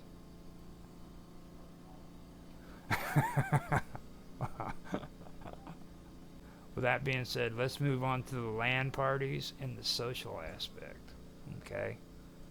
Now, the local area networks, the LAN, okay, that became a cultural phenomenon according to what I've pulled together. Now, they said that enthusiasts gathered to connect their computers and compete in games like StarCraft and Counter-Strike. Have you guys played StarCraft or Counter-Strike? Now, StarCraft, I know, has their own actual role-playing game, too.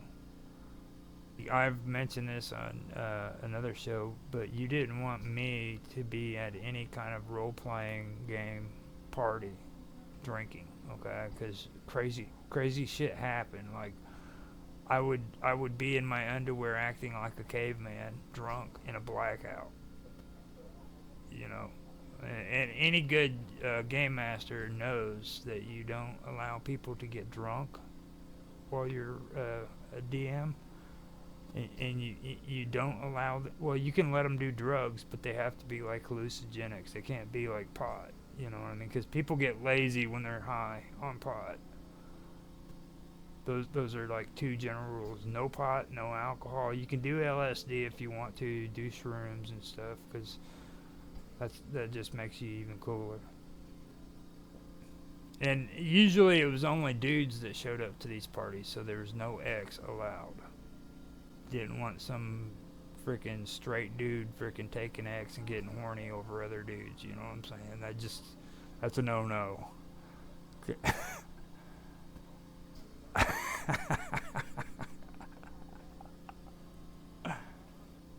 I mean, I was always, the whole marijuana thing was debatable. You know what I'm saying? Because for me it was, because like when you get people, but the drinking though, the drinking when you did role playing games, that's a no no. You know what I mean? Because crazy shit happens. Yeah. Well, I'm talking about role playing games though. Role playing games is different. That's not like this. Now you got to admit that. Oh, that's true. And besides, with you, you're like freaking the human calculator. Like, I don't think Pac could have. Well, I should call you the human quantum computer then. He does that sometimes. Like, he'll. That's right. See that's right. But that's why. I'm glad you did that, because you just kind of helped explain what I said there by you being like the human quantum computer. You know what I mean? You're capable of doing that stuff. Well, let me kind of explain this to you, okay? Whenever I freaking look at millibytes, I think that freaking once it hits one, well, millibytes, megabytes, whatever. When it goes when it goes up, like when a millibyte goes up to freaking a megabyte, but when it hits 1,000, it should be megabyte. You see what I'm saying? No, it should. I'm just telling you the way I feel.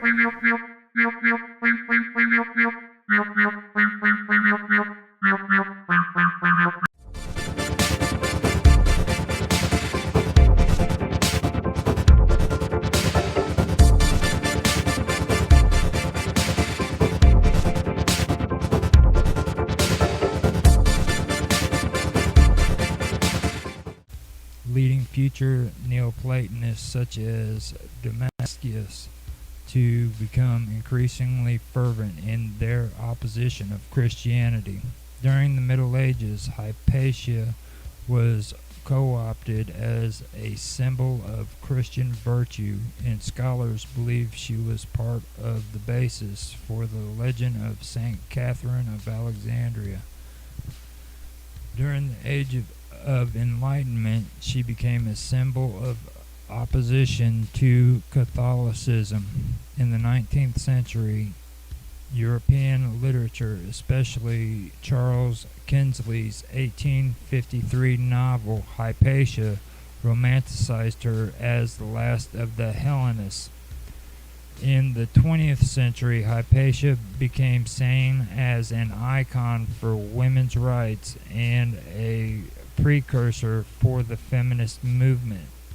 Since the last 20th century, some portrayals have associated Hypatia's death with the burning of the Library of Alexandria, despite the historical fact that the library no longer existed during Hypatia's lifetime. Hypatia was the daughter of the mathematician Theon of Alexandria, who lived from 335 to 405 AD. Nothing whatsoever is known about Hypatia's mother, who is never mentioned in any of the extant sources. Theon dedicated his commentary on Book 4 of Ptolemy's Almagest to an individual named Epiphanius, addressing him as "my dear son," indicating that he may have been Hypatia's brother. But the Greek word theon uses teknon does not always mean son in the biological sense, and was often used merely to signal strong feelings of paternal connection. Hypatia's exact year of birth is still under debate, with suggested dates ranging from 350 to 370 AD. Many scholars have followed Richard Hawk in inferring that Hypatia was born around 370. According to the Suda, she flourished in the reign of Arcadius. Hawke reasoned that Damascius's description of her physical beauty would imply that she was at most 30 at that time, and the year 370 was 30 years prior to the midpoint of Arcadius's reign. In contrast, theories that she was born as early as 350 are based on the wording of John Malalas, who calls her old at the time of her death in 415. Robert Pinella argues that both theories are weakly based and that her birth date should be left unspecified. Theon was the head of a school called the Museion, Mousseion, which was named in emulation of the Hellenistic Museion, whose membership has ceased in the 260s AD. Theon's school was exclusive, highly prestigious, and doctrinally conservative. Theon rejected the teachings of Lamlichus and may have taken pride in teaching a pure Plotinian Neoplatonism. He wanted his daughter to be a perfect human being. He taught Hypatia mathematics, philosophy, and astronomy, trained her in the art of rhetoric, had her read classic literature, and devised a physical exercise routine involving running, hiking, horseback riding, rowing, and swimming to keep her physically fit. For further study, he sent her to Italy and Athens. In Athens, she studied under Plutarch of Athens and his daughter Asclepignia.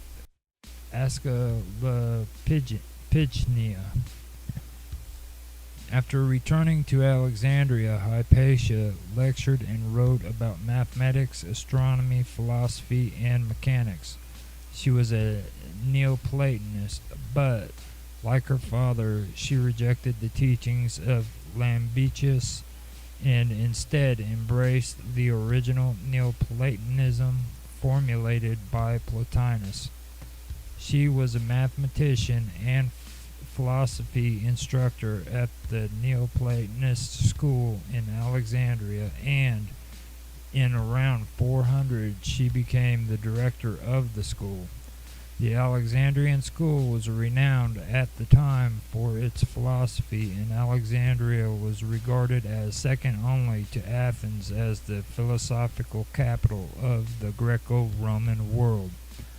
Hypatia taught students from all over the Mediterranean. According to the Neoplatonist historian Damascius, 458 to 538, she lectured on the writings of Plato and Aristotle.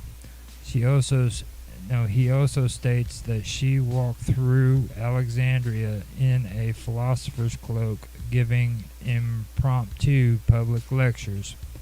Damascius writes that Hypatia was exceedingly beautiful and fair of form, but nothing else is known regarding her physical appearance, and no ancient depictions of her have survived.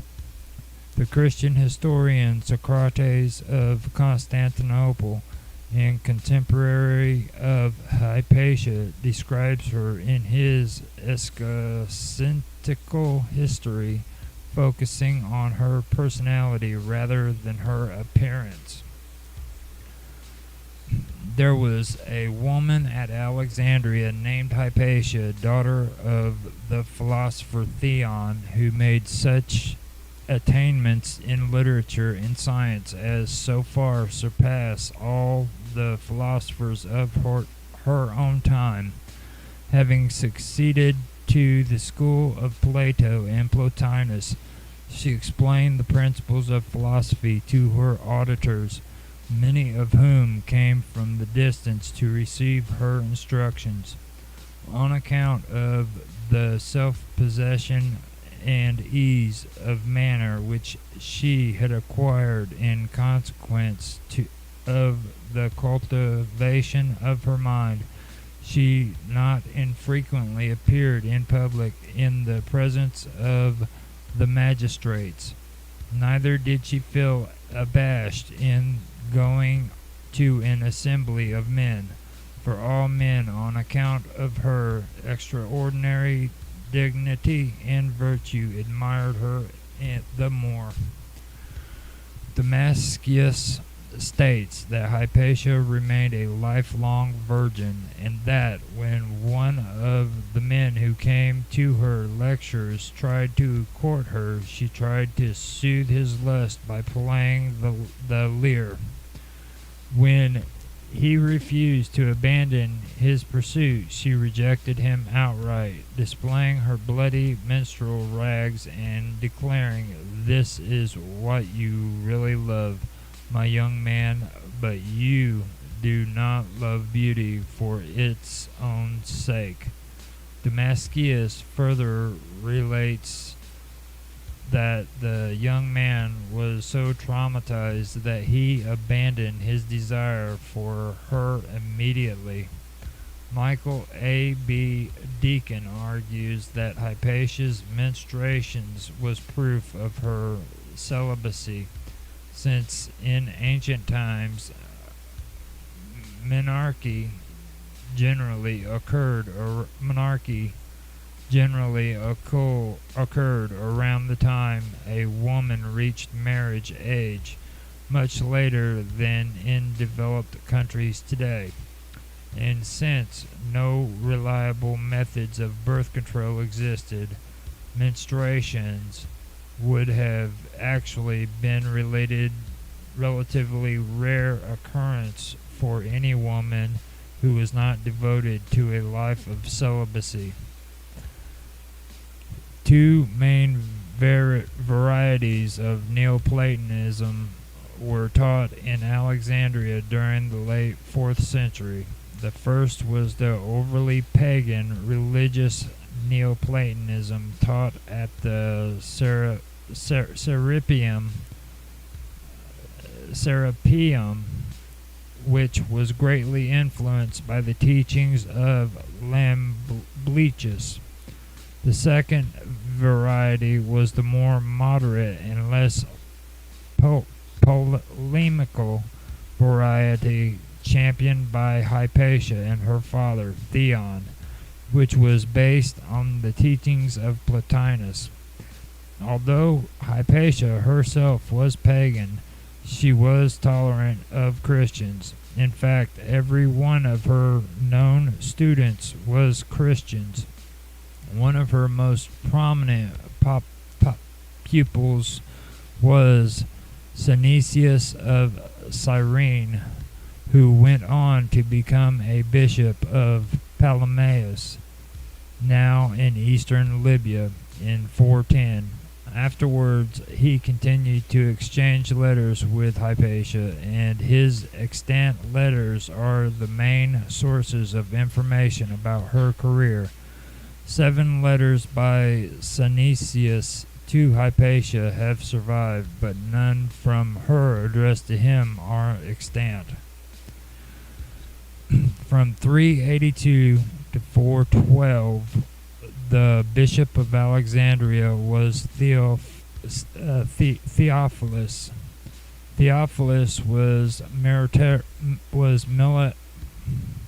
militantly opposed to Lamblichian Neoplatonism and in 391 he demolished the Serapeum. Despite this, Theophilus tolerated Hypatia's school and seems to have regarded Hypatia as his ally. Theophilus supported the bishopric of Hypatia's pupil Synesius, who describes Theophilus in his letters with love and admiration.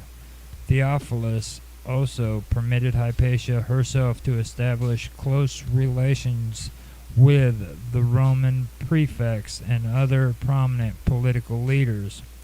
Partly as a result of Theophilus's tolerance, Hypatia became extremely popular with the people of Alexandria and exerted profound political influence. Theophilus died unexpectedly in 412. He had been training his nephew Cyril, but had not officially named him as his successor. The violent power struggle over the diocese broke out between Cyril and his rival Timothy. Cyril won and immediately began to punish those who had supported Timothy. He closed the churches of Timothy's supporters, the Novatianists, and confiscated their property.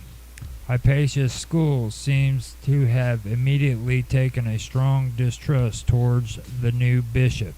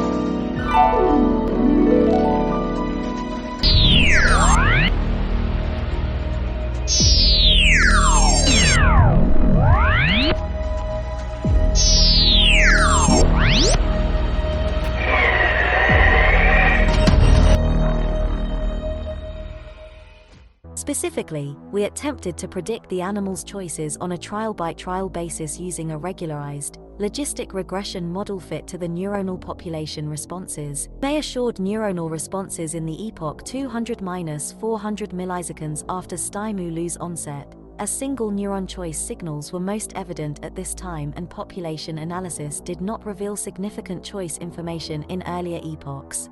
For this analysis, we only considered sessions in which more than one neuron was recorded in each area. Performance was quantified by the percentage of correctly predicted choices on held-out trials. To fit the logistic regression model, we first determined the ability of each neuron to predict choice. We then chose the unit with the highest performance and added units to the model in descending order of predictive performance, until model performance ceased improving. Using this approach, we could predict the animal's choice on 54.14.5% of trials in V1, exceeding the average 95th percentile confidence interval for chance performance, defined as model performance on permuted data, of 52.0%. For V1 popular tie-ins, performance was significantly better than chance in 13 of 58 sessions. In V4, model performance was more robust, predicting the decisions correctly on 58.66.5% of trials, the 95% confidence interval for chance performance being 51.6%. Performance of models using V4 responses were significantly above chance in 40 of 67 says science. Notably, we observed robust choice information in V4 of all 3 datasets, though choice SIG nulls were barely evident in the individual units recorded in one of the animals. Differences between V1 and V4 choice signals were also evident when we excluded the V4 data from M1L, for which there were no corresponding V1 responses. In additional analyses, we attempted to predict choices using models that considered the V1 and V4 populations together, but these models did not outperform models based solely on V4 responses. We also tested whether the performance of V1 and V4 populations was correlated on a session-by-session basis, e.g., whether sessions in which choice signals were particularly robust in V4 were also those sessions in which V1 contained stronger choice signals, where found a weak correlation in population performance in M2, R0.31, P0.05, and no relationship in M1R, R0.35, P0.1. We next compared the performance of single neurons and populations, on a session-by-session basis. By definition, the population performance was equal to, or better than, the performance of the best single neuron of each session. The improvement was generally modest, with an average increase in performance from 53.13.9 to 54.14.5% for V1, M1R, 52.93.9 to 53.74.5, M2, 53.44.0 to 54.64.5, and from 56.85.6 to 58.66.5% for V4, M1L, 58.86.5 to 60.76.6, M1R, 53.34.4 to 53.54.1, M2, 57.54.4 to 60.26.1. The limited improvement was due in part to models using only a small number of neurons. Larger populations were available. We observed more sizable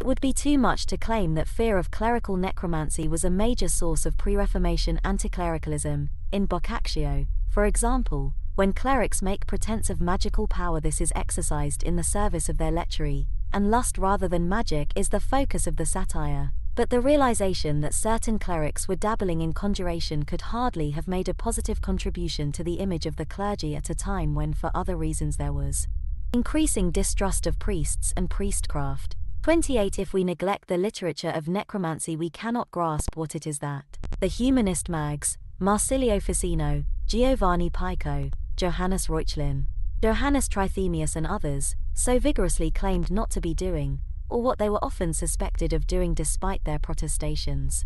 Even the rise of the witch trials in the 15th century is related to increasing consciousness of this explicitly demonic magic. It was surely in large part because they were aware of the demonic magic described in these manuals and evidently practiced in their midst that orthodox authorities often became skeptical about the notion of non-demonic, natural magic. They seem to have misconstrued ordinary magical procedures, interpreting them as working, like necromancy, through demonic agency. 29. Césaire Lanza hinted at the connection when he remarked in 1579, "Today a lowly little woman does more than all the necromancers accomplished in the ancient world." 30. Insofar as necromancers contributed to the plausibility of claims about witches, they bear indirect responsibility for the rise of the European witch trials in the 15th and following centuries. To the extent that these early witch trials focused on female victims, They thus provide a particularly tragic case of women being blamed and punished for the misconduct of men. Women who were not invoking demons could more easily be thought to do so at a time when certain men were in fact so doing. Natural magic was always, in some quarters, a suspect category, and understandably so. Its mechanisms remained unclear, and its claims to empirical confirmation were perhaps even by medieval standards not impressive. Demonic magic, in contrast, was a straightforward notion, and its efficacy was easy for virtually all medieval people to believe. Small wonder if for some authorities in late medieval Europe this became the paradigmatic form of magic, and if other forms came to be interpreted as implicitly grounded in demonic aid, so that a theologian, an inquisitor, or an educated lay judge might be skeptical about claims that some magic was natural rather than demonic. More generally, knowledge of this material adds significantly to our understanding of later medieval clerical culture.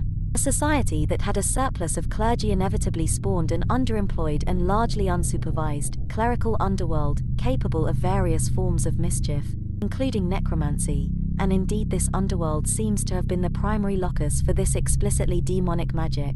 Not all those accused of conjuring demons were clerics. The charge was attached at times to laymen and occasionally women. 31 But the examples cited already suggest that clerics were disproportionately represented, and when we examine the Munich Handbook of Necromancy in following chapters, what we will find there is a characteristically clerical form of magic, using Latin texts and presupposing knowledge of mainstream ritual.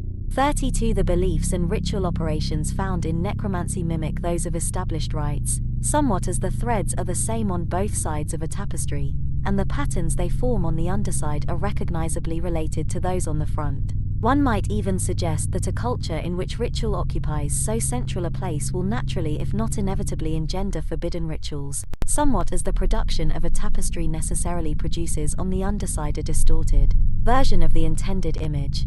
The study of late medieval necromancy gives an exceptionally clear and forceful picture of the abuses likely to arise in a culture so keenly attentive to ritual display of sacerdotal power. Our own society, more fascinated with sexuality and its abuse, has its own concerns about miscreant priests and their abuse of young boys. The clerical misconduct most feared in the late Middle Ages was of a different order.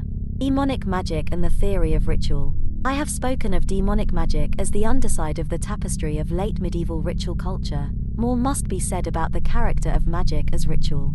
If the Book of Magic is on the one hand a magical book, an object possessing preternatural power, a habitation in which demons may even be supposed to reside, it is on the other hand a script whose formulas are meant for enactment, a guide for ritual action. The Book of Magic thus functions both as a repository of magical power and as a guide to magical process, a liturgical compendium with rites to be observed, scripts to be enacted. The rites of magic suggest questions analogous to those raised by any rites, even if they differ in the sources of power they mean to exploit. 3 issues in the study of ritual are of particular relevance to our understanding of a necromantic text: the relationship between official, or public, and unofficial, or private, ritual, the efficacy ascribed to ritual, and the role of language in ritual.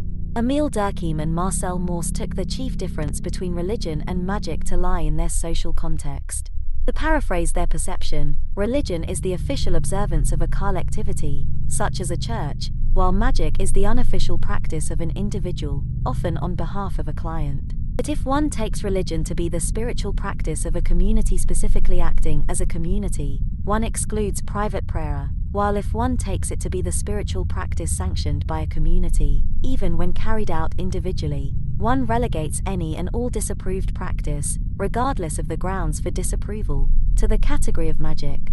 35 Amon Duffy has emphasized that magical or superstitious formulas in charms share a common vocabulary with liturgical prayers, which already suggests the need for a nuanced sense of the relationship between religion and magic. Complexity of this relationship may be seen with particular clarity in the comparison of exorcism and conjuration. As we shall see in a later chapter, in medieval parlance these terms were used interchangeably, and the practices are in fact in all ways but one identical. What we now call exorcism was practiced by an individual, usually a cleric, although some laypeople claimed the role, who addressed demons with formal commands, whose power was derived chiefly from the sacred realities invoked in the formulas of command. What we now call conjuring was also practiced by an individual, usually a cleric, who addressed demons with formal commands essentially identical to those of the exorcists, again powerful by virtue of appeal to sacred realities. In neither case was the command automatically efficacious. Both exorcists and conjurers reckoned on the possibility that the demons might resist their invocations and refuse compliance, in which case the rituals of command would be redoubled. Both the exorcist and the conjurer were engaged in spiritual wrestling matches with the demons, and in both cases they were keenly aware of the dangers. Exorcism was in principle carried out on behalf of a demoniac. Conjurations could be done as ways of afflicting enemies, and could be carried out on behalf of clients. In both cases, then, the ritual performer was acting as an individual but within a social context. If exorcisms were allowed, at least to authorized clergy, while conjuring was prohibited to all, it was because of the one key difference. The exorcist's intent was to dispel the demons, while the conjurer's was to summon them, and mainstream opinion held that it was better to be rid of malign spirits than to invite them into one's life. Study of conjurations in subsequent chapters will suggest that there is no other essential difference between this form of magic and religious practices, and that it is better to perceive demonic magic as an illicit form of religion than as a cultural phenomenon distinct from religion. The efficacy of magical rites, like that of any rituals, can be seen as real, objective, and, within the historical culture,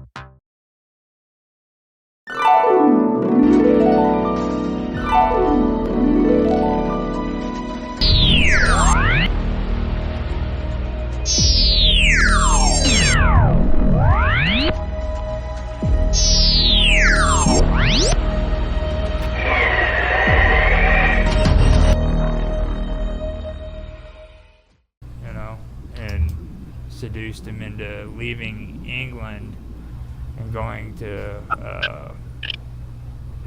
Italy, where they were able to drug him in his drink and then take him without problems. But that was an interesting story that I got caught up into when it comes to all this stuff and energy and nuclear and all that. But I thought that would be interesting in sharing.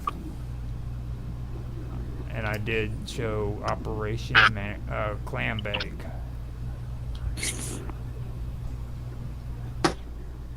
Yep.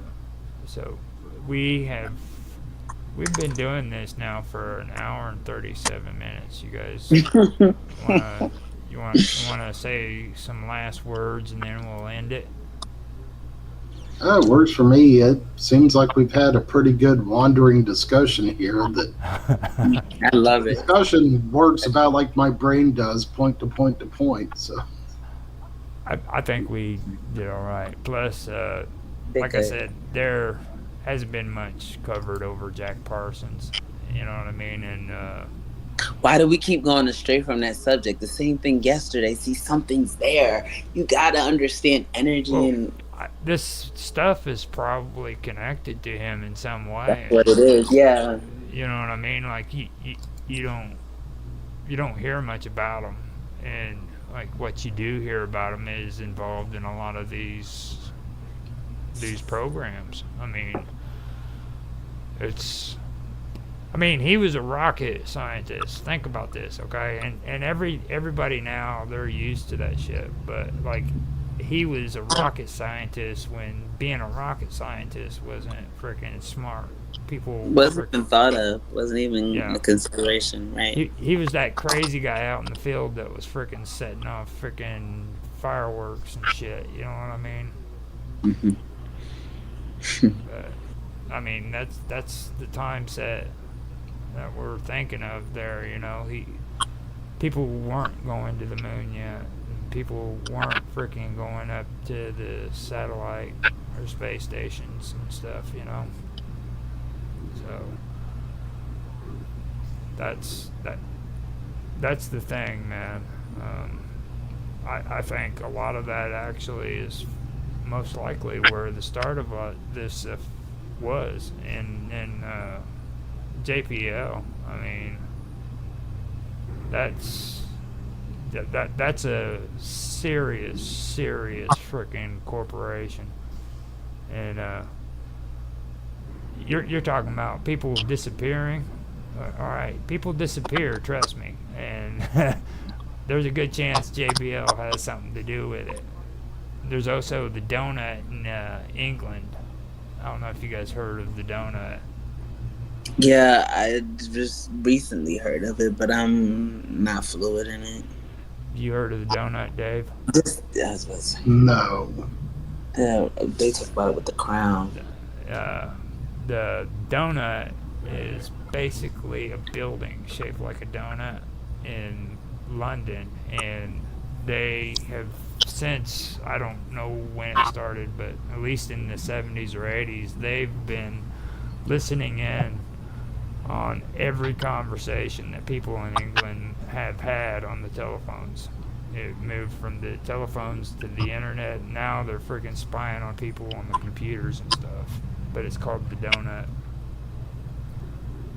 Okay. I know that that's done here. You know, there's one right down the street from where I'm at right now. Do you remember the old telephone buildings? You know, you had to have all the wire frames. I know what the frames look like. We actually had some for Davis when I was at the Space Center. But you had these huge relay centers with all the wires going everywhere to switch telephone conversations. You had to have your switch buildings. Well, we don't need that anymore. Even if you've got two landlines, when one calls the other, it gets converted to digital somewhere, and it's all done over network switches and the internet and what have you, even if you think you're using a landline.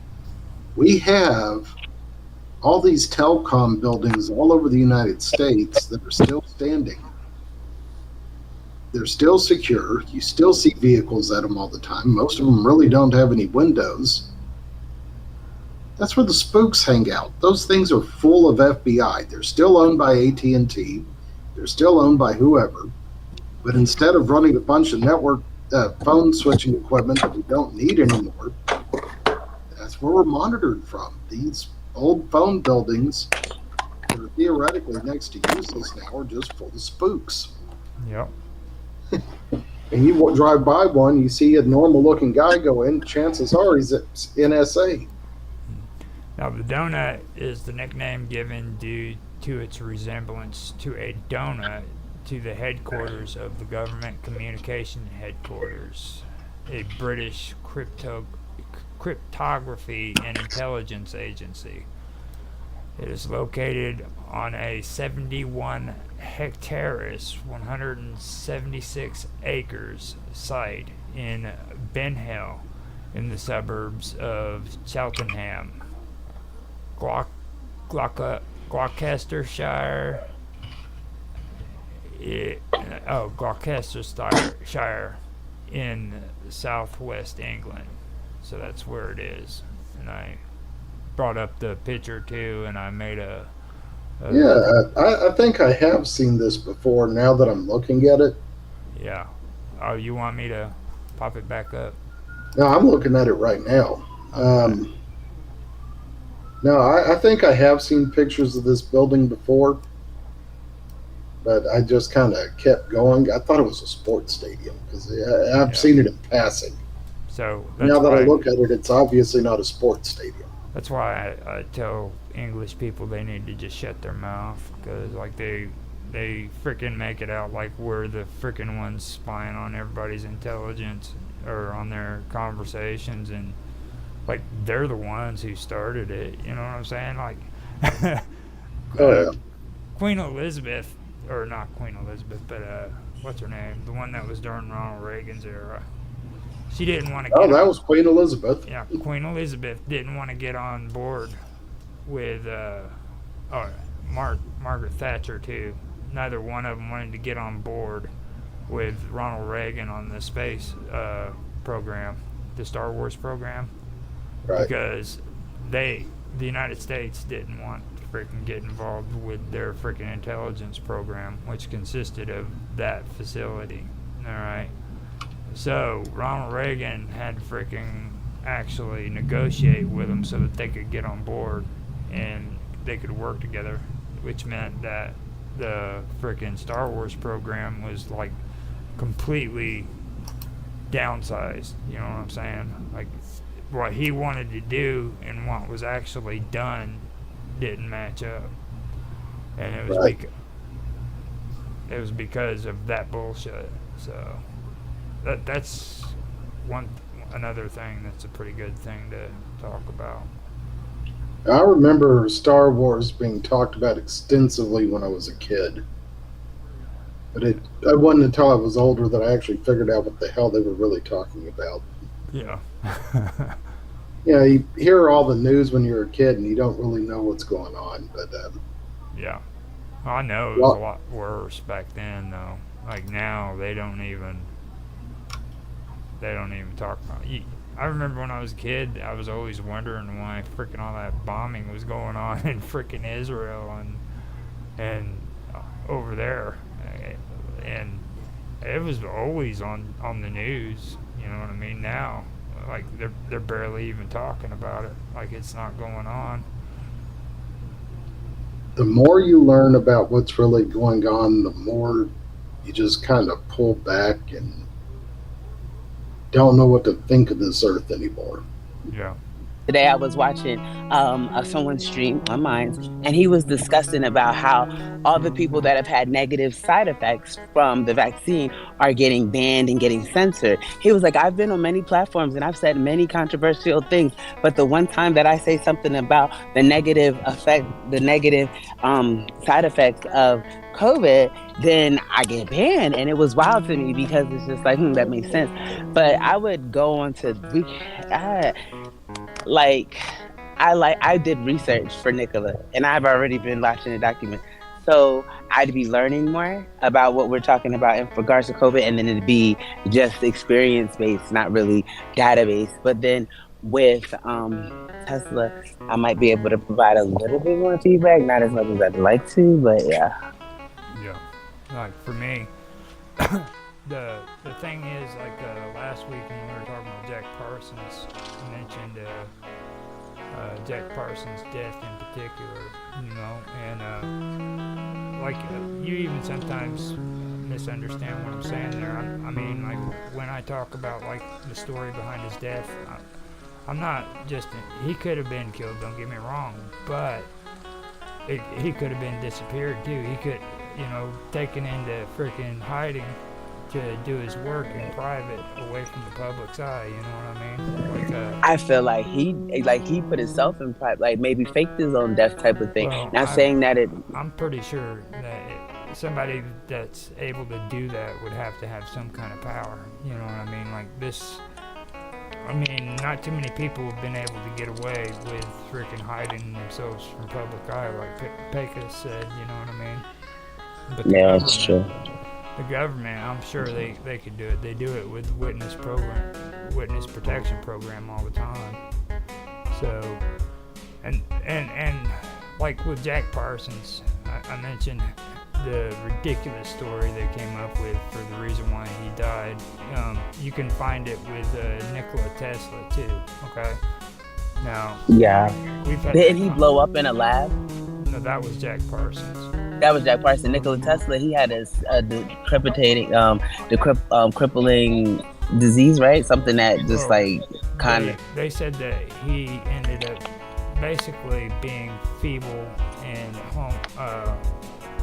home-ridden, whatever, poor, desolate, living alone in a hotel room by himself. And what's his name? The guy that was his adversary of all people was paying his bills for the hotel. Yeah, we were talking about how can someone that smart not even be able to sense a rapid decline, in which case having their affairs more so intact. Yeah. I've never heard anything that said that he had a decapitating. That's it. Thank you. I'm like, it's not that. I'm not saying that we're decapitating. Yeah. Something that was making him. Well, he did. So he did get sick with cholera or something like that in his early years. I did see something. I was reading something about that. He was close to death in 1873 from cholera, cholera, and so I could imagine like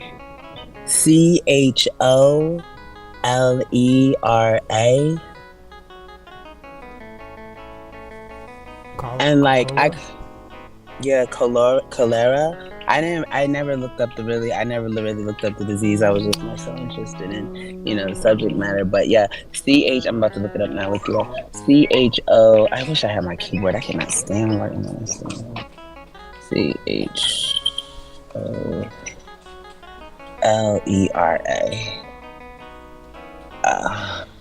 That would help.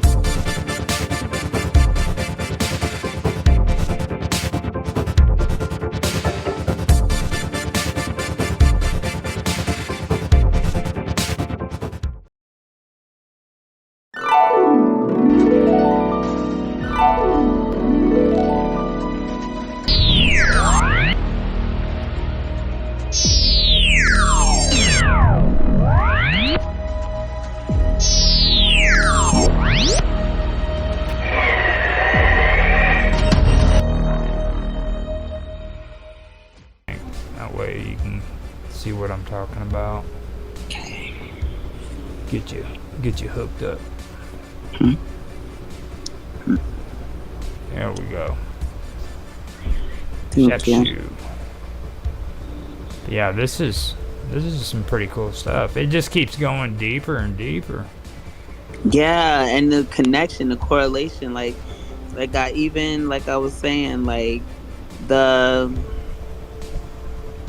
when we're talking about Atagardis or Atagatis, yeah, like looking at that and just showing how everything correlates. Even if we go all the way we can get to Egypt, we can get to Sumerian, and then we're back in the Phoenician.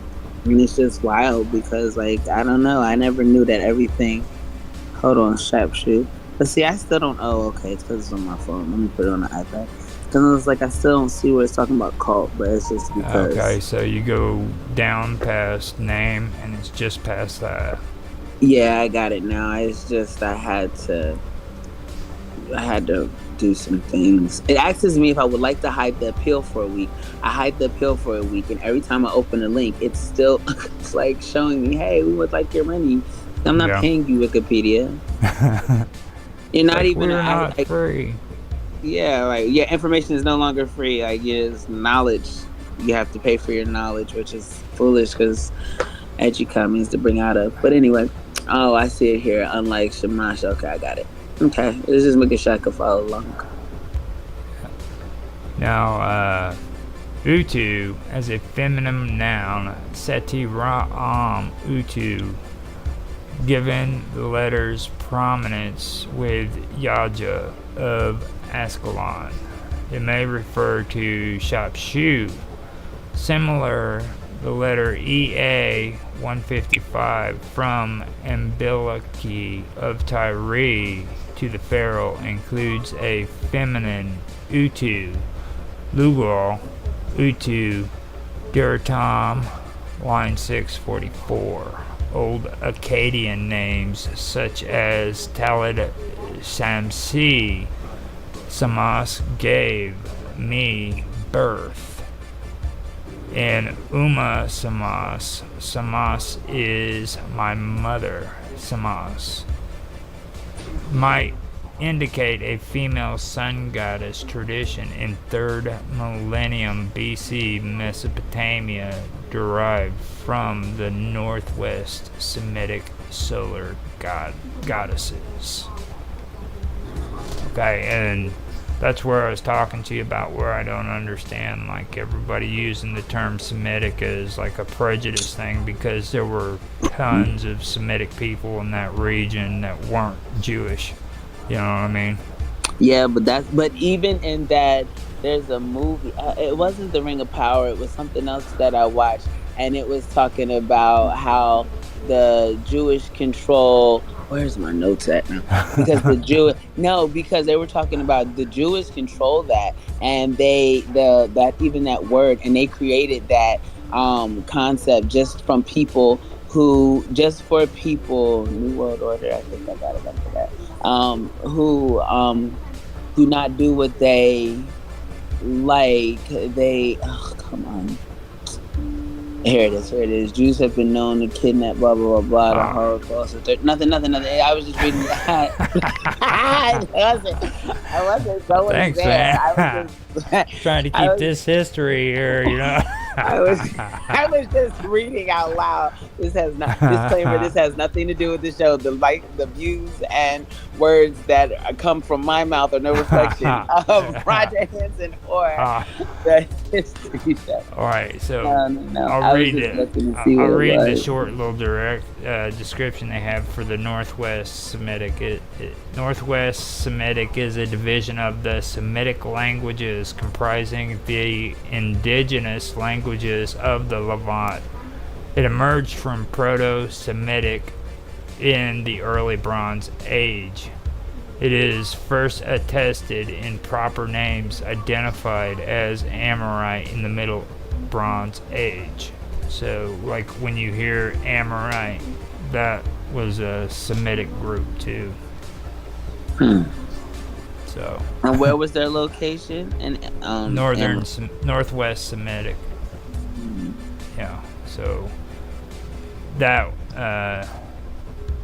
it would include the Levant and areas like that.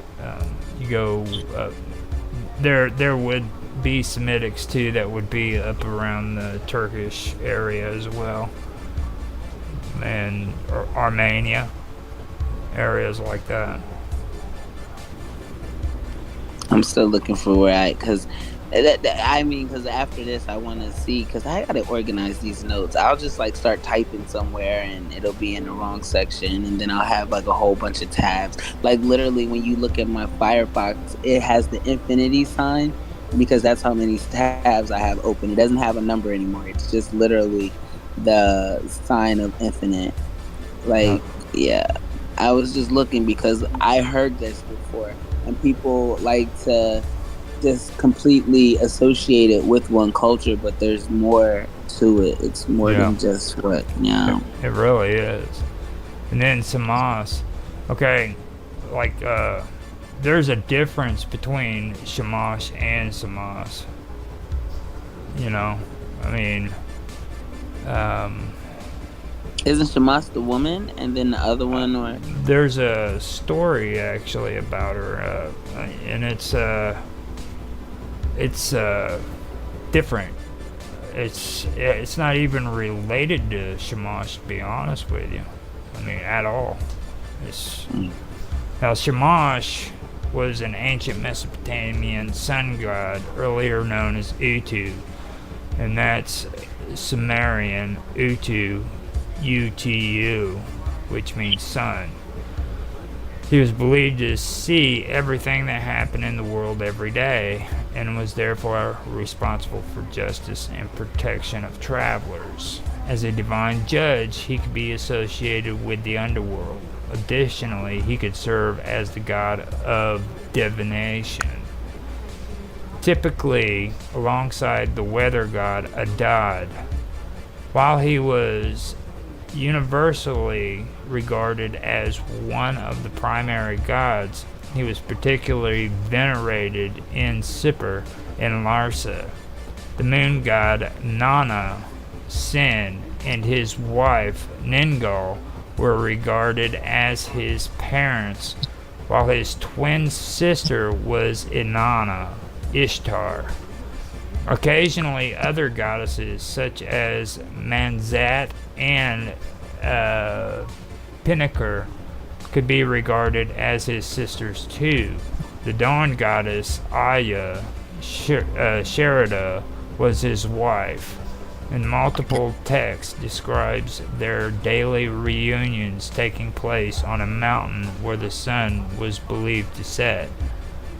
Among their children were Katum, the personification of truth, dream deities such as Mamu, as well as the god Isham. Utu's name could be used to write the names of many foreign solar deities. Graphically,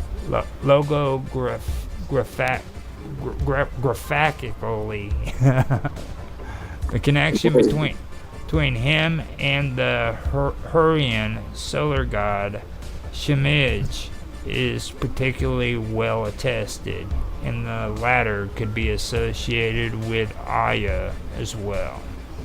While no myths focusing on Utu are known, he often appears as an ally in other figures of both Sumerian and Akkadian compositions.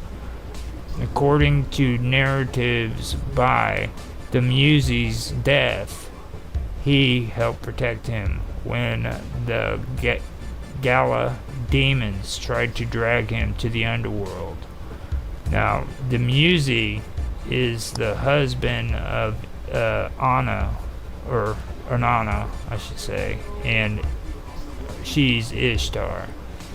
So, you know the story I told you about Inanna being going down into the underworld and then being and having to meet her sister, and then, the person that, and then Enki raising her from the dead. This is our first. Oh my gosh, it's like our first date. No, but that was when we first. Yeah, I do remember. Now, the music. You remember how I told you that Inanna had her follower go to all the temples, and it was Enki who finally helped her. Yeah.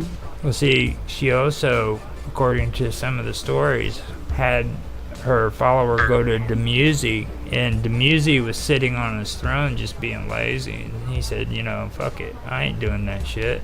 You know what I mean? So when Inanna came back from freaking the underworld, she went up on Dumuzi and seen him sitting there just being all lazy on his throne, freaking had him turned into traded him his life for her life, because you can't come out of the underworld without freaking reincarnation, without another life taking your place. Yeah. So if you're resurrected and brought out of the underworld, you have to have somebody take your place. So she had to choose who it was that was going to freaking take her place, and she chose Demusy. So Demusy freaks out, starts running off, and before the demons could get him, he says a prayer to frickin' Ishtar's brother, which is Shamash, because he followed him. And Shamash, being the great guy he is, freaking turned him into a snake and allowed him to crawl off and way to safety. The great guy that he is, you gotta be like. But once he turned into a snake, was he able to turn back into a human, or was he a snake for the rest of eternity? Demusy is a snake. Oh, God. Yeah. So what about the snake goddess, the serpent goddess then? Now, Demusy's death, he helped protect him when the Gala demons tried to drag him off to the underworld. And the Gala demons in Sumerian and ancient Mesopotamian religion were great demons or devils of the ancient Mesopotamian underworld. Look how their heads look like the third eye. Did you see how their face looks like the third eye? Yep. Eyeballs. That's crazy. Now, the reason why Gilgamesh. Yeah, I bet that. Epic of Gilgamesh is an epic poem from the ancient Mesopotamia. The literary history of Gilgamesh begins with 5 Sumerian poems about Gilgamesh, king of Uruk, dating from the 3rd dynasty of Ur.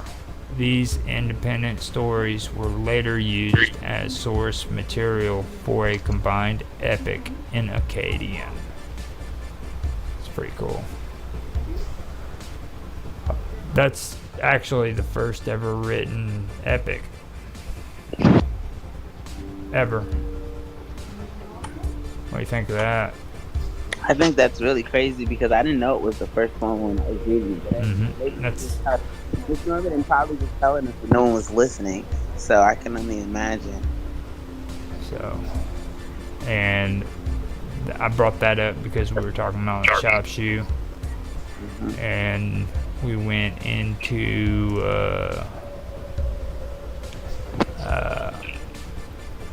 let me see.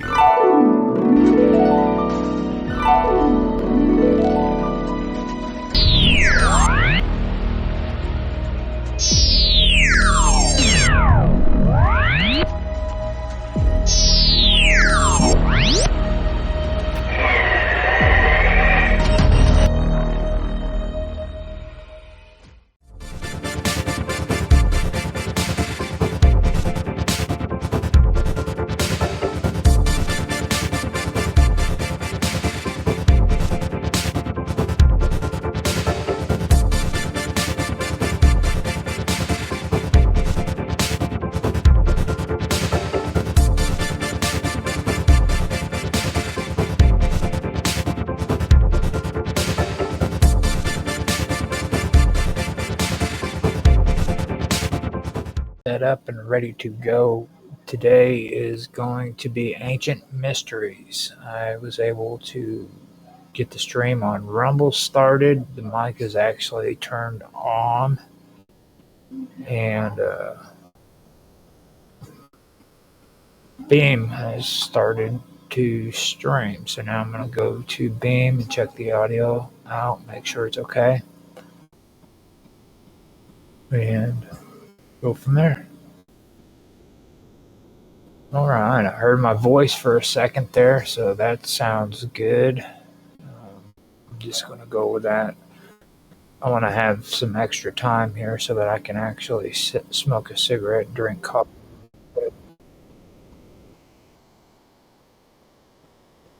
Let me turn that off, hit refresh. I have Rumble activated at the moment, but it's not really going yet. So let me see what the deal is there. Sometimes I have to hit refresh a couple times before it kicks in. Yeah, there we go. Okay, sounds good on Rumble. X has popped up. Sounds good on X. Going into D-Live. D-Live sounds good. And now Twitch. Twitch sounds good. And so does Kick. Kick sounds good. Let's see if YouTube is going right. D-Live sounds good as well. Now, I do have, it's a 4:48 here. The show doesn't start until the top of the hour, so that means it gives me 12 minutes to get some coffee, smoke a cigarette, and get back here and start with the show. So that's what I'm going to do. Now, I was debating on what it was I wanted to put on here, but I figured the best thing for me to do is put freaking Mr. Robot's new song out and let it play. It's going to probably loop. I have it on loop, but it's called Echoes of Atlantis. I'm pretty sure you guys are going to enjoy this. So let me put that on and let you guys enjoy it.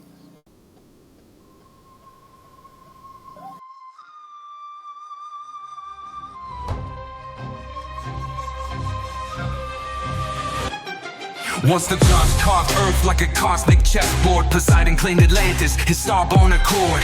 10 twin suns, throne of tridents waves at his command. Empire stretched from Baalbic stones to Mayan sand. Monolith stacked like Legos blocks no crane could lift. Sonic levitation, gods don't need pulleys or grit. Athena taught Athens, Hephaestus forged veins of gold, but Atlantis spires pierced heaven's stories untold. Ages of virtue, divine blood pure in the veins. No egregious geodesic temples where starlight reigns, but mortality crept in, diluted the grace. Gold turned to rust, hubris eclipsed the god face. Of Atlantis, drowned in the deep.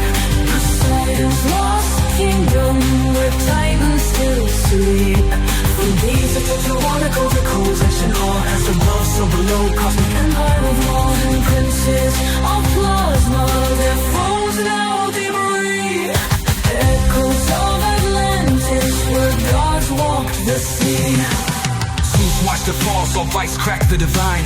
Pyramids hummed warnings, but they ignored the signs. Sky split with fury, tsunami swallowed their pride. Atlantis sang screaming, but blueprints survived. Baalbec's foundation, stones that define modern math. 1,000-ton puzzle, gravity's aftermath. Scholars still baffled how they align the stars. They rode cosmic currents, breaching space-time's bars. Now divers chase shadows, where crystal cities gleamed. AI scans the ocean, but truth a half-dream. Dream Freemasons whisper maps in their launches of lore. Plato's Critias, a metaphor or a war. Echoes of Atlantis, drowned in the deep.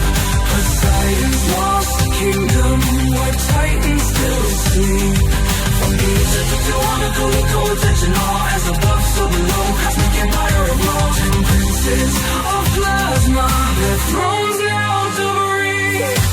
Echoes of Atlantis, where gods walk the sea.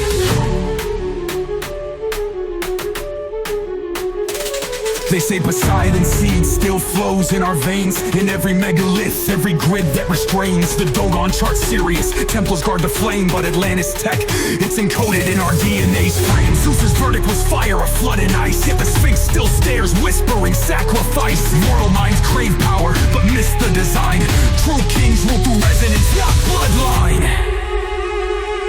Now decode the ruins, their psalms etched in stone. A star-born king's empire, now dust and bone. The hall of records buried neath Giza's cold gaze holds anti-gravity schematics from pre-flood days. Crystal engines hummed, organ fueled their might, till pride turned their frequencies dissonant blight. The Anunnaki fled, Mars colonies crumbled. Leviathan's bones and the Mariana rumbled. But Poseidon's ghost rides the Bermuda's mist. Evolve past the greed or drown in the abyss. Tsunamis taller than gods, crack continents like eggs. Jungles of Egypt drowned, turned to sand in Poseidon's regret. Mammals shrunk to lapdogs, skies choked by volcanic breath. Waves circled the globe thrice, 3 funerals for death. Up Nepistim, rode the arc of frequencies, not wood. Up tetrahedron ziggurat where anti-grav pulses stood. While Atlantis sank, he spliced DNA and quantum seeds, stashed them in Göbekley's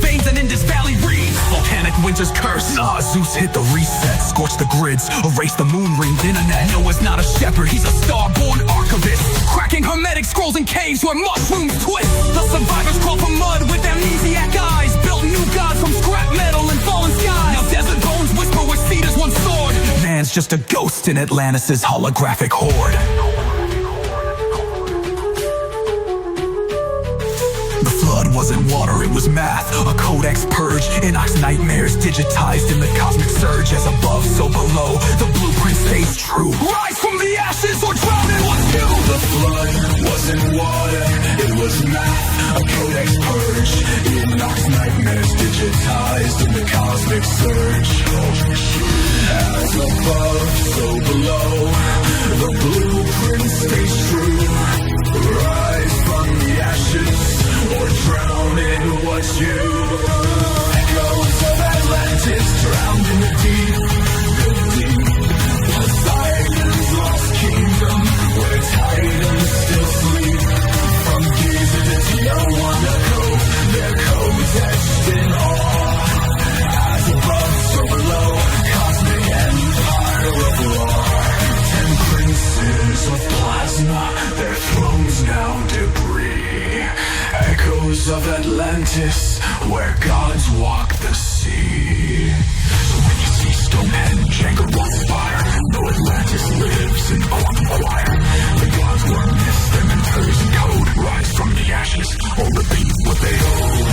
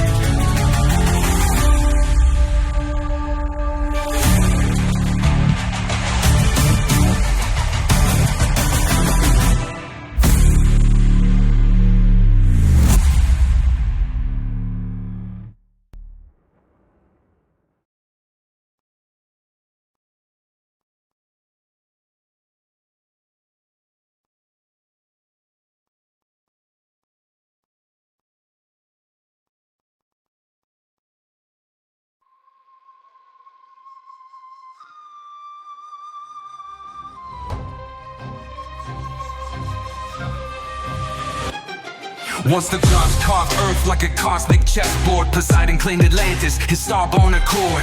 10 twin suns, throne of Tridents waves at his command. Empire stretched from big stones to Mayan sand. Monoliths stacked like Legos blocks no crane could lift. Sonic levitation, gods don't need pulleys or grit. Athena taught Athens, Hephaestus forged veins of gold. But Atlantis spires pierced heaven, stories untold. Years of virtue, divine blood pure in the veins. No egregious geodesic temples where starlight reigns. But mortality crept in, diluted the grace. Turned to rust, hubris eclipsed the god fast. Of Atlantis, drowned in the deep. Poseidon's lost kingdom, where titans still sleep. From Giza to Tiahuanaco, the codes etched in awe. As above, so below, cosmic empire of law. And princes of plasma, their thrones now debris. Echoes of Atlantis, where gods walked the sea. Watched the fall, saw vice crack the divine. Pyramids hummed warnings, but they ignored the signs. Sky split with fury, tsunami swallowed their pride. Atlantis sang screaming, but blueprints survived. Baalbek's foundation, stones that defy modern math. 1,000-ton puzzle, gravity's aftermath. Scholars still baffled how they align the stars. They rode cosmic currents, breaching space-time's bars. Now divers chase shadows where crystal cities gleamed. AI scans the ocean, but truth a half-dream. Three mixes whisper maps in their lodges of lore. Plato's Critias, a metaphor or a war. Echoes of Atlantis, drowned in the deep. Poseidon's lost kingdom, where titans still sleep. From Giza to Tiahuanaco, the codes etched in awe. As above, so below, cosmic empire of law. 10 princes of plasma, their thrones now debris. Echoes of Atlantis, where gods walk the sea.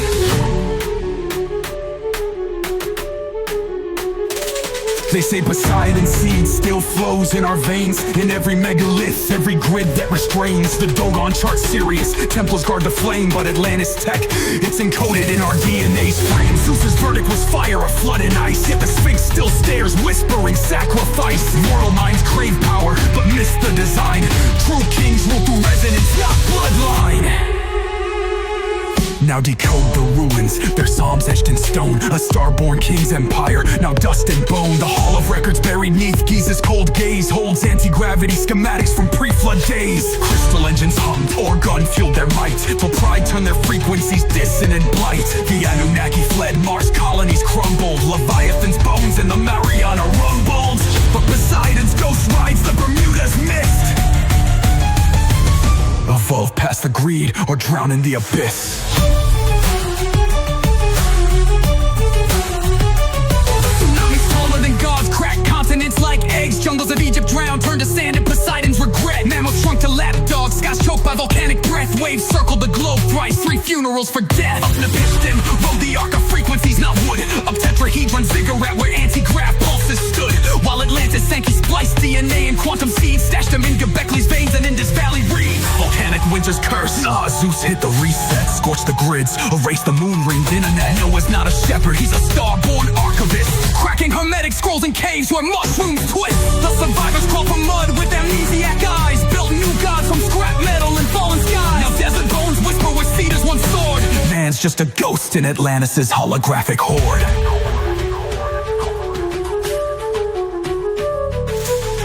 Wasn't water, it was math. A codex purge, Enoch's nightmares digitized in the cosmic surge. As above, so below, the blueprint stays true. Rise from the ashes or drown in what's new. The flood wasn't water, it was math. A codex purge, Enoch's nightmares digitized in the cosmic surge.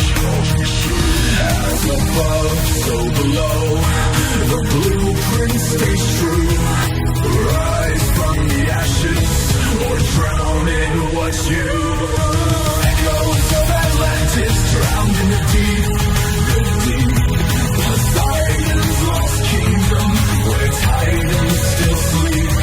From Giza to Tijuana, their codes etched in awe. As above, so below, cosmic empire of law. 10 princes of plasma, their thrones now debris. Echoes of Atlantis, where gods walk the sea. So when you see Stonehenge, anchor one spire, know Atlantis lives in the quantum choir. The gods were missed, their mentors in code. Rise from the ashes, or repeat what they owe.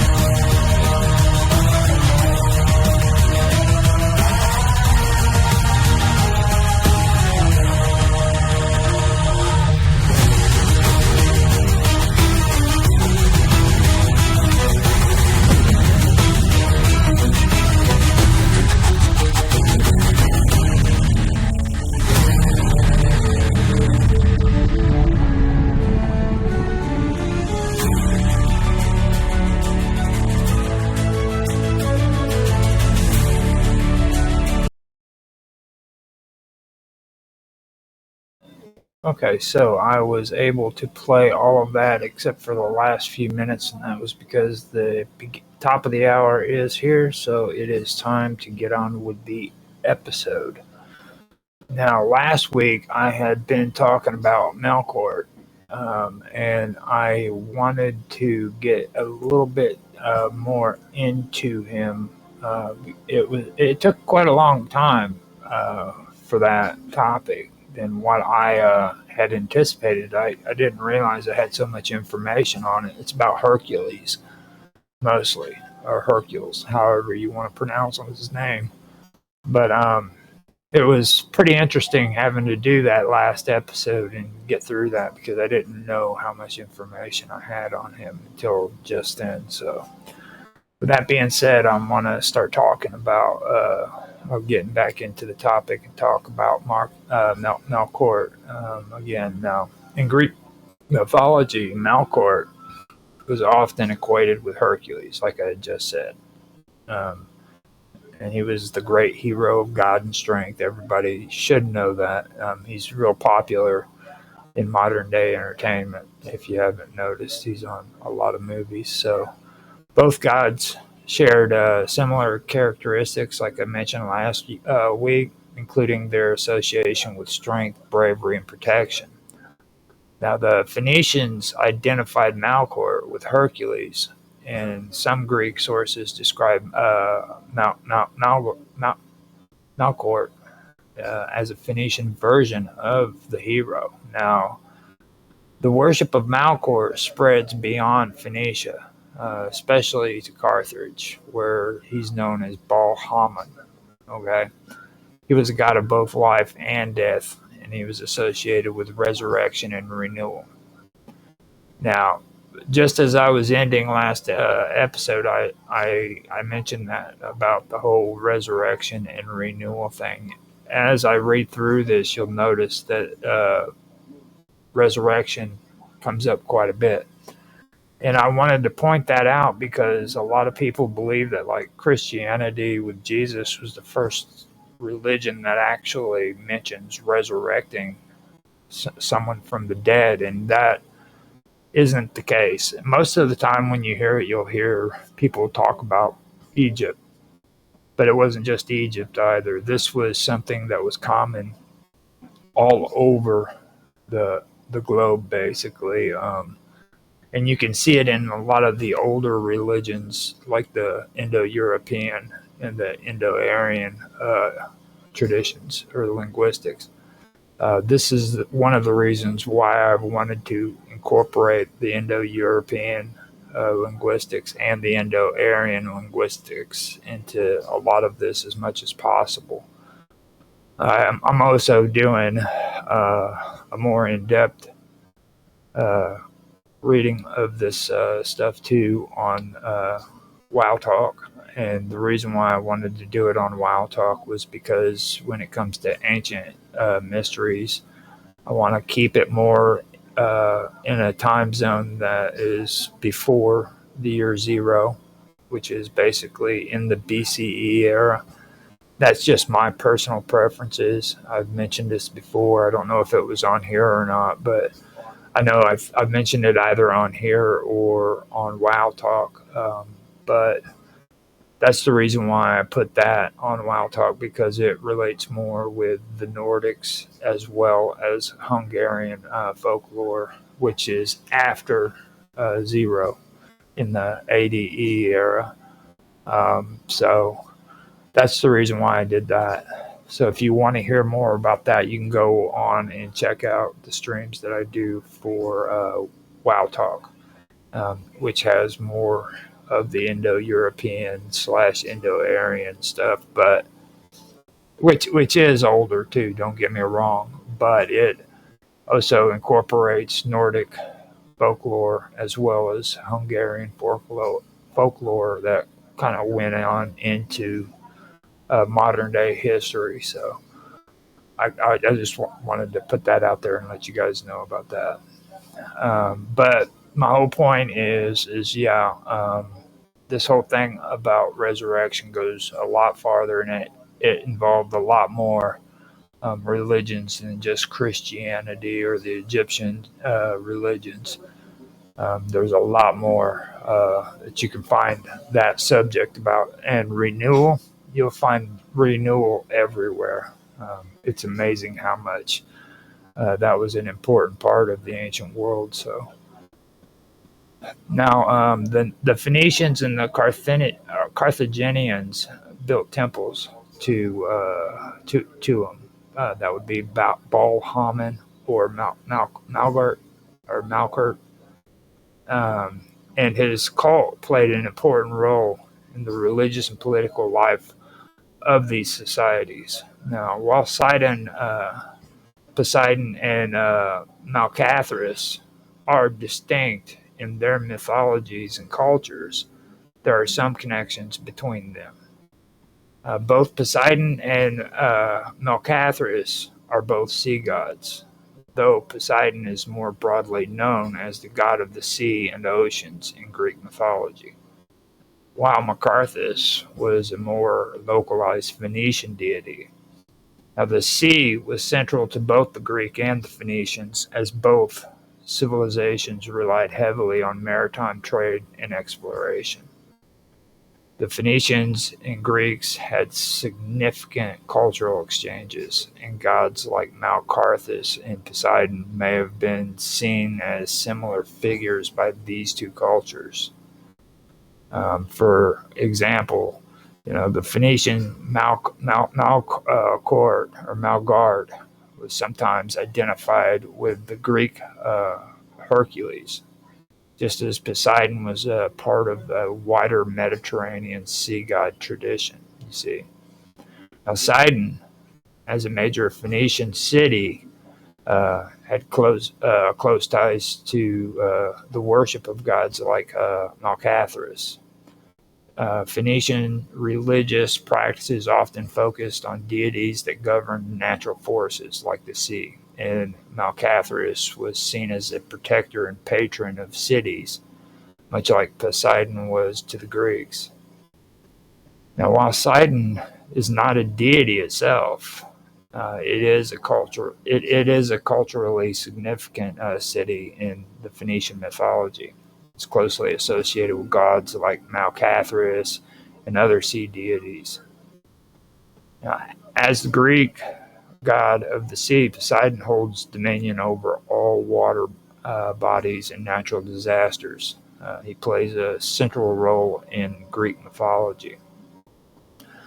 Now, the Phoenician god Malcathras, or Malgard, or Malkarth, I'm used to saying Malcathras, but this is a new word that I have to say without messing it up. He's associated with kingship, protection, and the cycles of nature, particularly in the city of Tyre. And I know some people say Tyre. I usually say Tyre. His influence spread throughout the Mediterranean, which included Carthage as well. Now, the myth of Uranus and Uranus's emasculation is what I want to get into now. That's probably where I'm going to end off with the whole thing, finishing off Malcathras. But the myth of Uranus and his emasculation is a crucial part of Greek mythology, specifically in the context of the creation myths. Now, it is described in several ancient texts, including Hesiod's Theogony and Apollodorus's library. Now, Uranus was the primordial god of the sky and one of the first beings to emerge at the beginning of the cosmos. He was the son and husband of Gaia, the earth. And together they had a lot of children, which included the Titans, the Cyclops, and the Hecatocaries. The Hecatocaries, or the Hecatares, is how I usually say it.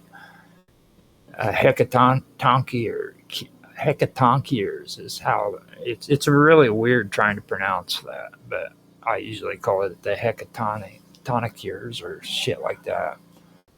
Now, when I first heard that word,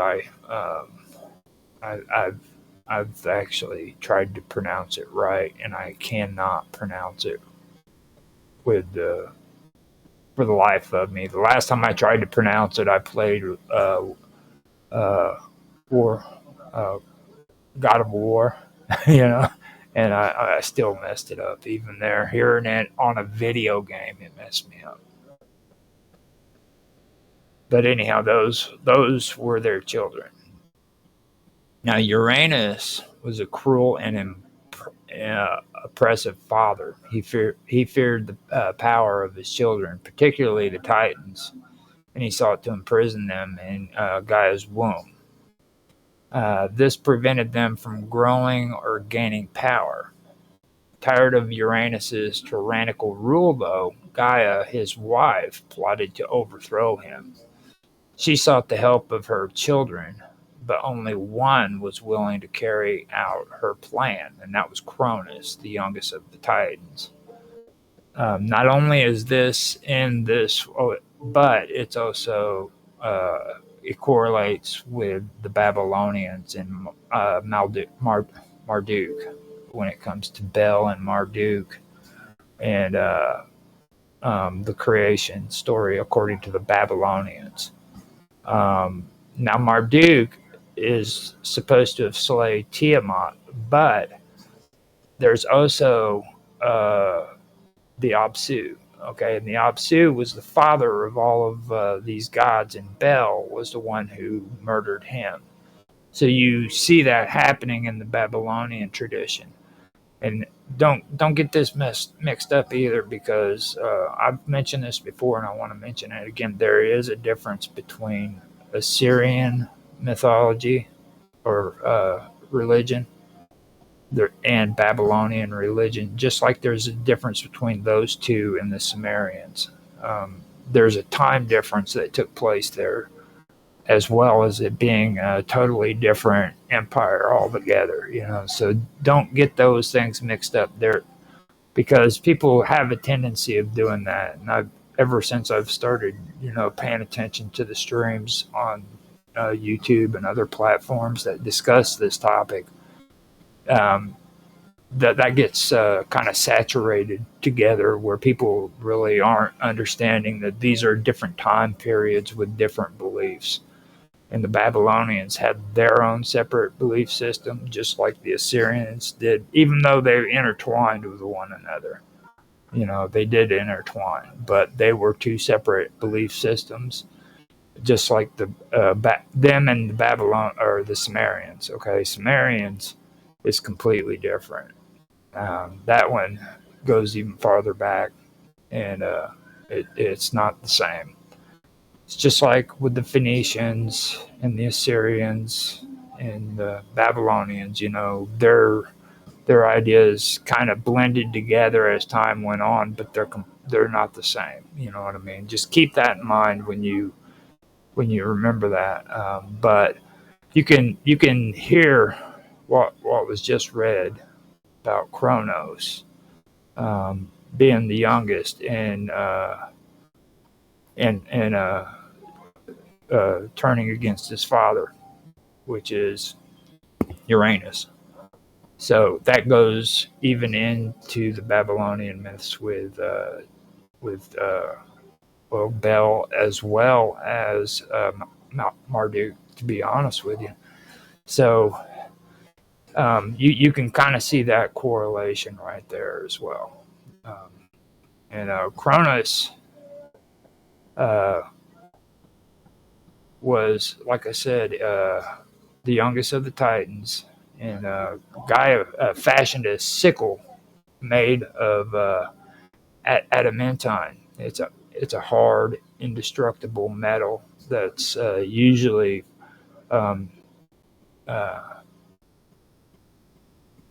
not used in the ancient world, which is something that was interesting to me, because during that time period, people were really wanting to hunt down and gather steel swords and stuff like that. That was like the weapon of the gods, So that's something that really sticks out to me, that this sword was made out of adamantine, which is a really, really hard metal to come by.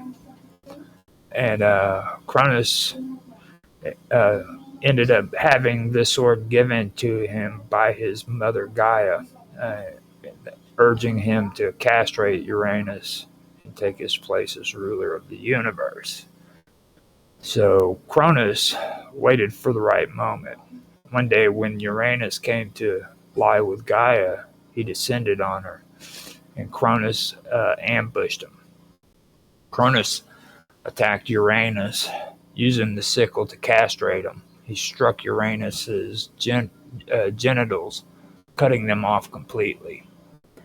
The blood that spilled from Uranus's body created Uranus, which is the Furies, and also giants in Malaya, which is nymphs of the ash tree.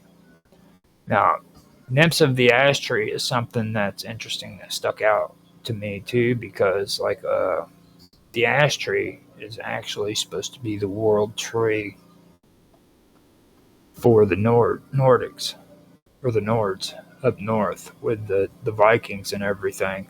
And that is what really sticks out to me. I'd just done an episode where I'd covered this, where Odin was supposed to have hung himself on the ash tree so that he could acquire divine understanding.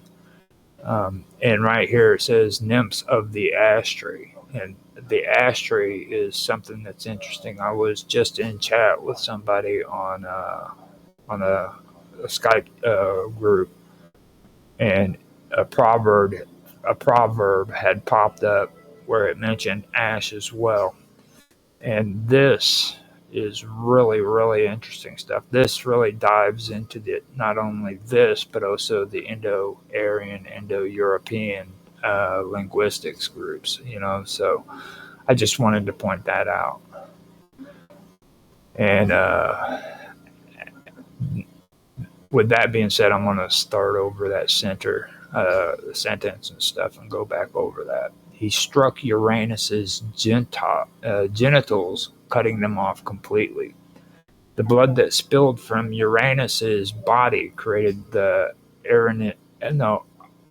Erinyes, which is the Furies, giants, and the Malai, nymphs of the ash trees, as some versions of the myth suggest. Okay, so just some of the myths, versions of the myth suggest this. So that could be the Indo-European influence that came into the myth. And there's other versions, but that's cool. So Uranus's emasculation was not just a physical attack, but also symbolized the overthrow of the primordial powers, shifting the balance of the customs. Now, this is where I want to also make a note and say that the Erinyes, often known as the Furies, are a group of ancient deities in Greek mythology who personified vengeance and punishment.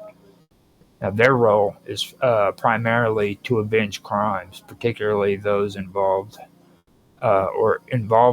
familial transgressions, such as murder, betrayal, or the breaking of oaths, things of that nature.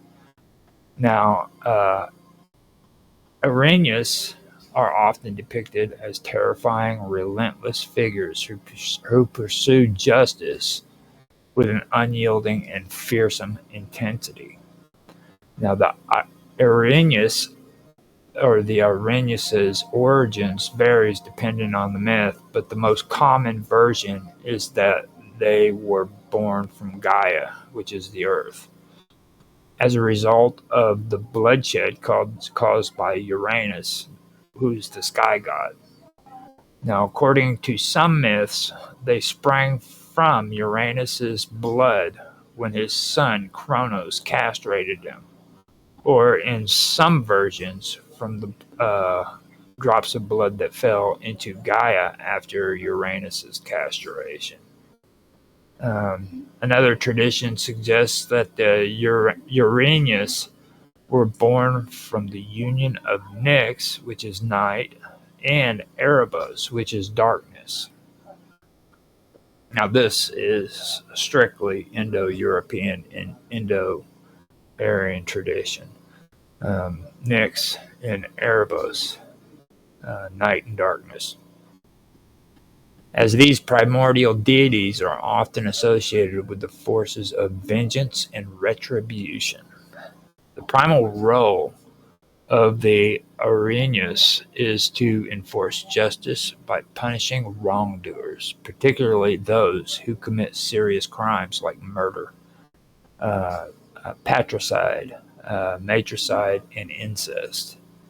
They were especially concerned with offenses within families, where the breaking of bonds and blood relations was considered one of the most heinous of crimes. The Arrhenius, or the Arrhenius's pursuit of vengeance was relentless and unyielding, often driving the guilty party to madness or despair. The Iranians were seen as agents of divine retribution. Their main purpose was to punish those who had committed immoral acts, especially those involved in familial harm, like I just said. They would track down the offenders and torment them with unrelentless pursuit. This role often portrayed them as embodiments of divine justice, ensuring that no one could escape the consequences of their actions. The Iranians are most famous for their role in avenging a murder. They were particularly concerned with crimes like killing a family member or violating sacred oaths. When a murder occurred, especially within a family, the Arrhenius, or the Arrhenius, Arrhenius, there we go. Erinyes. So Arrhenius. The Arrhenius would appear to avenge the bloodshed. They were relentless in their pursuit of justice, no matter how long it took. The Arrhenius were often depicted as terrifying figures who could bring madness upon those they pursued. Their pursuit was relentless and could drive the guilty to insanity, which is a key theme in Greek tragedies, especially in plays like Aeschylus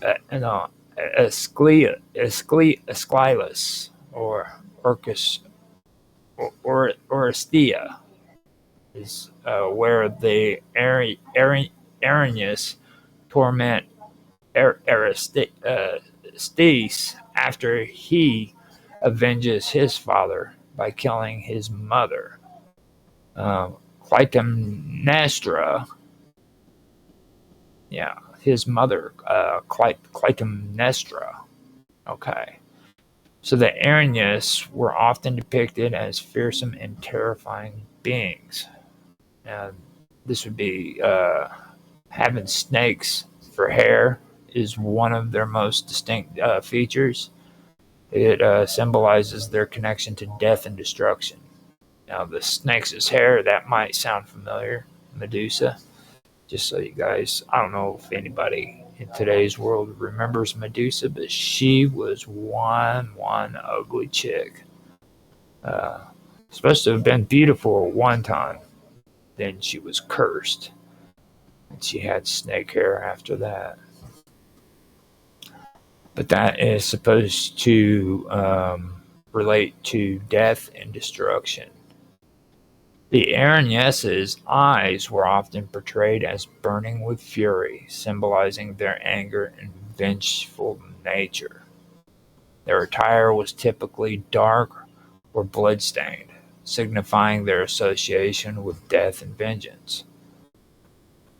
Some depictions show the Arrhenius as with wings, further emphasizing their relentless pursuit and swift vengeance. In some myths, they are also described as having a terrifying voice, capable of spreading or of shrieking and wailing as they pursued their quarry. Terrifying voice capable of shrieking and wailing as they pursued their quarry. Now, while the Arrhenius are typically depicted as a trio, the most common names for the three Furies are Alecto, the relentless one, who was associated with anger and punishment. She was often seen as the most active and merciless of the three. Then you have Megara, the jealous one, who was associated with envy and vengeance. She was often depicted as punishing those who committed crimes out of jealousy or greed. And then you have Tisiphone, the Avenger, who was primarily concerned with punishing crimes involving murder, particularly within families. These three were the primary figures, though in some accounts there are additional Furies or variations of their names and roles. The Erinyes play a central role in several key Greek tragedies where they are portrayed as both agents of justice and harbingers of madness. One of the most famous representations of the Erinyes comes in Aeschylus' uh, trilogy, Aeschylus' trilogy. The Oresteia, that's the Oresteia, and Aeschylus is Aeschylus. The first play, Agamemnon, the Aeneas began to pursue Aristeus after he kills his mother, which is Clytemnestra, to avenge the murder of his father, Agamemnon. The Erinyes relentlessly pursue Aristeus through the trilogy, driving him to madness. In the final play, Eumenides, the Erinyes are transformed from vengeful figures to protectors of justice after Athena intervenes and establishes a court of law to adjudicate the case. The Erinyes are eventually appeased and become the Eumenides, or the kindly ones, symbolizing the transformation of vengeance into legal justice. The Erinyes also appear in various other works of Greek tragedy, such as those of Sophocles and Euripides, where they are invoked as agents of divine justice and their role in the lives of mortals is explored. So right here you have a place within the Greek stories where you see vengeance being transformed from vengeance into justice. So originally, justice was actually a form of vengeance where you took vengeance on people in your family who were murdered, and that eventually was changed from vengeance into justice. I was talking to someone here recently, or a couple people here recently, where I was pointing out the fact that in my series that I've been doing, and I haven't been scheduling them on a regular basis, but I do work on it. It's here on the Wonderful World of Weirdness. It's called Into the Abyss, and I've been working on that because I wanted to point out some of the stuff that involves, philosophy, and how philosophy actually stems from all of these old folklores and all of these old legends that come from the ancient world. This is one of the cases. I've actually been reading through this and pointing out some of them already, but this is the first time where I've actually brought this up, where that's the reason why I've been doing my Into the Abyss series, and that's my that's the stream that I do where I'm very serious about this stuff, and I want to be real careful about what I put on there because I want people to be able to go through the playlist and from the beginning all the way to the end, they can see what's taken place when it comes to philosophy and the correlations between that and paganism, as well as old lores and folklores and esoteric beliefs and stuff like that. It's all intertwined, you know. I think a lot of people today have this misconception that we are so much more wiser and so much more intellectual than people ever were back in the ancient world, and that's just not the case. They were just as intelligent and just as wise as what we are today, but we have more resources available for us than what they had. We've also got a lot more freedoms than what they had. Life back then was a very harsh, cruel life. It was a cruel world, period, you know. Um, Most of these people live off of folklore, superstitions, things of that nature.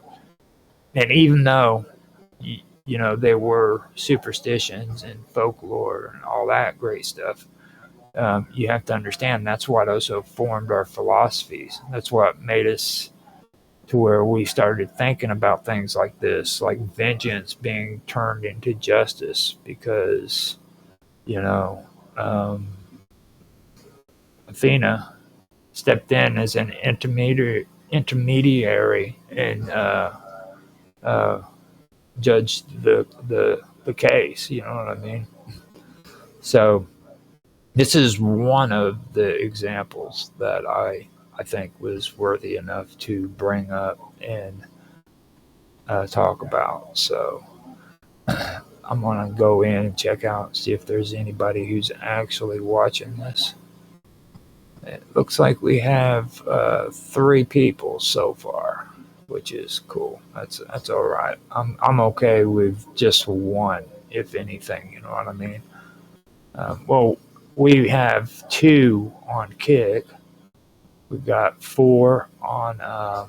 We've got 4 on Beam, and we have 4 on Rumble, as well as 1 on X, and I can't tell you how many's on D-Live.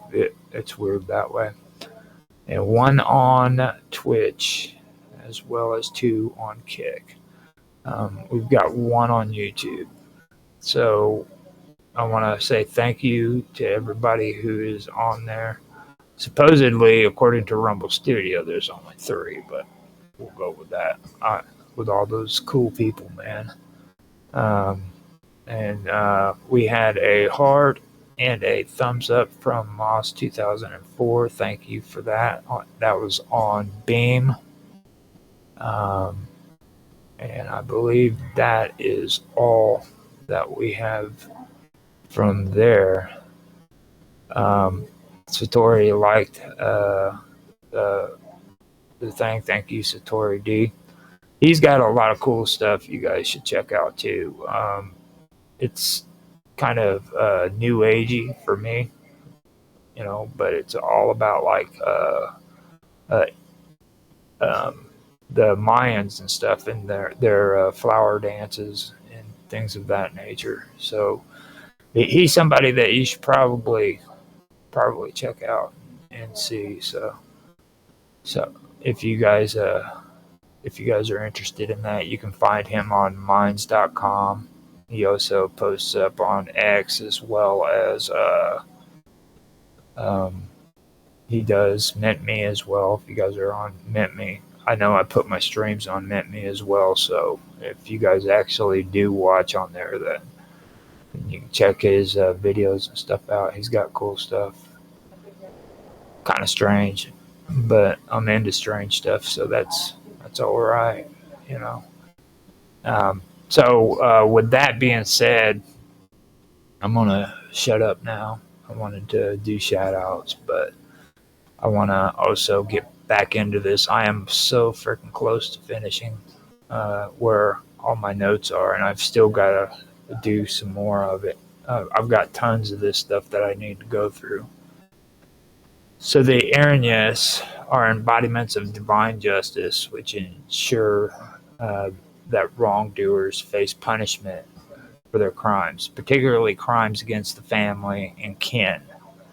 They symbolize the idea that no one can escape divine retribution, and even the gods must obey the moral laws of the universe.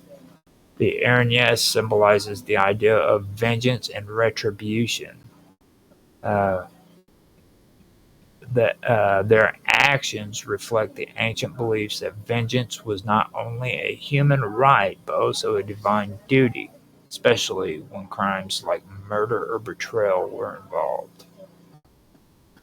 Now, the Aranyas relentlessly pursued their relentless pursuit of vengeance often symbolizes the endless cycle of violence and bloodshed that can plague families and societies.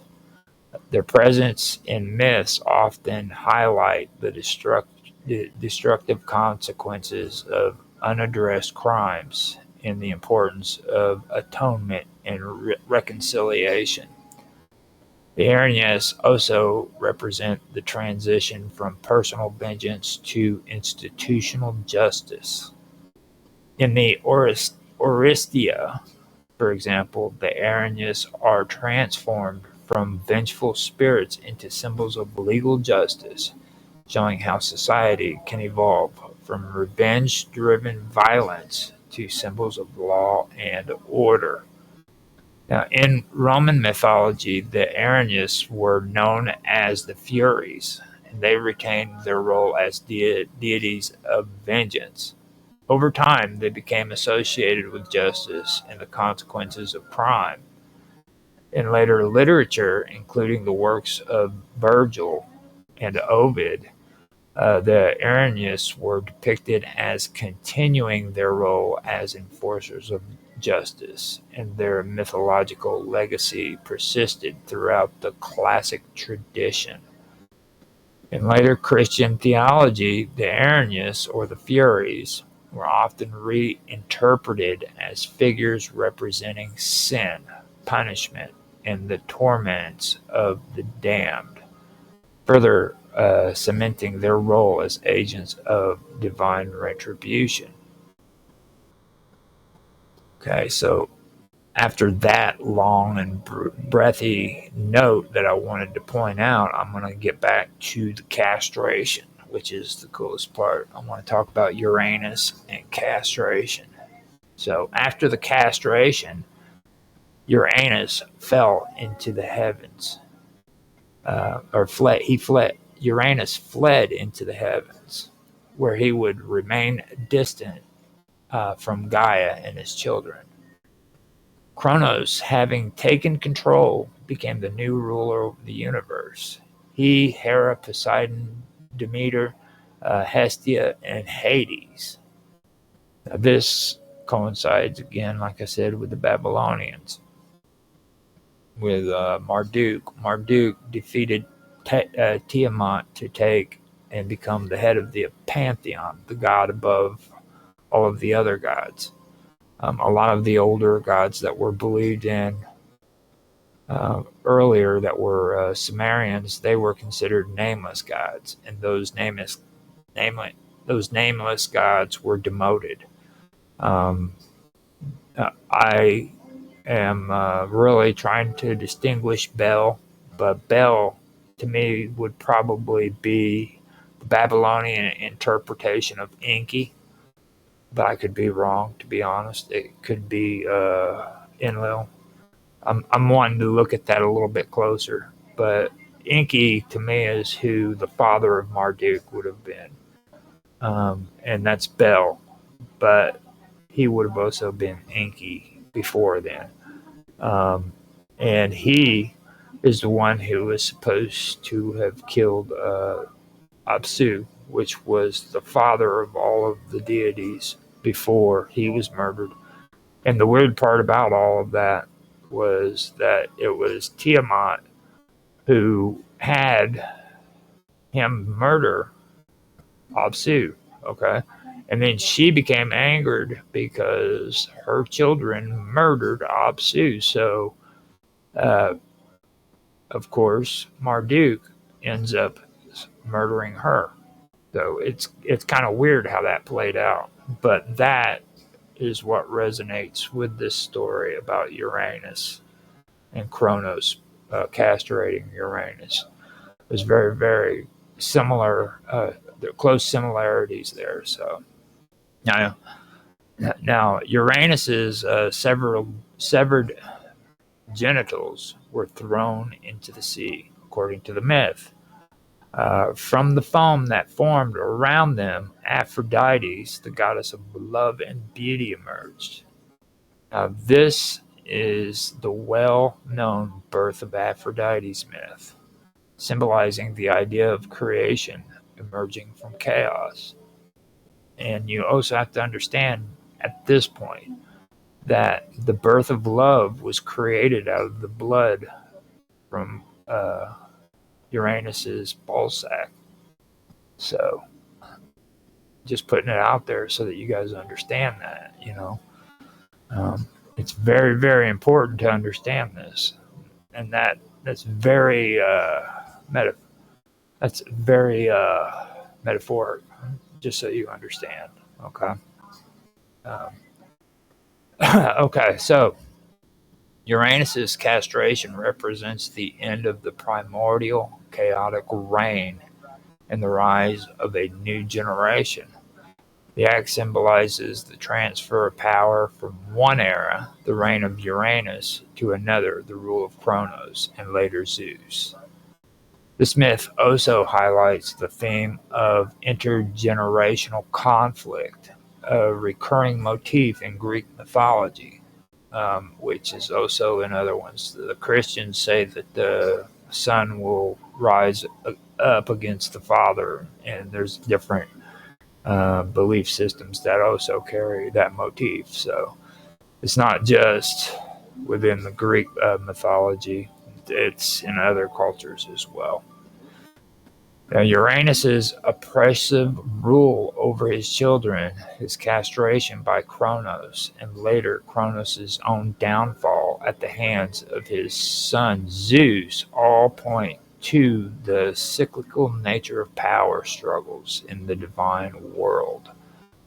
The myth shows how creation can emerge from destruction. While Uranus's castration is violent and destructive, it leads to the birth of Aphrodite and the eventual reshaping of the world order. And I also want to point something else out when it comes to castration. It's really strange in history, and this is something that most young people aren't going to hear in history class, in especially grade school and high school, or a lot of people who even go to college aren't going to hear about this subject, because the majority of them, when they go to college, they have a free choice on what they want to learn about, and the majority of them don't hear ancient history in college because they don't want anything to do with ancient history at this point. But castration is a very interesting topic when it comes to ancient history, because there's cults that were out there that believed castration to be a very, very divine, very, very spiritual thing. Men would castrate themselves so that they could be a part of a cult or an order. They also rose up in power, like a poor man could become a castrated scribe and rise in power when it comes to these empires because he was castrated, things of that nature. I do want to kind of get more into that because of that subject alone, but I will hold off on that later because I still do have to pull up the notes of everything that me and Karma covered previously in this subject. I've gotten to most of them, but I believe this castration is where I ended up uh, where I ended up stopping on a lot of it. But I am going to finish this out, and I want to have more of a discussion about this because this is a very very mysterious topic to be bringing up. They've got entire freaking monument. Like if you go to museums, there's a museum that has this like this pool with all these symbols around it. And that pool just by itself, this is a huge pool that's sitting in the middle of the freaking display area. And this whole pool represents nothing but the castration of Uranus. You know, and that's completely freaking insane, dude. So with that, I will continue to talk about Uranus. So Uranus's role in the mythology diminished as after his castration, as Kronos and later Zeus became the central figures in the divine hierarchy. In essence, Uranus's emasculation by his son Kronos marks the end of one divine reign and the rise of another, symbolizing themes of generational conflict, the shaping of cosmic order, and the violent yet creative forces of change in the world. Castration in the ancient history was a practice that held profound symbolic, religious, and social significance in various cultures. It was not merely a physical act, but often represented power, dynamics, cosmic order, and divine intervention, and ritualistic symbolism. As previously discussed, the castration of Uranus by his son Kronos is one of the most famous mythological events in the Greek cosmology. Uranus, as a primordial god, was seen as as an oppressive figure who prevented his children from growing or gaining power. Now, his castration by Kronos symbolizes the end of the old tyrannical rule and the establishment of a new order, where younger generations like Kronos and later Zeus would rise to power. Now, the act of castration symbolized the shifting of divine authority from one generation to the next, too. It was a violent but necessary act to allow the future gods to ascend. Despite the violent nature of the act, it led to the creation of Aphrodites, too, born from the foam that emerged from Uranus's several severed genitals.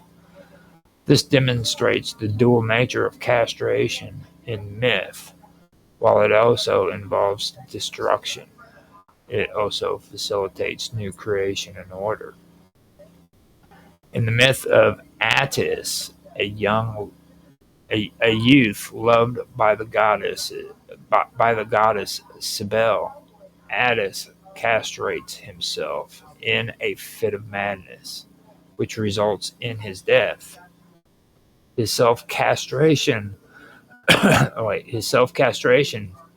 was seen as an act of ritual sacrifice, symbolizing the rejection of worldly pleasure and the renunciation of personal identity. In Cybele's cult, Attis's death and rebirth was associated with the cycle of the seasons, highlighting the connection between fertility, death, and rebirth. In Mesopotamian mythology, particularly in the myth of Ishtar's descent to the underworld, the fertility goddess Ishtar undergoes a symbolic castration, which can be seen as representing the loss of her power and her transformation. This mirrors the theme of cyclical renewal and death. Enki, a god of wisdom and water, also played a role in several myths that involve transformation through emasculation or loss of potency. In ancient Semitic religions, such as those practiced by the Canaanites and the Phoenicians, castration was sometimes part of religious rites. Eunuchs served as high priests in temples, often seen as more pure or devoted because they had removed themselves from earthly desires and were fully dedicated to the divine. The practice also symbolized the separation from worldly power and the transcendence of physical needs in favor of spiritual focus. In ancient Rome and Greek, castration had both practical and symbolic roles. Eunuchs were often used in royal courts, particularly as servants, advisors, or guards in harems, because their lack of sexual desire was thought to make them more loyal and trustworthy. In Rome, they were also used as performers in the theater, where their voices could be trained to create unique vocal sounds. Now, I'm going to stop there and make a comment because I'm going to tell you what, I will never cut my genitals off so that I can make a voice with a unique vocal sound. Okay. Um, that's just not going to happen. Yeah, that when I first read that, I was like, nah, dude, that's crossing the line. And you got to remember, these people, it was thought of as spiritual that these people did this. You know what I mean? So I just wanted to point that out. Now, the castration of a ruler or the emasculation of an enemy could also serve as a symbolic act of domination. By removing a ruler's ability to father heirs or maintain power through their virility, castration could be used to demonstrate total control over that person or society. This act might symbolize the humiliation of a ruler, reducing them to a position of powerlessness. In some instances, castration was used as a form of punishment, especially for slaves or criminals. The act was a means of removing an individual's reproductive capability or capacity, and it was believed to diminish their social or political power. It was also sometimes used to humiliate those who were viewed as enemies or traitors to the state. In ancient Egypt, castration was primarily associated with rituals rather than punishment. For example, some texts describe castration in connection with the priesthood dedicated to gods like Osiris and Horus, where men who served as priests would undergo castration to become eunuchs. These priests were seen as spiritually pure, having renounced their masculinity in favor of serving the gods. The god Osiris, who was castrated by his brother Set, had symbolic ties to death and rebirth. His dismemberment, which included castration, reflected themes of disintegration and reconstruction in the afterlife. The Egyptian myth of Osiris could be interpreted as an early example of how castration symbolized transformation and resurrection in the context of death. Now, with the separating of Osiris's body, you have to remember that his penis was lost because a fish had eaten it, had swallowed it. And whenever they had put him back together, he was put together with out his actual penis and brought to life. So that's something there that I wanted to point out, just so that it can be pointed out, because this is about castration that we're discussing. Now, in Hinduism, the concept of castration or emasculation is sometimes linked to the renunciation of worldly attachments and spiritual liberation. Some ascetic practices involve self castration as a means to transcend earthly desires and gain spiritual power. In Buddhism, while castration was not commonly practiced, eunuchs and celibates were seen as individuals who had renounced the desire for worldly attachments, including sexuality, in favor of spiritual enlightenment. The act of renouncing worldly desires was a key component of Buddhist teachings, and castration, in some instances, could symbolize the extreme rejection of desire.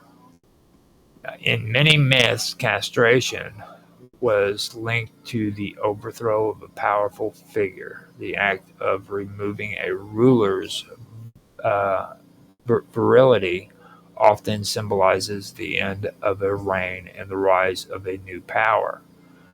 For instance, Cronus's castration of Uranus represents the fall of the old generation of gods and the rise of the Titans.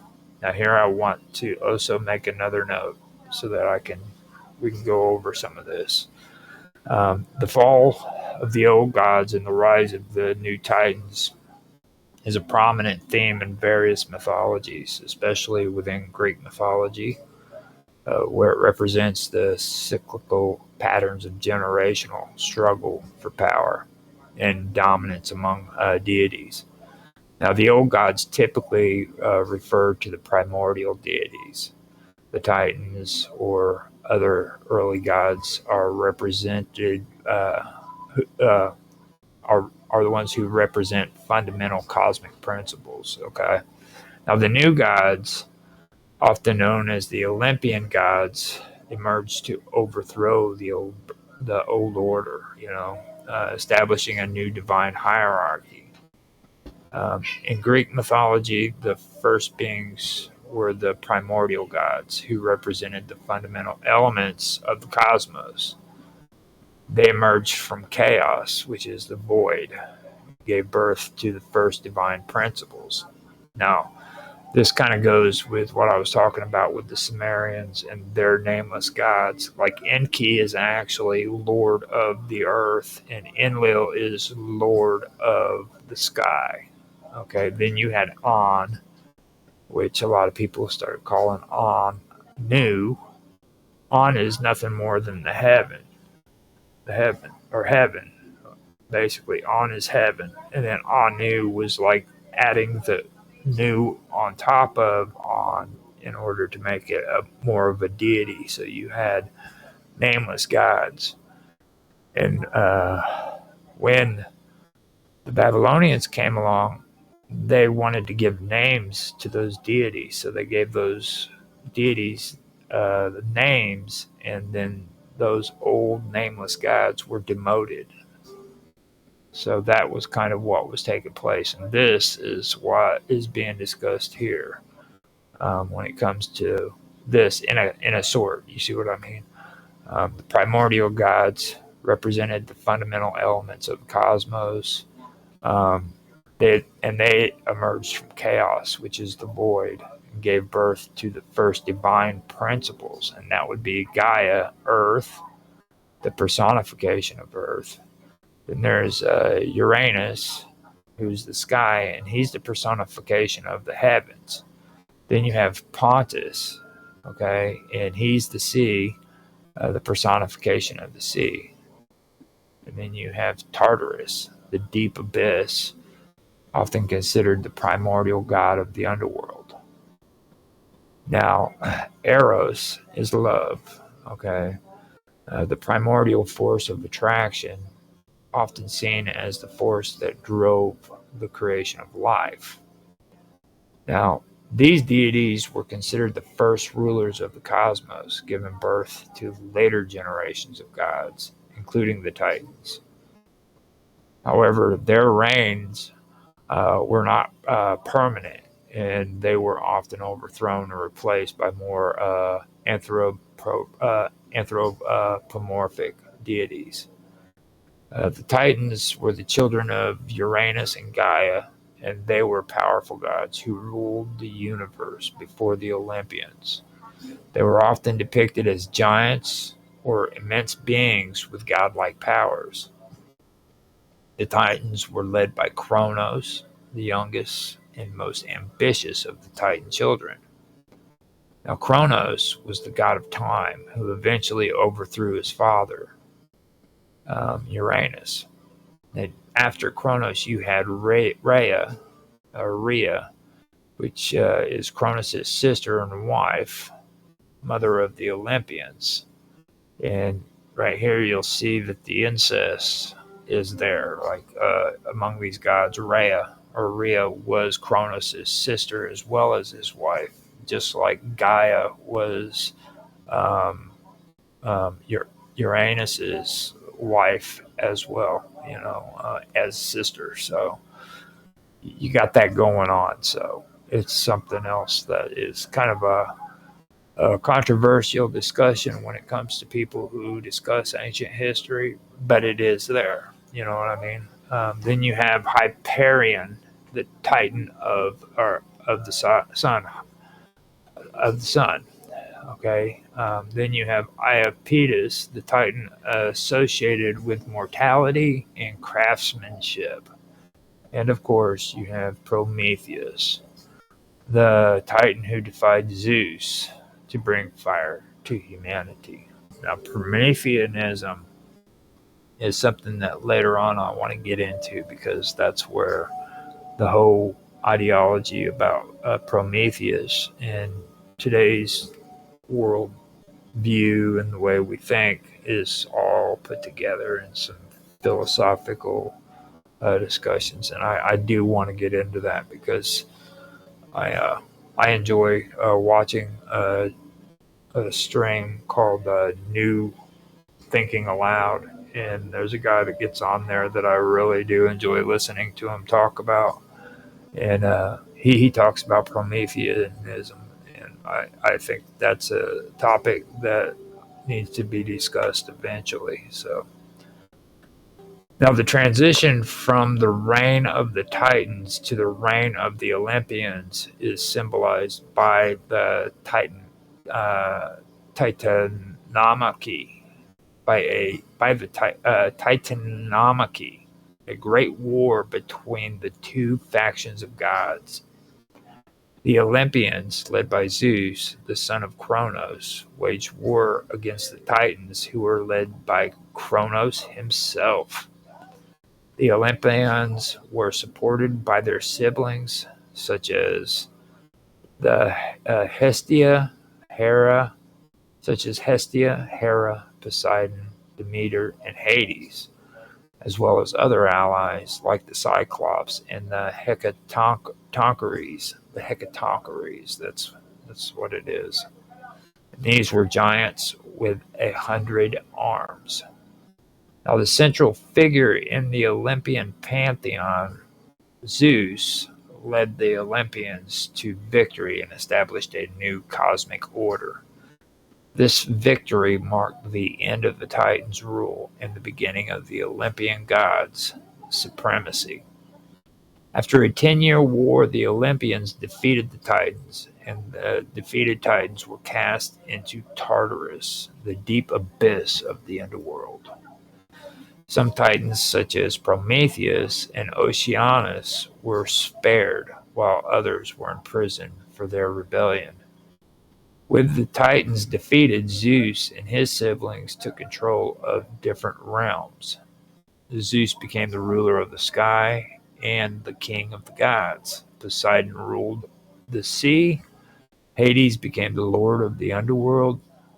Hera became the queen of the gods and goddesses of marriage. Now, Demeter became the goddess of the harvest and fertility, and Hestia was the goddess of the hearth and home. The overthrow of the Titans by the Olympians is symbolic of the transition from chaos to order. The primordial gods, Chaos, Gaia, and Uranus, representing the raw, untamed forces of the universe, while the Titans represented the more structured, but still violent and uncontrollable forces. The the Olympians, particularly Zeus, brought a more organized and stable order to the cosmos, which is a common theme in many mythologies where younger gods overthrow older ones to create a more manageable world. In some interpretations, the fall of the old gods can be seen as a metaphor for the passage of time. The older generations, like the Titans, were eventually replaced by new generations who were better suited to govern the world. Kronos, the leader of the Titans, represents time, but he is ultimately overthrown by his son Zeus, suggesting that time itself is cyclical and that new forces of change must eventually arise to take control. The struggle between the old and new gods reflects a universal theme found in many cultures: the battle between the older, established generation and the younger, more dynamic one. This reflects the changing nature of power and the inevitable rise of new ideas, leaders, and forces. In Babylonian mythology, a similar theme occurs in the story of Marduk and the older gods. Tiamat, a primordial goddess, represents chaos, is defeated by Marduk, who becomes the new ruler of the cosmos. This myth parallels the Greek myth of Zeus overthrowing the Titans, as both represent the transition from chaos to order. In Egyptian mythology, Osiris represents order and fertility, while his brother Set represents chaos and destruction. The battle between Osiris and Set can be seen as a mythological parallel to the struggle between the Olympians and the Titans. Osiris's eventual resurrection also reflects the theme of death and rebirth that often accompanies the fall of the old gods. In Norse mythology, the Aesir, the gods of order, battle against the Jotnar, the giants often representing chaos. The eventual destruction of the Aesir in Ragnarok, the end of the world, and the rise of new gods and humans reflects a cyclical view of creation, destruction, and renewal, similar to the Greek mythology cycle or mythological cycle.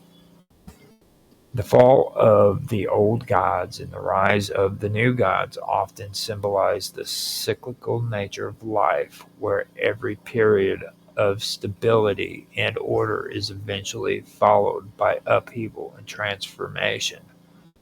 The cycle of creation, destruction, and renewal is central to many mythological traditions, reflecting the inevitability of change and the continuous evolution of the cosmos.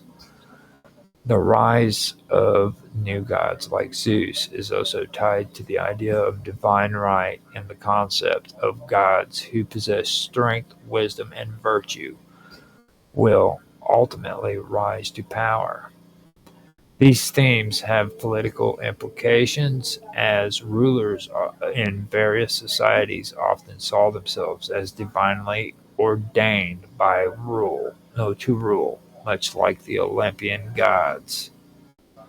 The fall of old gods and the rise of new gods is a central motif in many ancient mythologies, particularly in Greek mythology. It represents the overthrow of the old order and establishment of a new, more structured cosmic hierarchy. This transition is often marked by violent conflict, but it is also it is also symbolic in renewal, transformation, and the cyclical nature of time. Castration often symbolizes the dual forces of creation and destruction, the severing of the generative power. Uranus's castration, for example, is followed by the creation of something new, whether it is a new divine order or the birth of a new god. Uh, for example, Aphrodite. This reflects the idea that destruction can lead to renewal or rebirth. In ancient history, castration was not just a physical act, it carried deep symbolic meanings, which tied to themes of power, creation, destruction, and spiritual transformation. Whether as a ritualistic act, a form of punishment, or a mythological motif, castration was used to express the shifting of power, the renunciation of earthly desires, and the cyclical nature of life, death, and rebirth. It was a potent symbol in the ancient world, often linked to the complex relationships between gods, kings, and their followers. And with that, I think I am done. I will come back with some more later on. I ran out of notes, I ran out of conversation pieces. But this is some of the stuff that I have gathered. I have more, but I just have to pull it all together and get it going. And I will be back next week to continue where I left off. I hope you guys did enjoy. If you did, do me a favor and like, comment, share, whatever, leave a comment at least. Let me know your thoughts on anything that's being discussed here. I love to have conversations with people on the internet in the comment section. Doing it in chat's cool too, but it's not the same as having a good conversation in the comment section. So leave me some comments, man. Let's have a conversation about this stuff. I think it's cool, and if you think it's cool too, then we've got something in common, So uh, now that I have mentioned all that, I guess this is a good time to end the stream. I hope you guys enjoy, and I will talk to you about this stuff next week. Bye.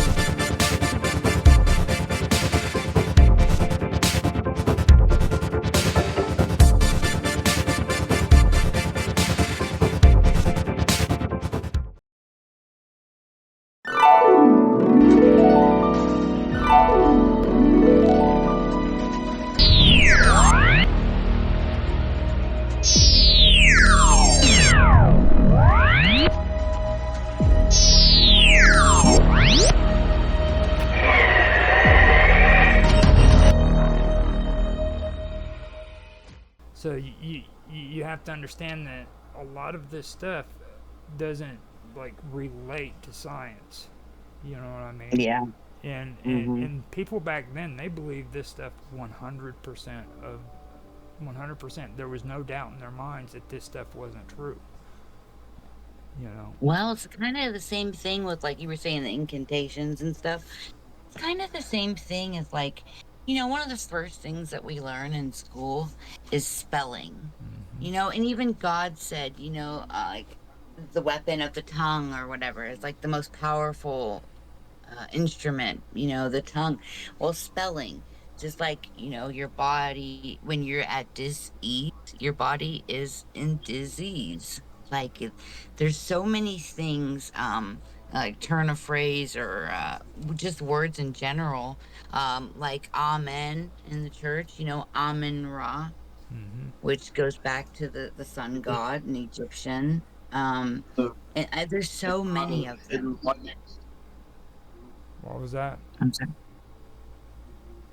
Repeat that, Austin. Oh, the Amun Ra was the god of the hidden light, isn't that?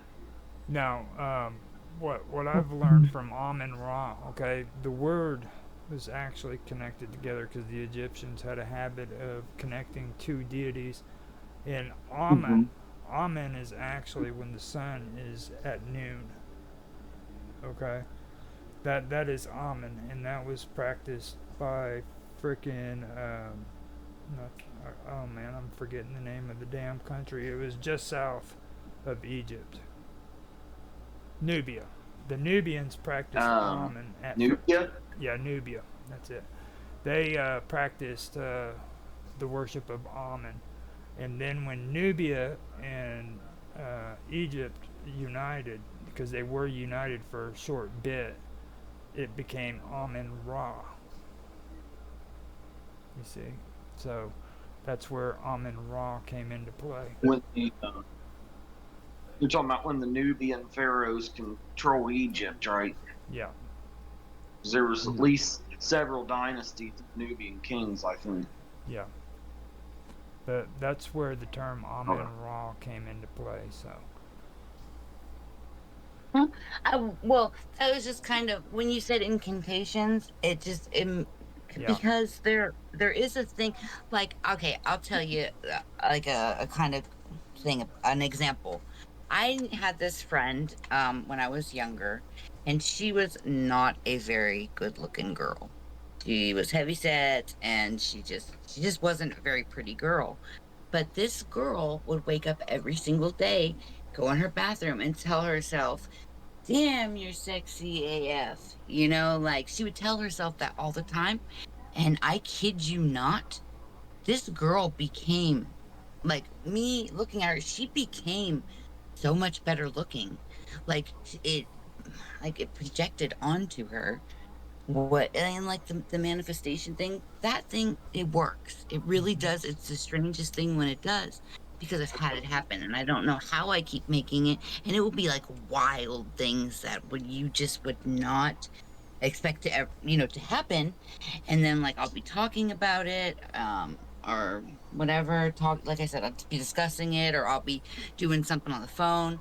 For example, with the Leviathan and the aquatic reptile, the giant reptile, like how out of nowhere I just wake up in the morning and I look at my Roku and it's just going on that main screen, and there's a damn dragon on top of a building.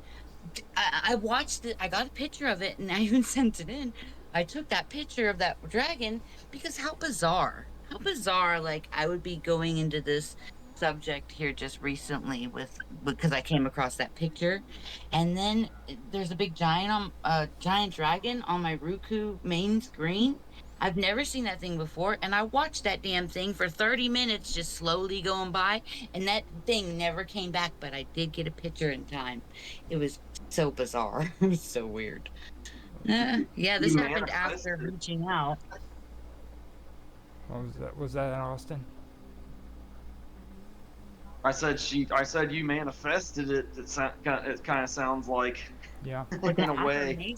confirmation is they happen to me all the time.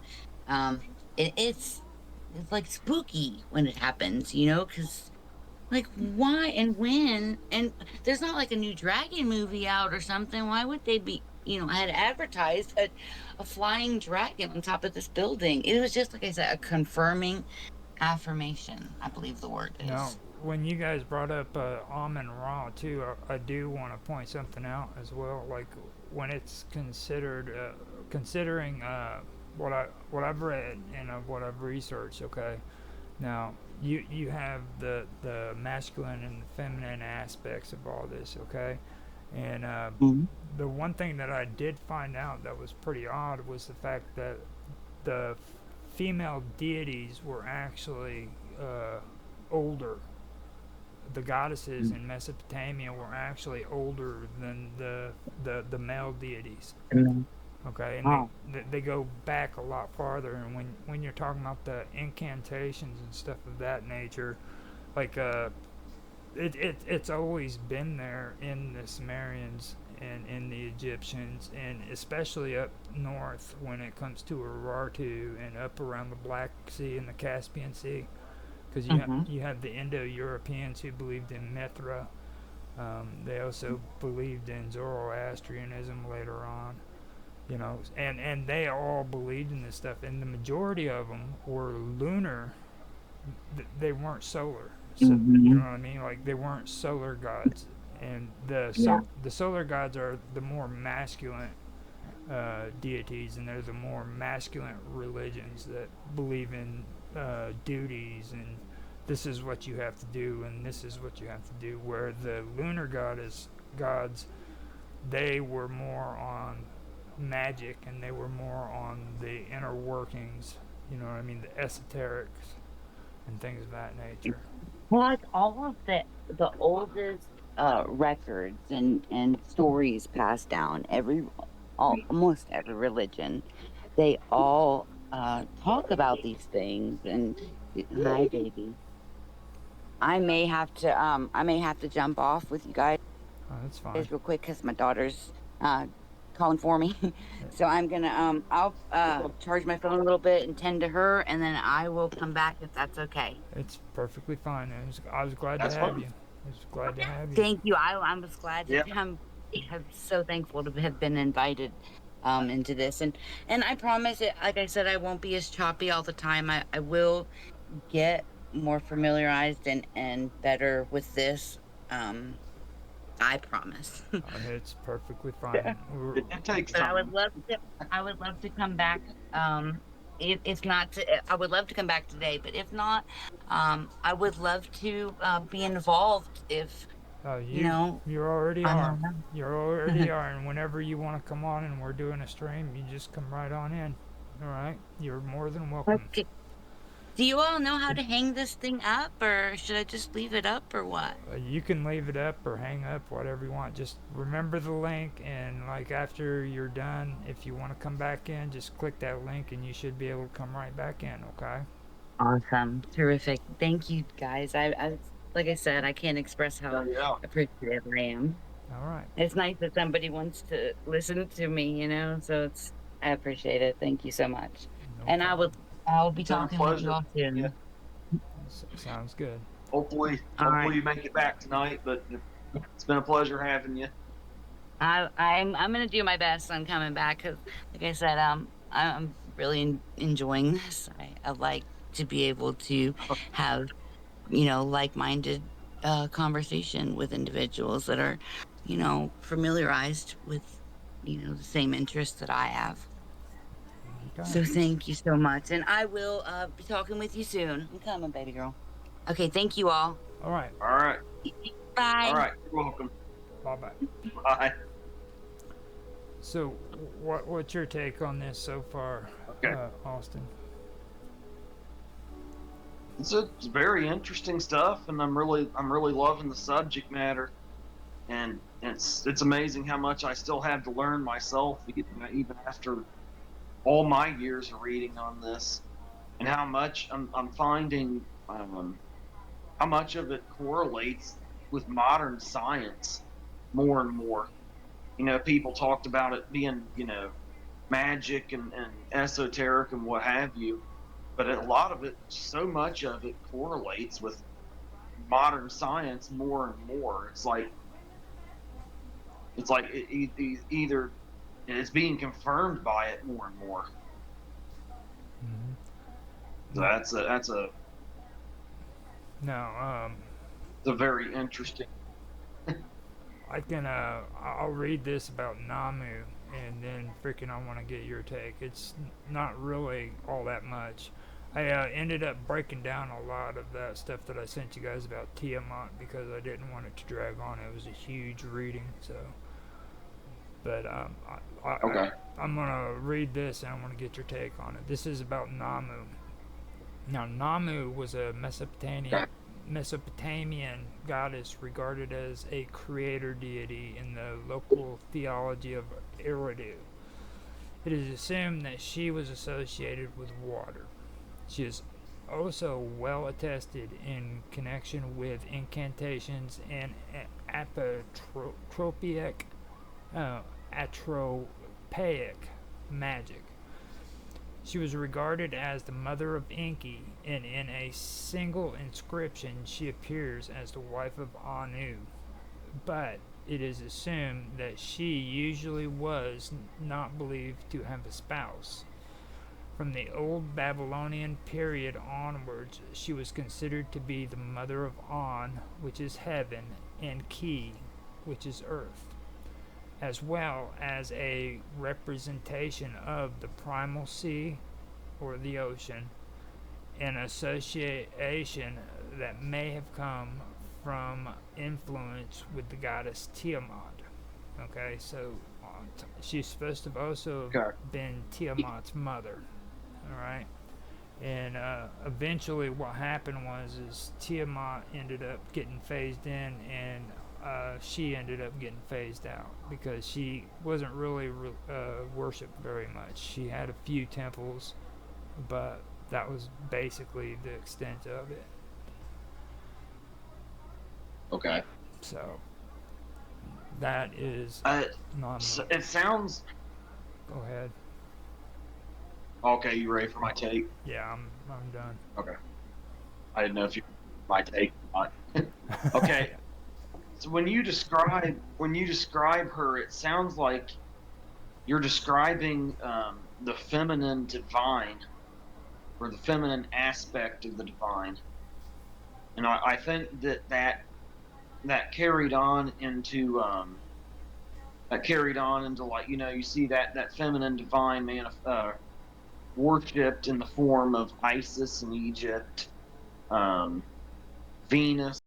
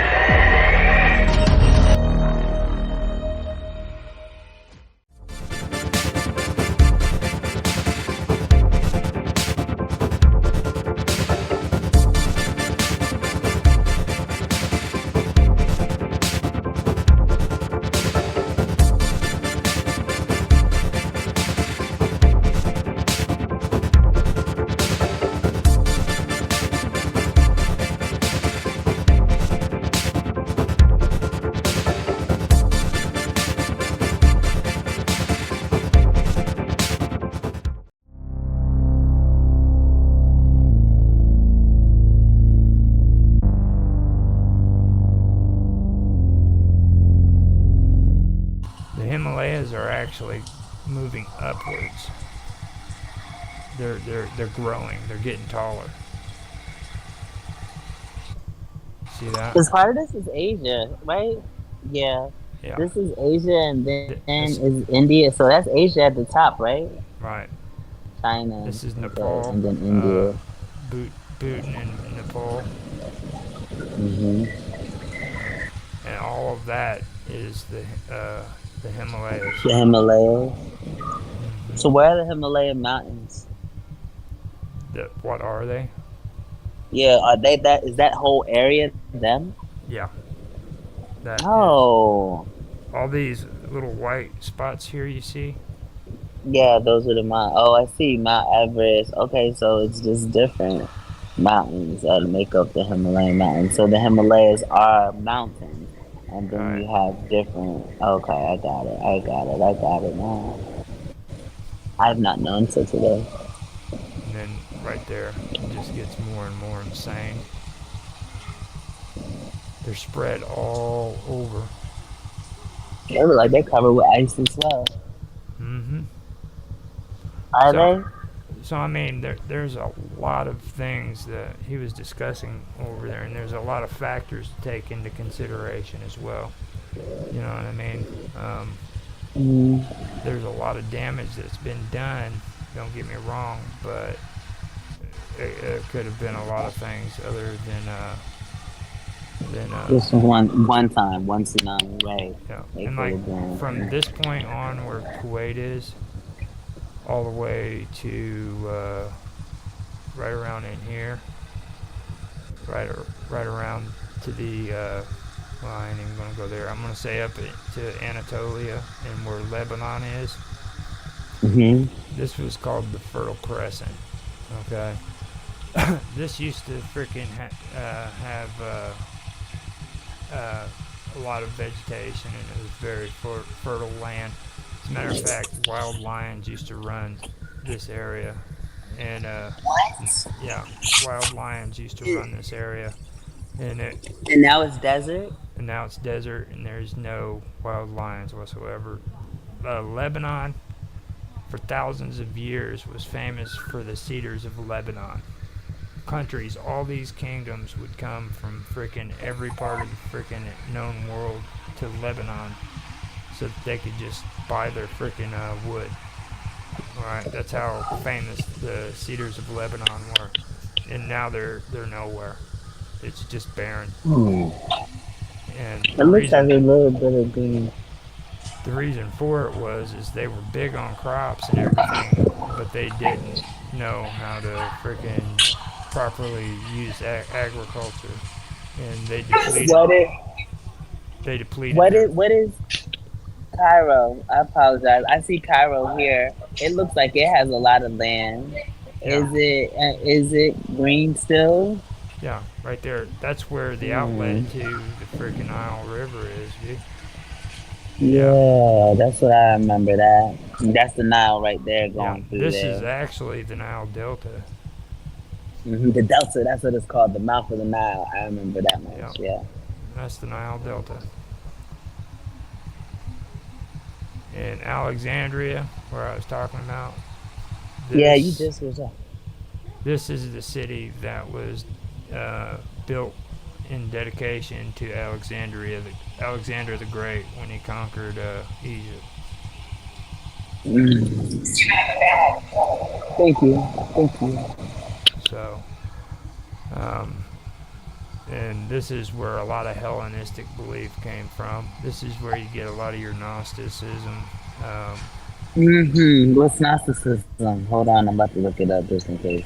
But what Hellenist? What is that? Lady Helen. I heard of her. Hellenism. Just spell out Helen and then put ISM at the end of it. National character, culture of Greece, especially ancient Greece,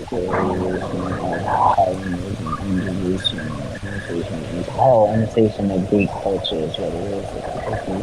And then can you Gnosticism. It's a G. Blow your vocabulary. That's on the tension. Prominent radical movement is 2nd century. Christian church, pre-Christian origin, Gnostic doctrine taught that the world was created and ruled by a lesser divinity, the demiurge, and that Christ was an emissary of the remote supreme divine being.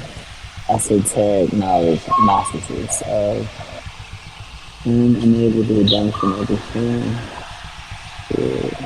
Hey, we gotta talk about this in history. Gnosticism. We should talk about this. Yeah. Is that too much? Can we do that? Is the prehistory? Gnosticism would actually be a better topic for what we're doing now.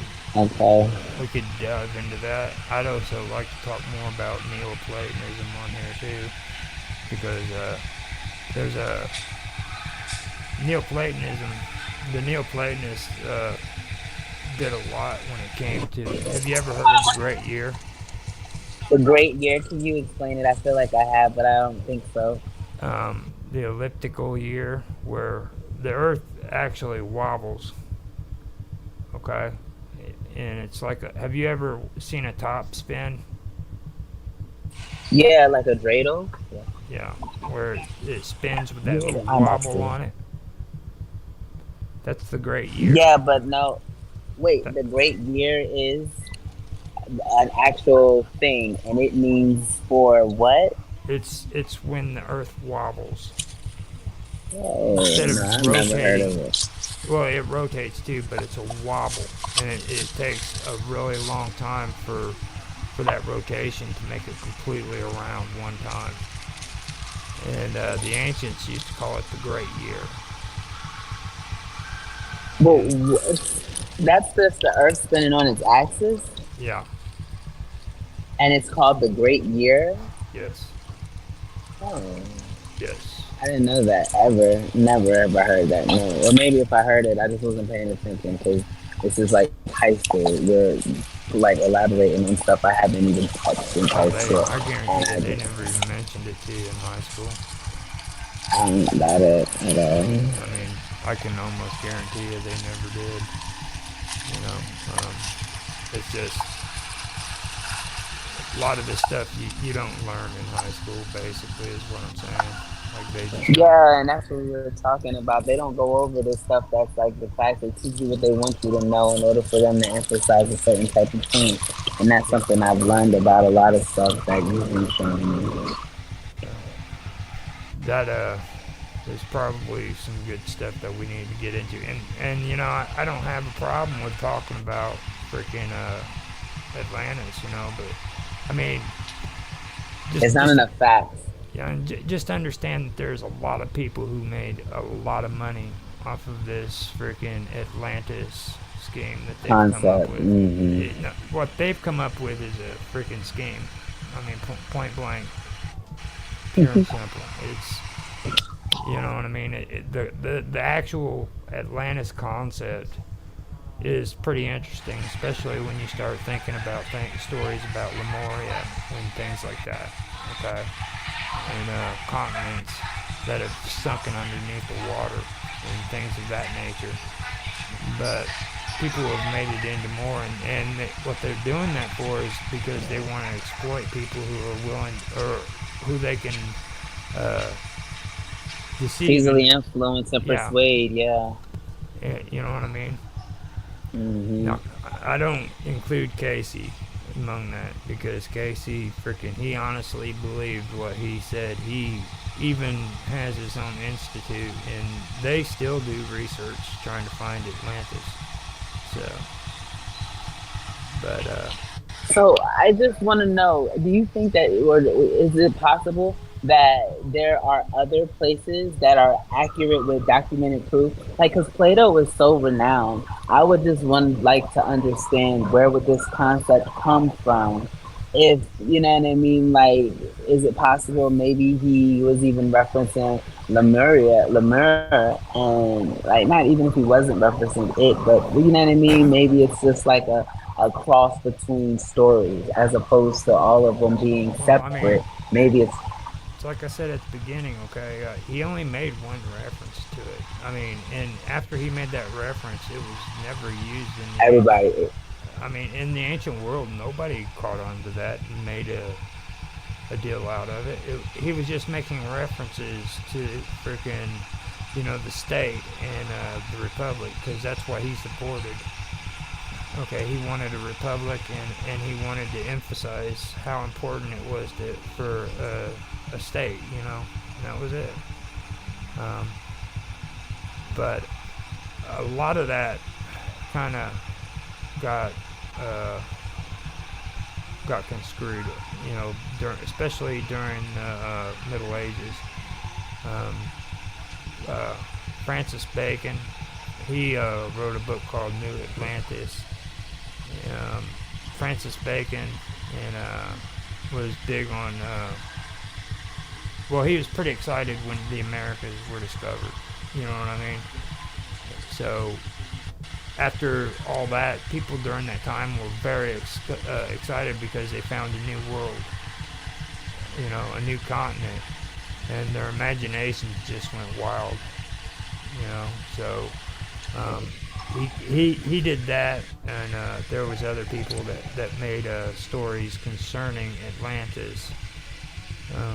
And we can go over that too later on at different times because Looking at these pictures, yeah, we're over time. But I just would like to tell you too, because I'm looking at these pictures. You know how they make the structures in like Washington D.C. and then Center City, England, Center City, London, and stuff. Like, look, this looks the same. It looks the exact same structure, especially when you're looking at Washington D.C. from bird's eye.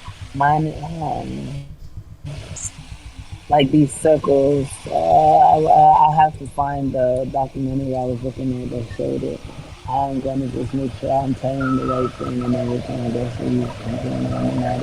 this right here looks just like, and it is, and it's one, and then it's like 3 points.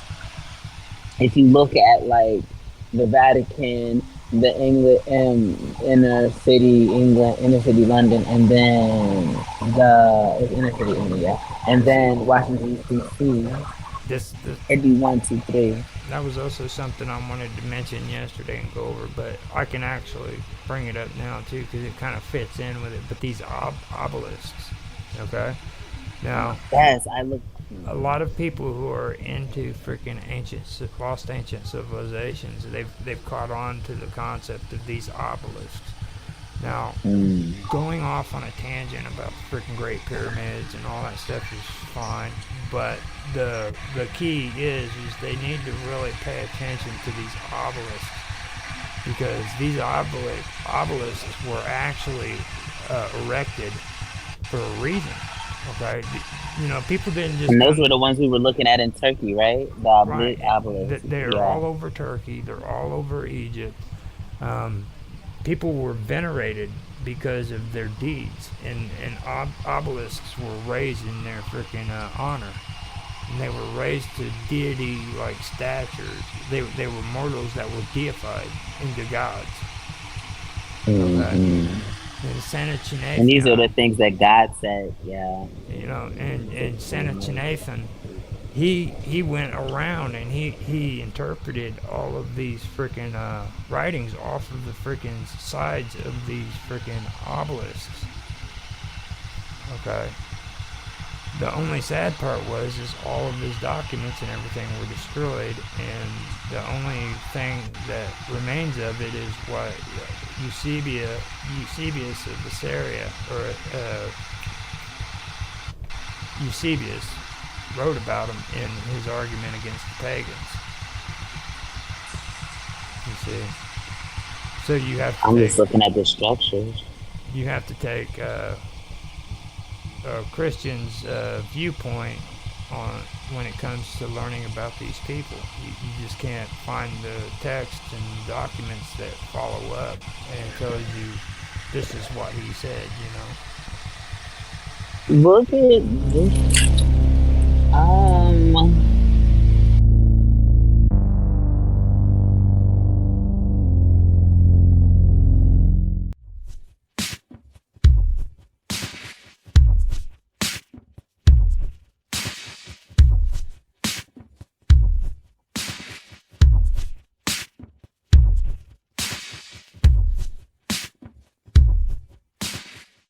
And they're suing his record label for his LLC because they said people knew about it, and they were pretty small, 7 to 11 or something. Yeah. Where they said they were still they're in there molested, but their parents were groomed because Michael would have parents. He would buy them stuff. He bought them houses and stuff. Their parents and. Or something. He would go to hotels and have the parents stay, but he put them down at the end of the hall and take the kids and sleep with them. Well, that's the parents' fault too. Yeah, the parents were definitely complicit. But they do groom the parents too sometimes, I've heard. So families. He found parents stupid enough to believe his lies and immoral enough to let themselves groom themselves money and nice things. But there's at least that's my take on it. But those aren't really conspiracies as much as just facts. Those are conspiracy facts. I mean, those are conspiracy facts. I mean, but we're talking about Hollywood conspiracies. Conspiracies conspiracies include theories and sometimes facts. Now we watch one about Telly Savalas. If you want to tell, that's not too long, I would guess. Did you guys? Do you know who that is, Mark? Did you guys? He's older. Actor from 70s. Did a lot of And you know him, right, Roger? did quite a bit of horror stuff, various other stuff, Yeah. So I watched a show the other night. It was pretty spooky about him. I mean, he didn't do anything wrong, but you can tell it. I sent it to you, didn't you? Yeah, he broke down. Telly Savalas was driving down a road late one night back in the 50s, and his car broke down. He had to walk up the road to a gas station and to get a gas can and stuff, and so he could fill his car back up. And he was walking up the road, and this guy pulled up and gave him a ride to the gas station. And the guy told Telly Savalas his name, and the guy mentioned this baseball player from the Boston Red Sox and stuff, and who had already passed away, which Telly Savalas thought was really strange, but he was more preoccupied with getting gas. So he got his gas, got back on the road, and the next day he tried to call the number this guy had given him. He got a hold of the guy's wife, and the guy's wife hung up on him because she thought he was pranking her. Yeah, she cussed him out. But he called her several more times and finally got her to tell him what was going on. And apparently, it turns out the guy that had given him the ride that night was her husband. And the problem was her husband had shot himself. He had committed suicide by shooting himself several years earlier. So she didn't understand how he could have been there to give Telly Savalas the ride that night. And then several years later, in 1963, it was actually on November 22nd, 1963, Telly Savalas was playing golf with some friends of his at this big country club resort in California. And he saw this guy that had given him the ride, the ghost of this guy that had given him the ride several years earlier when his car ran out of gas. And the guy told him, "Did you hear about JFK?" And then he thought he was really freaked out by it, and he didn't think nothing of it. And then him and his friends were sitting inside the resort after they finished the round of golf, eating lunch, and they heard that JFK had been assassinated. But this guy's ghost told Telly Savalas about JFK's assassination at least several hours before it actually happened. Yeah, and also the guy had a weird voice, like his voice was really high, which Telly Savalas always thought was weird, but he didn't find out till later when he was talking to his wife that the guy had shot himself in hit the throat. So that explained that, because he always thought that was weird. And then, he said that something else happened with that man, but he he couldn't talk about it. So I don't know. And he didn't know why this man was following him. Well, the thing that's weird is, why was that guy, this was a guy who never knew Telly Savalas, and who Telly Savalas had no idea of when this guy was alive. Why would this guy's ghost have come to him just out of the blue like he did, and then followed him the rest of his life? That was what Telly Savalas never could figure out. Oh, what was the thing with the ball player, though? And they don't know what the thing with the ball player is about, because this guy's ghost always mentioned that ball player anytime he visited. According to Telly Savalas, he always talked about this baseball player from the Red Sox, and he never knew why that was either, which was really weird. Because he looked him up or something, because I don't think he was into baseball. Yeah, because he wasn't following baseball, which was even more bizarre. He didn't know why that he always mentioned him anytime he came around either. So I always wonder, though, what he wasn't saying. That's scary. But I guess I have no idea what else happened. Maybe somebody knows. Maybe his wife knew. But he didn't talk about it publicly, and he said it in the story Now, that he wouldn't talk about it. Telly Savalas, he did do an interview where he talked about that on an old paranormal show from Australia that was big in the 90s.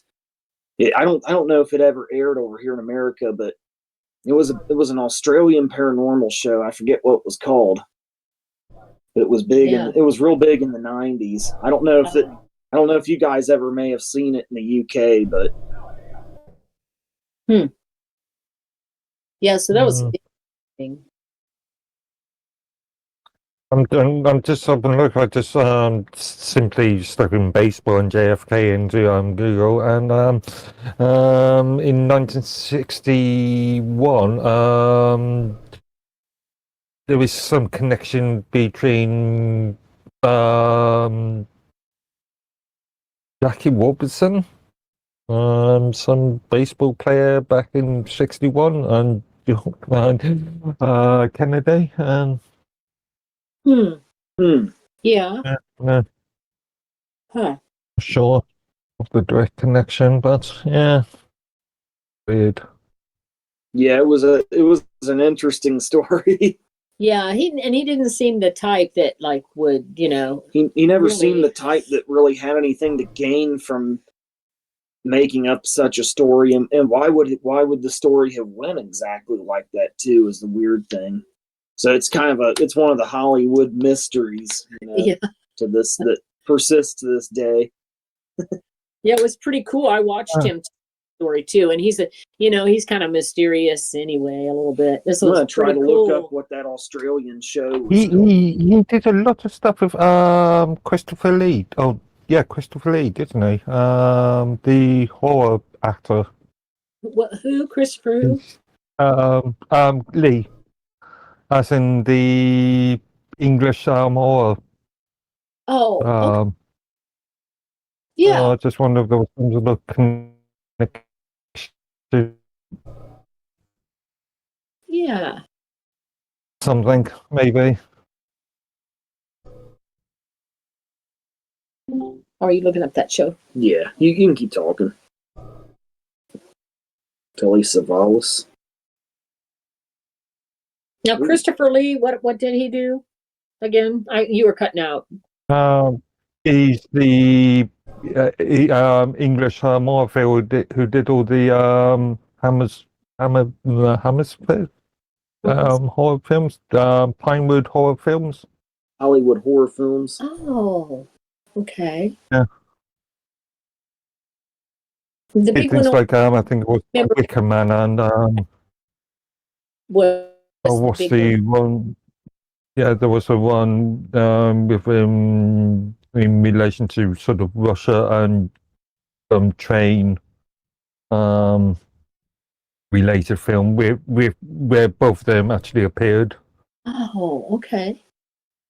And I can't remember the name of the film. No, it was around that in the mid '60s, early to mid '60s.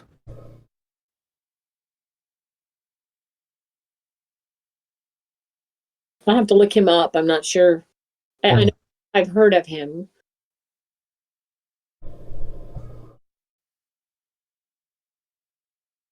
I'm getting bad reception down here. Right. Know why?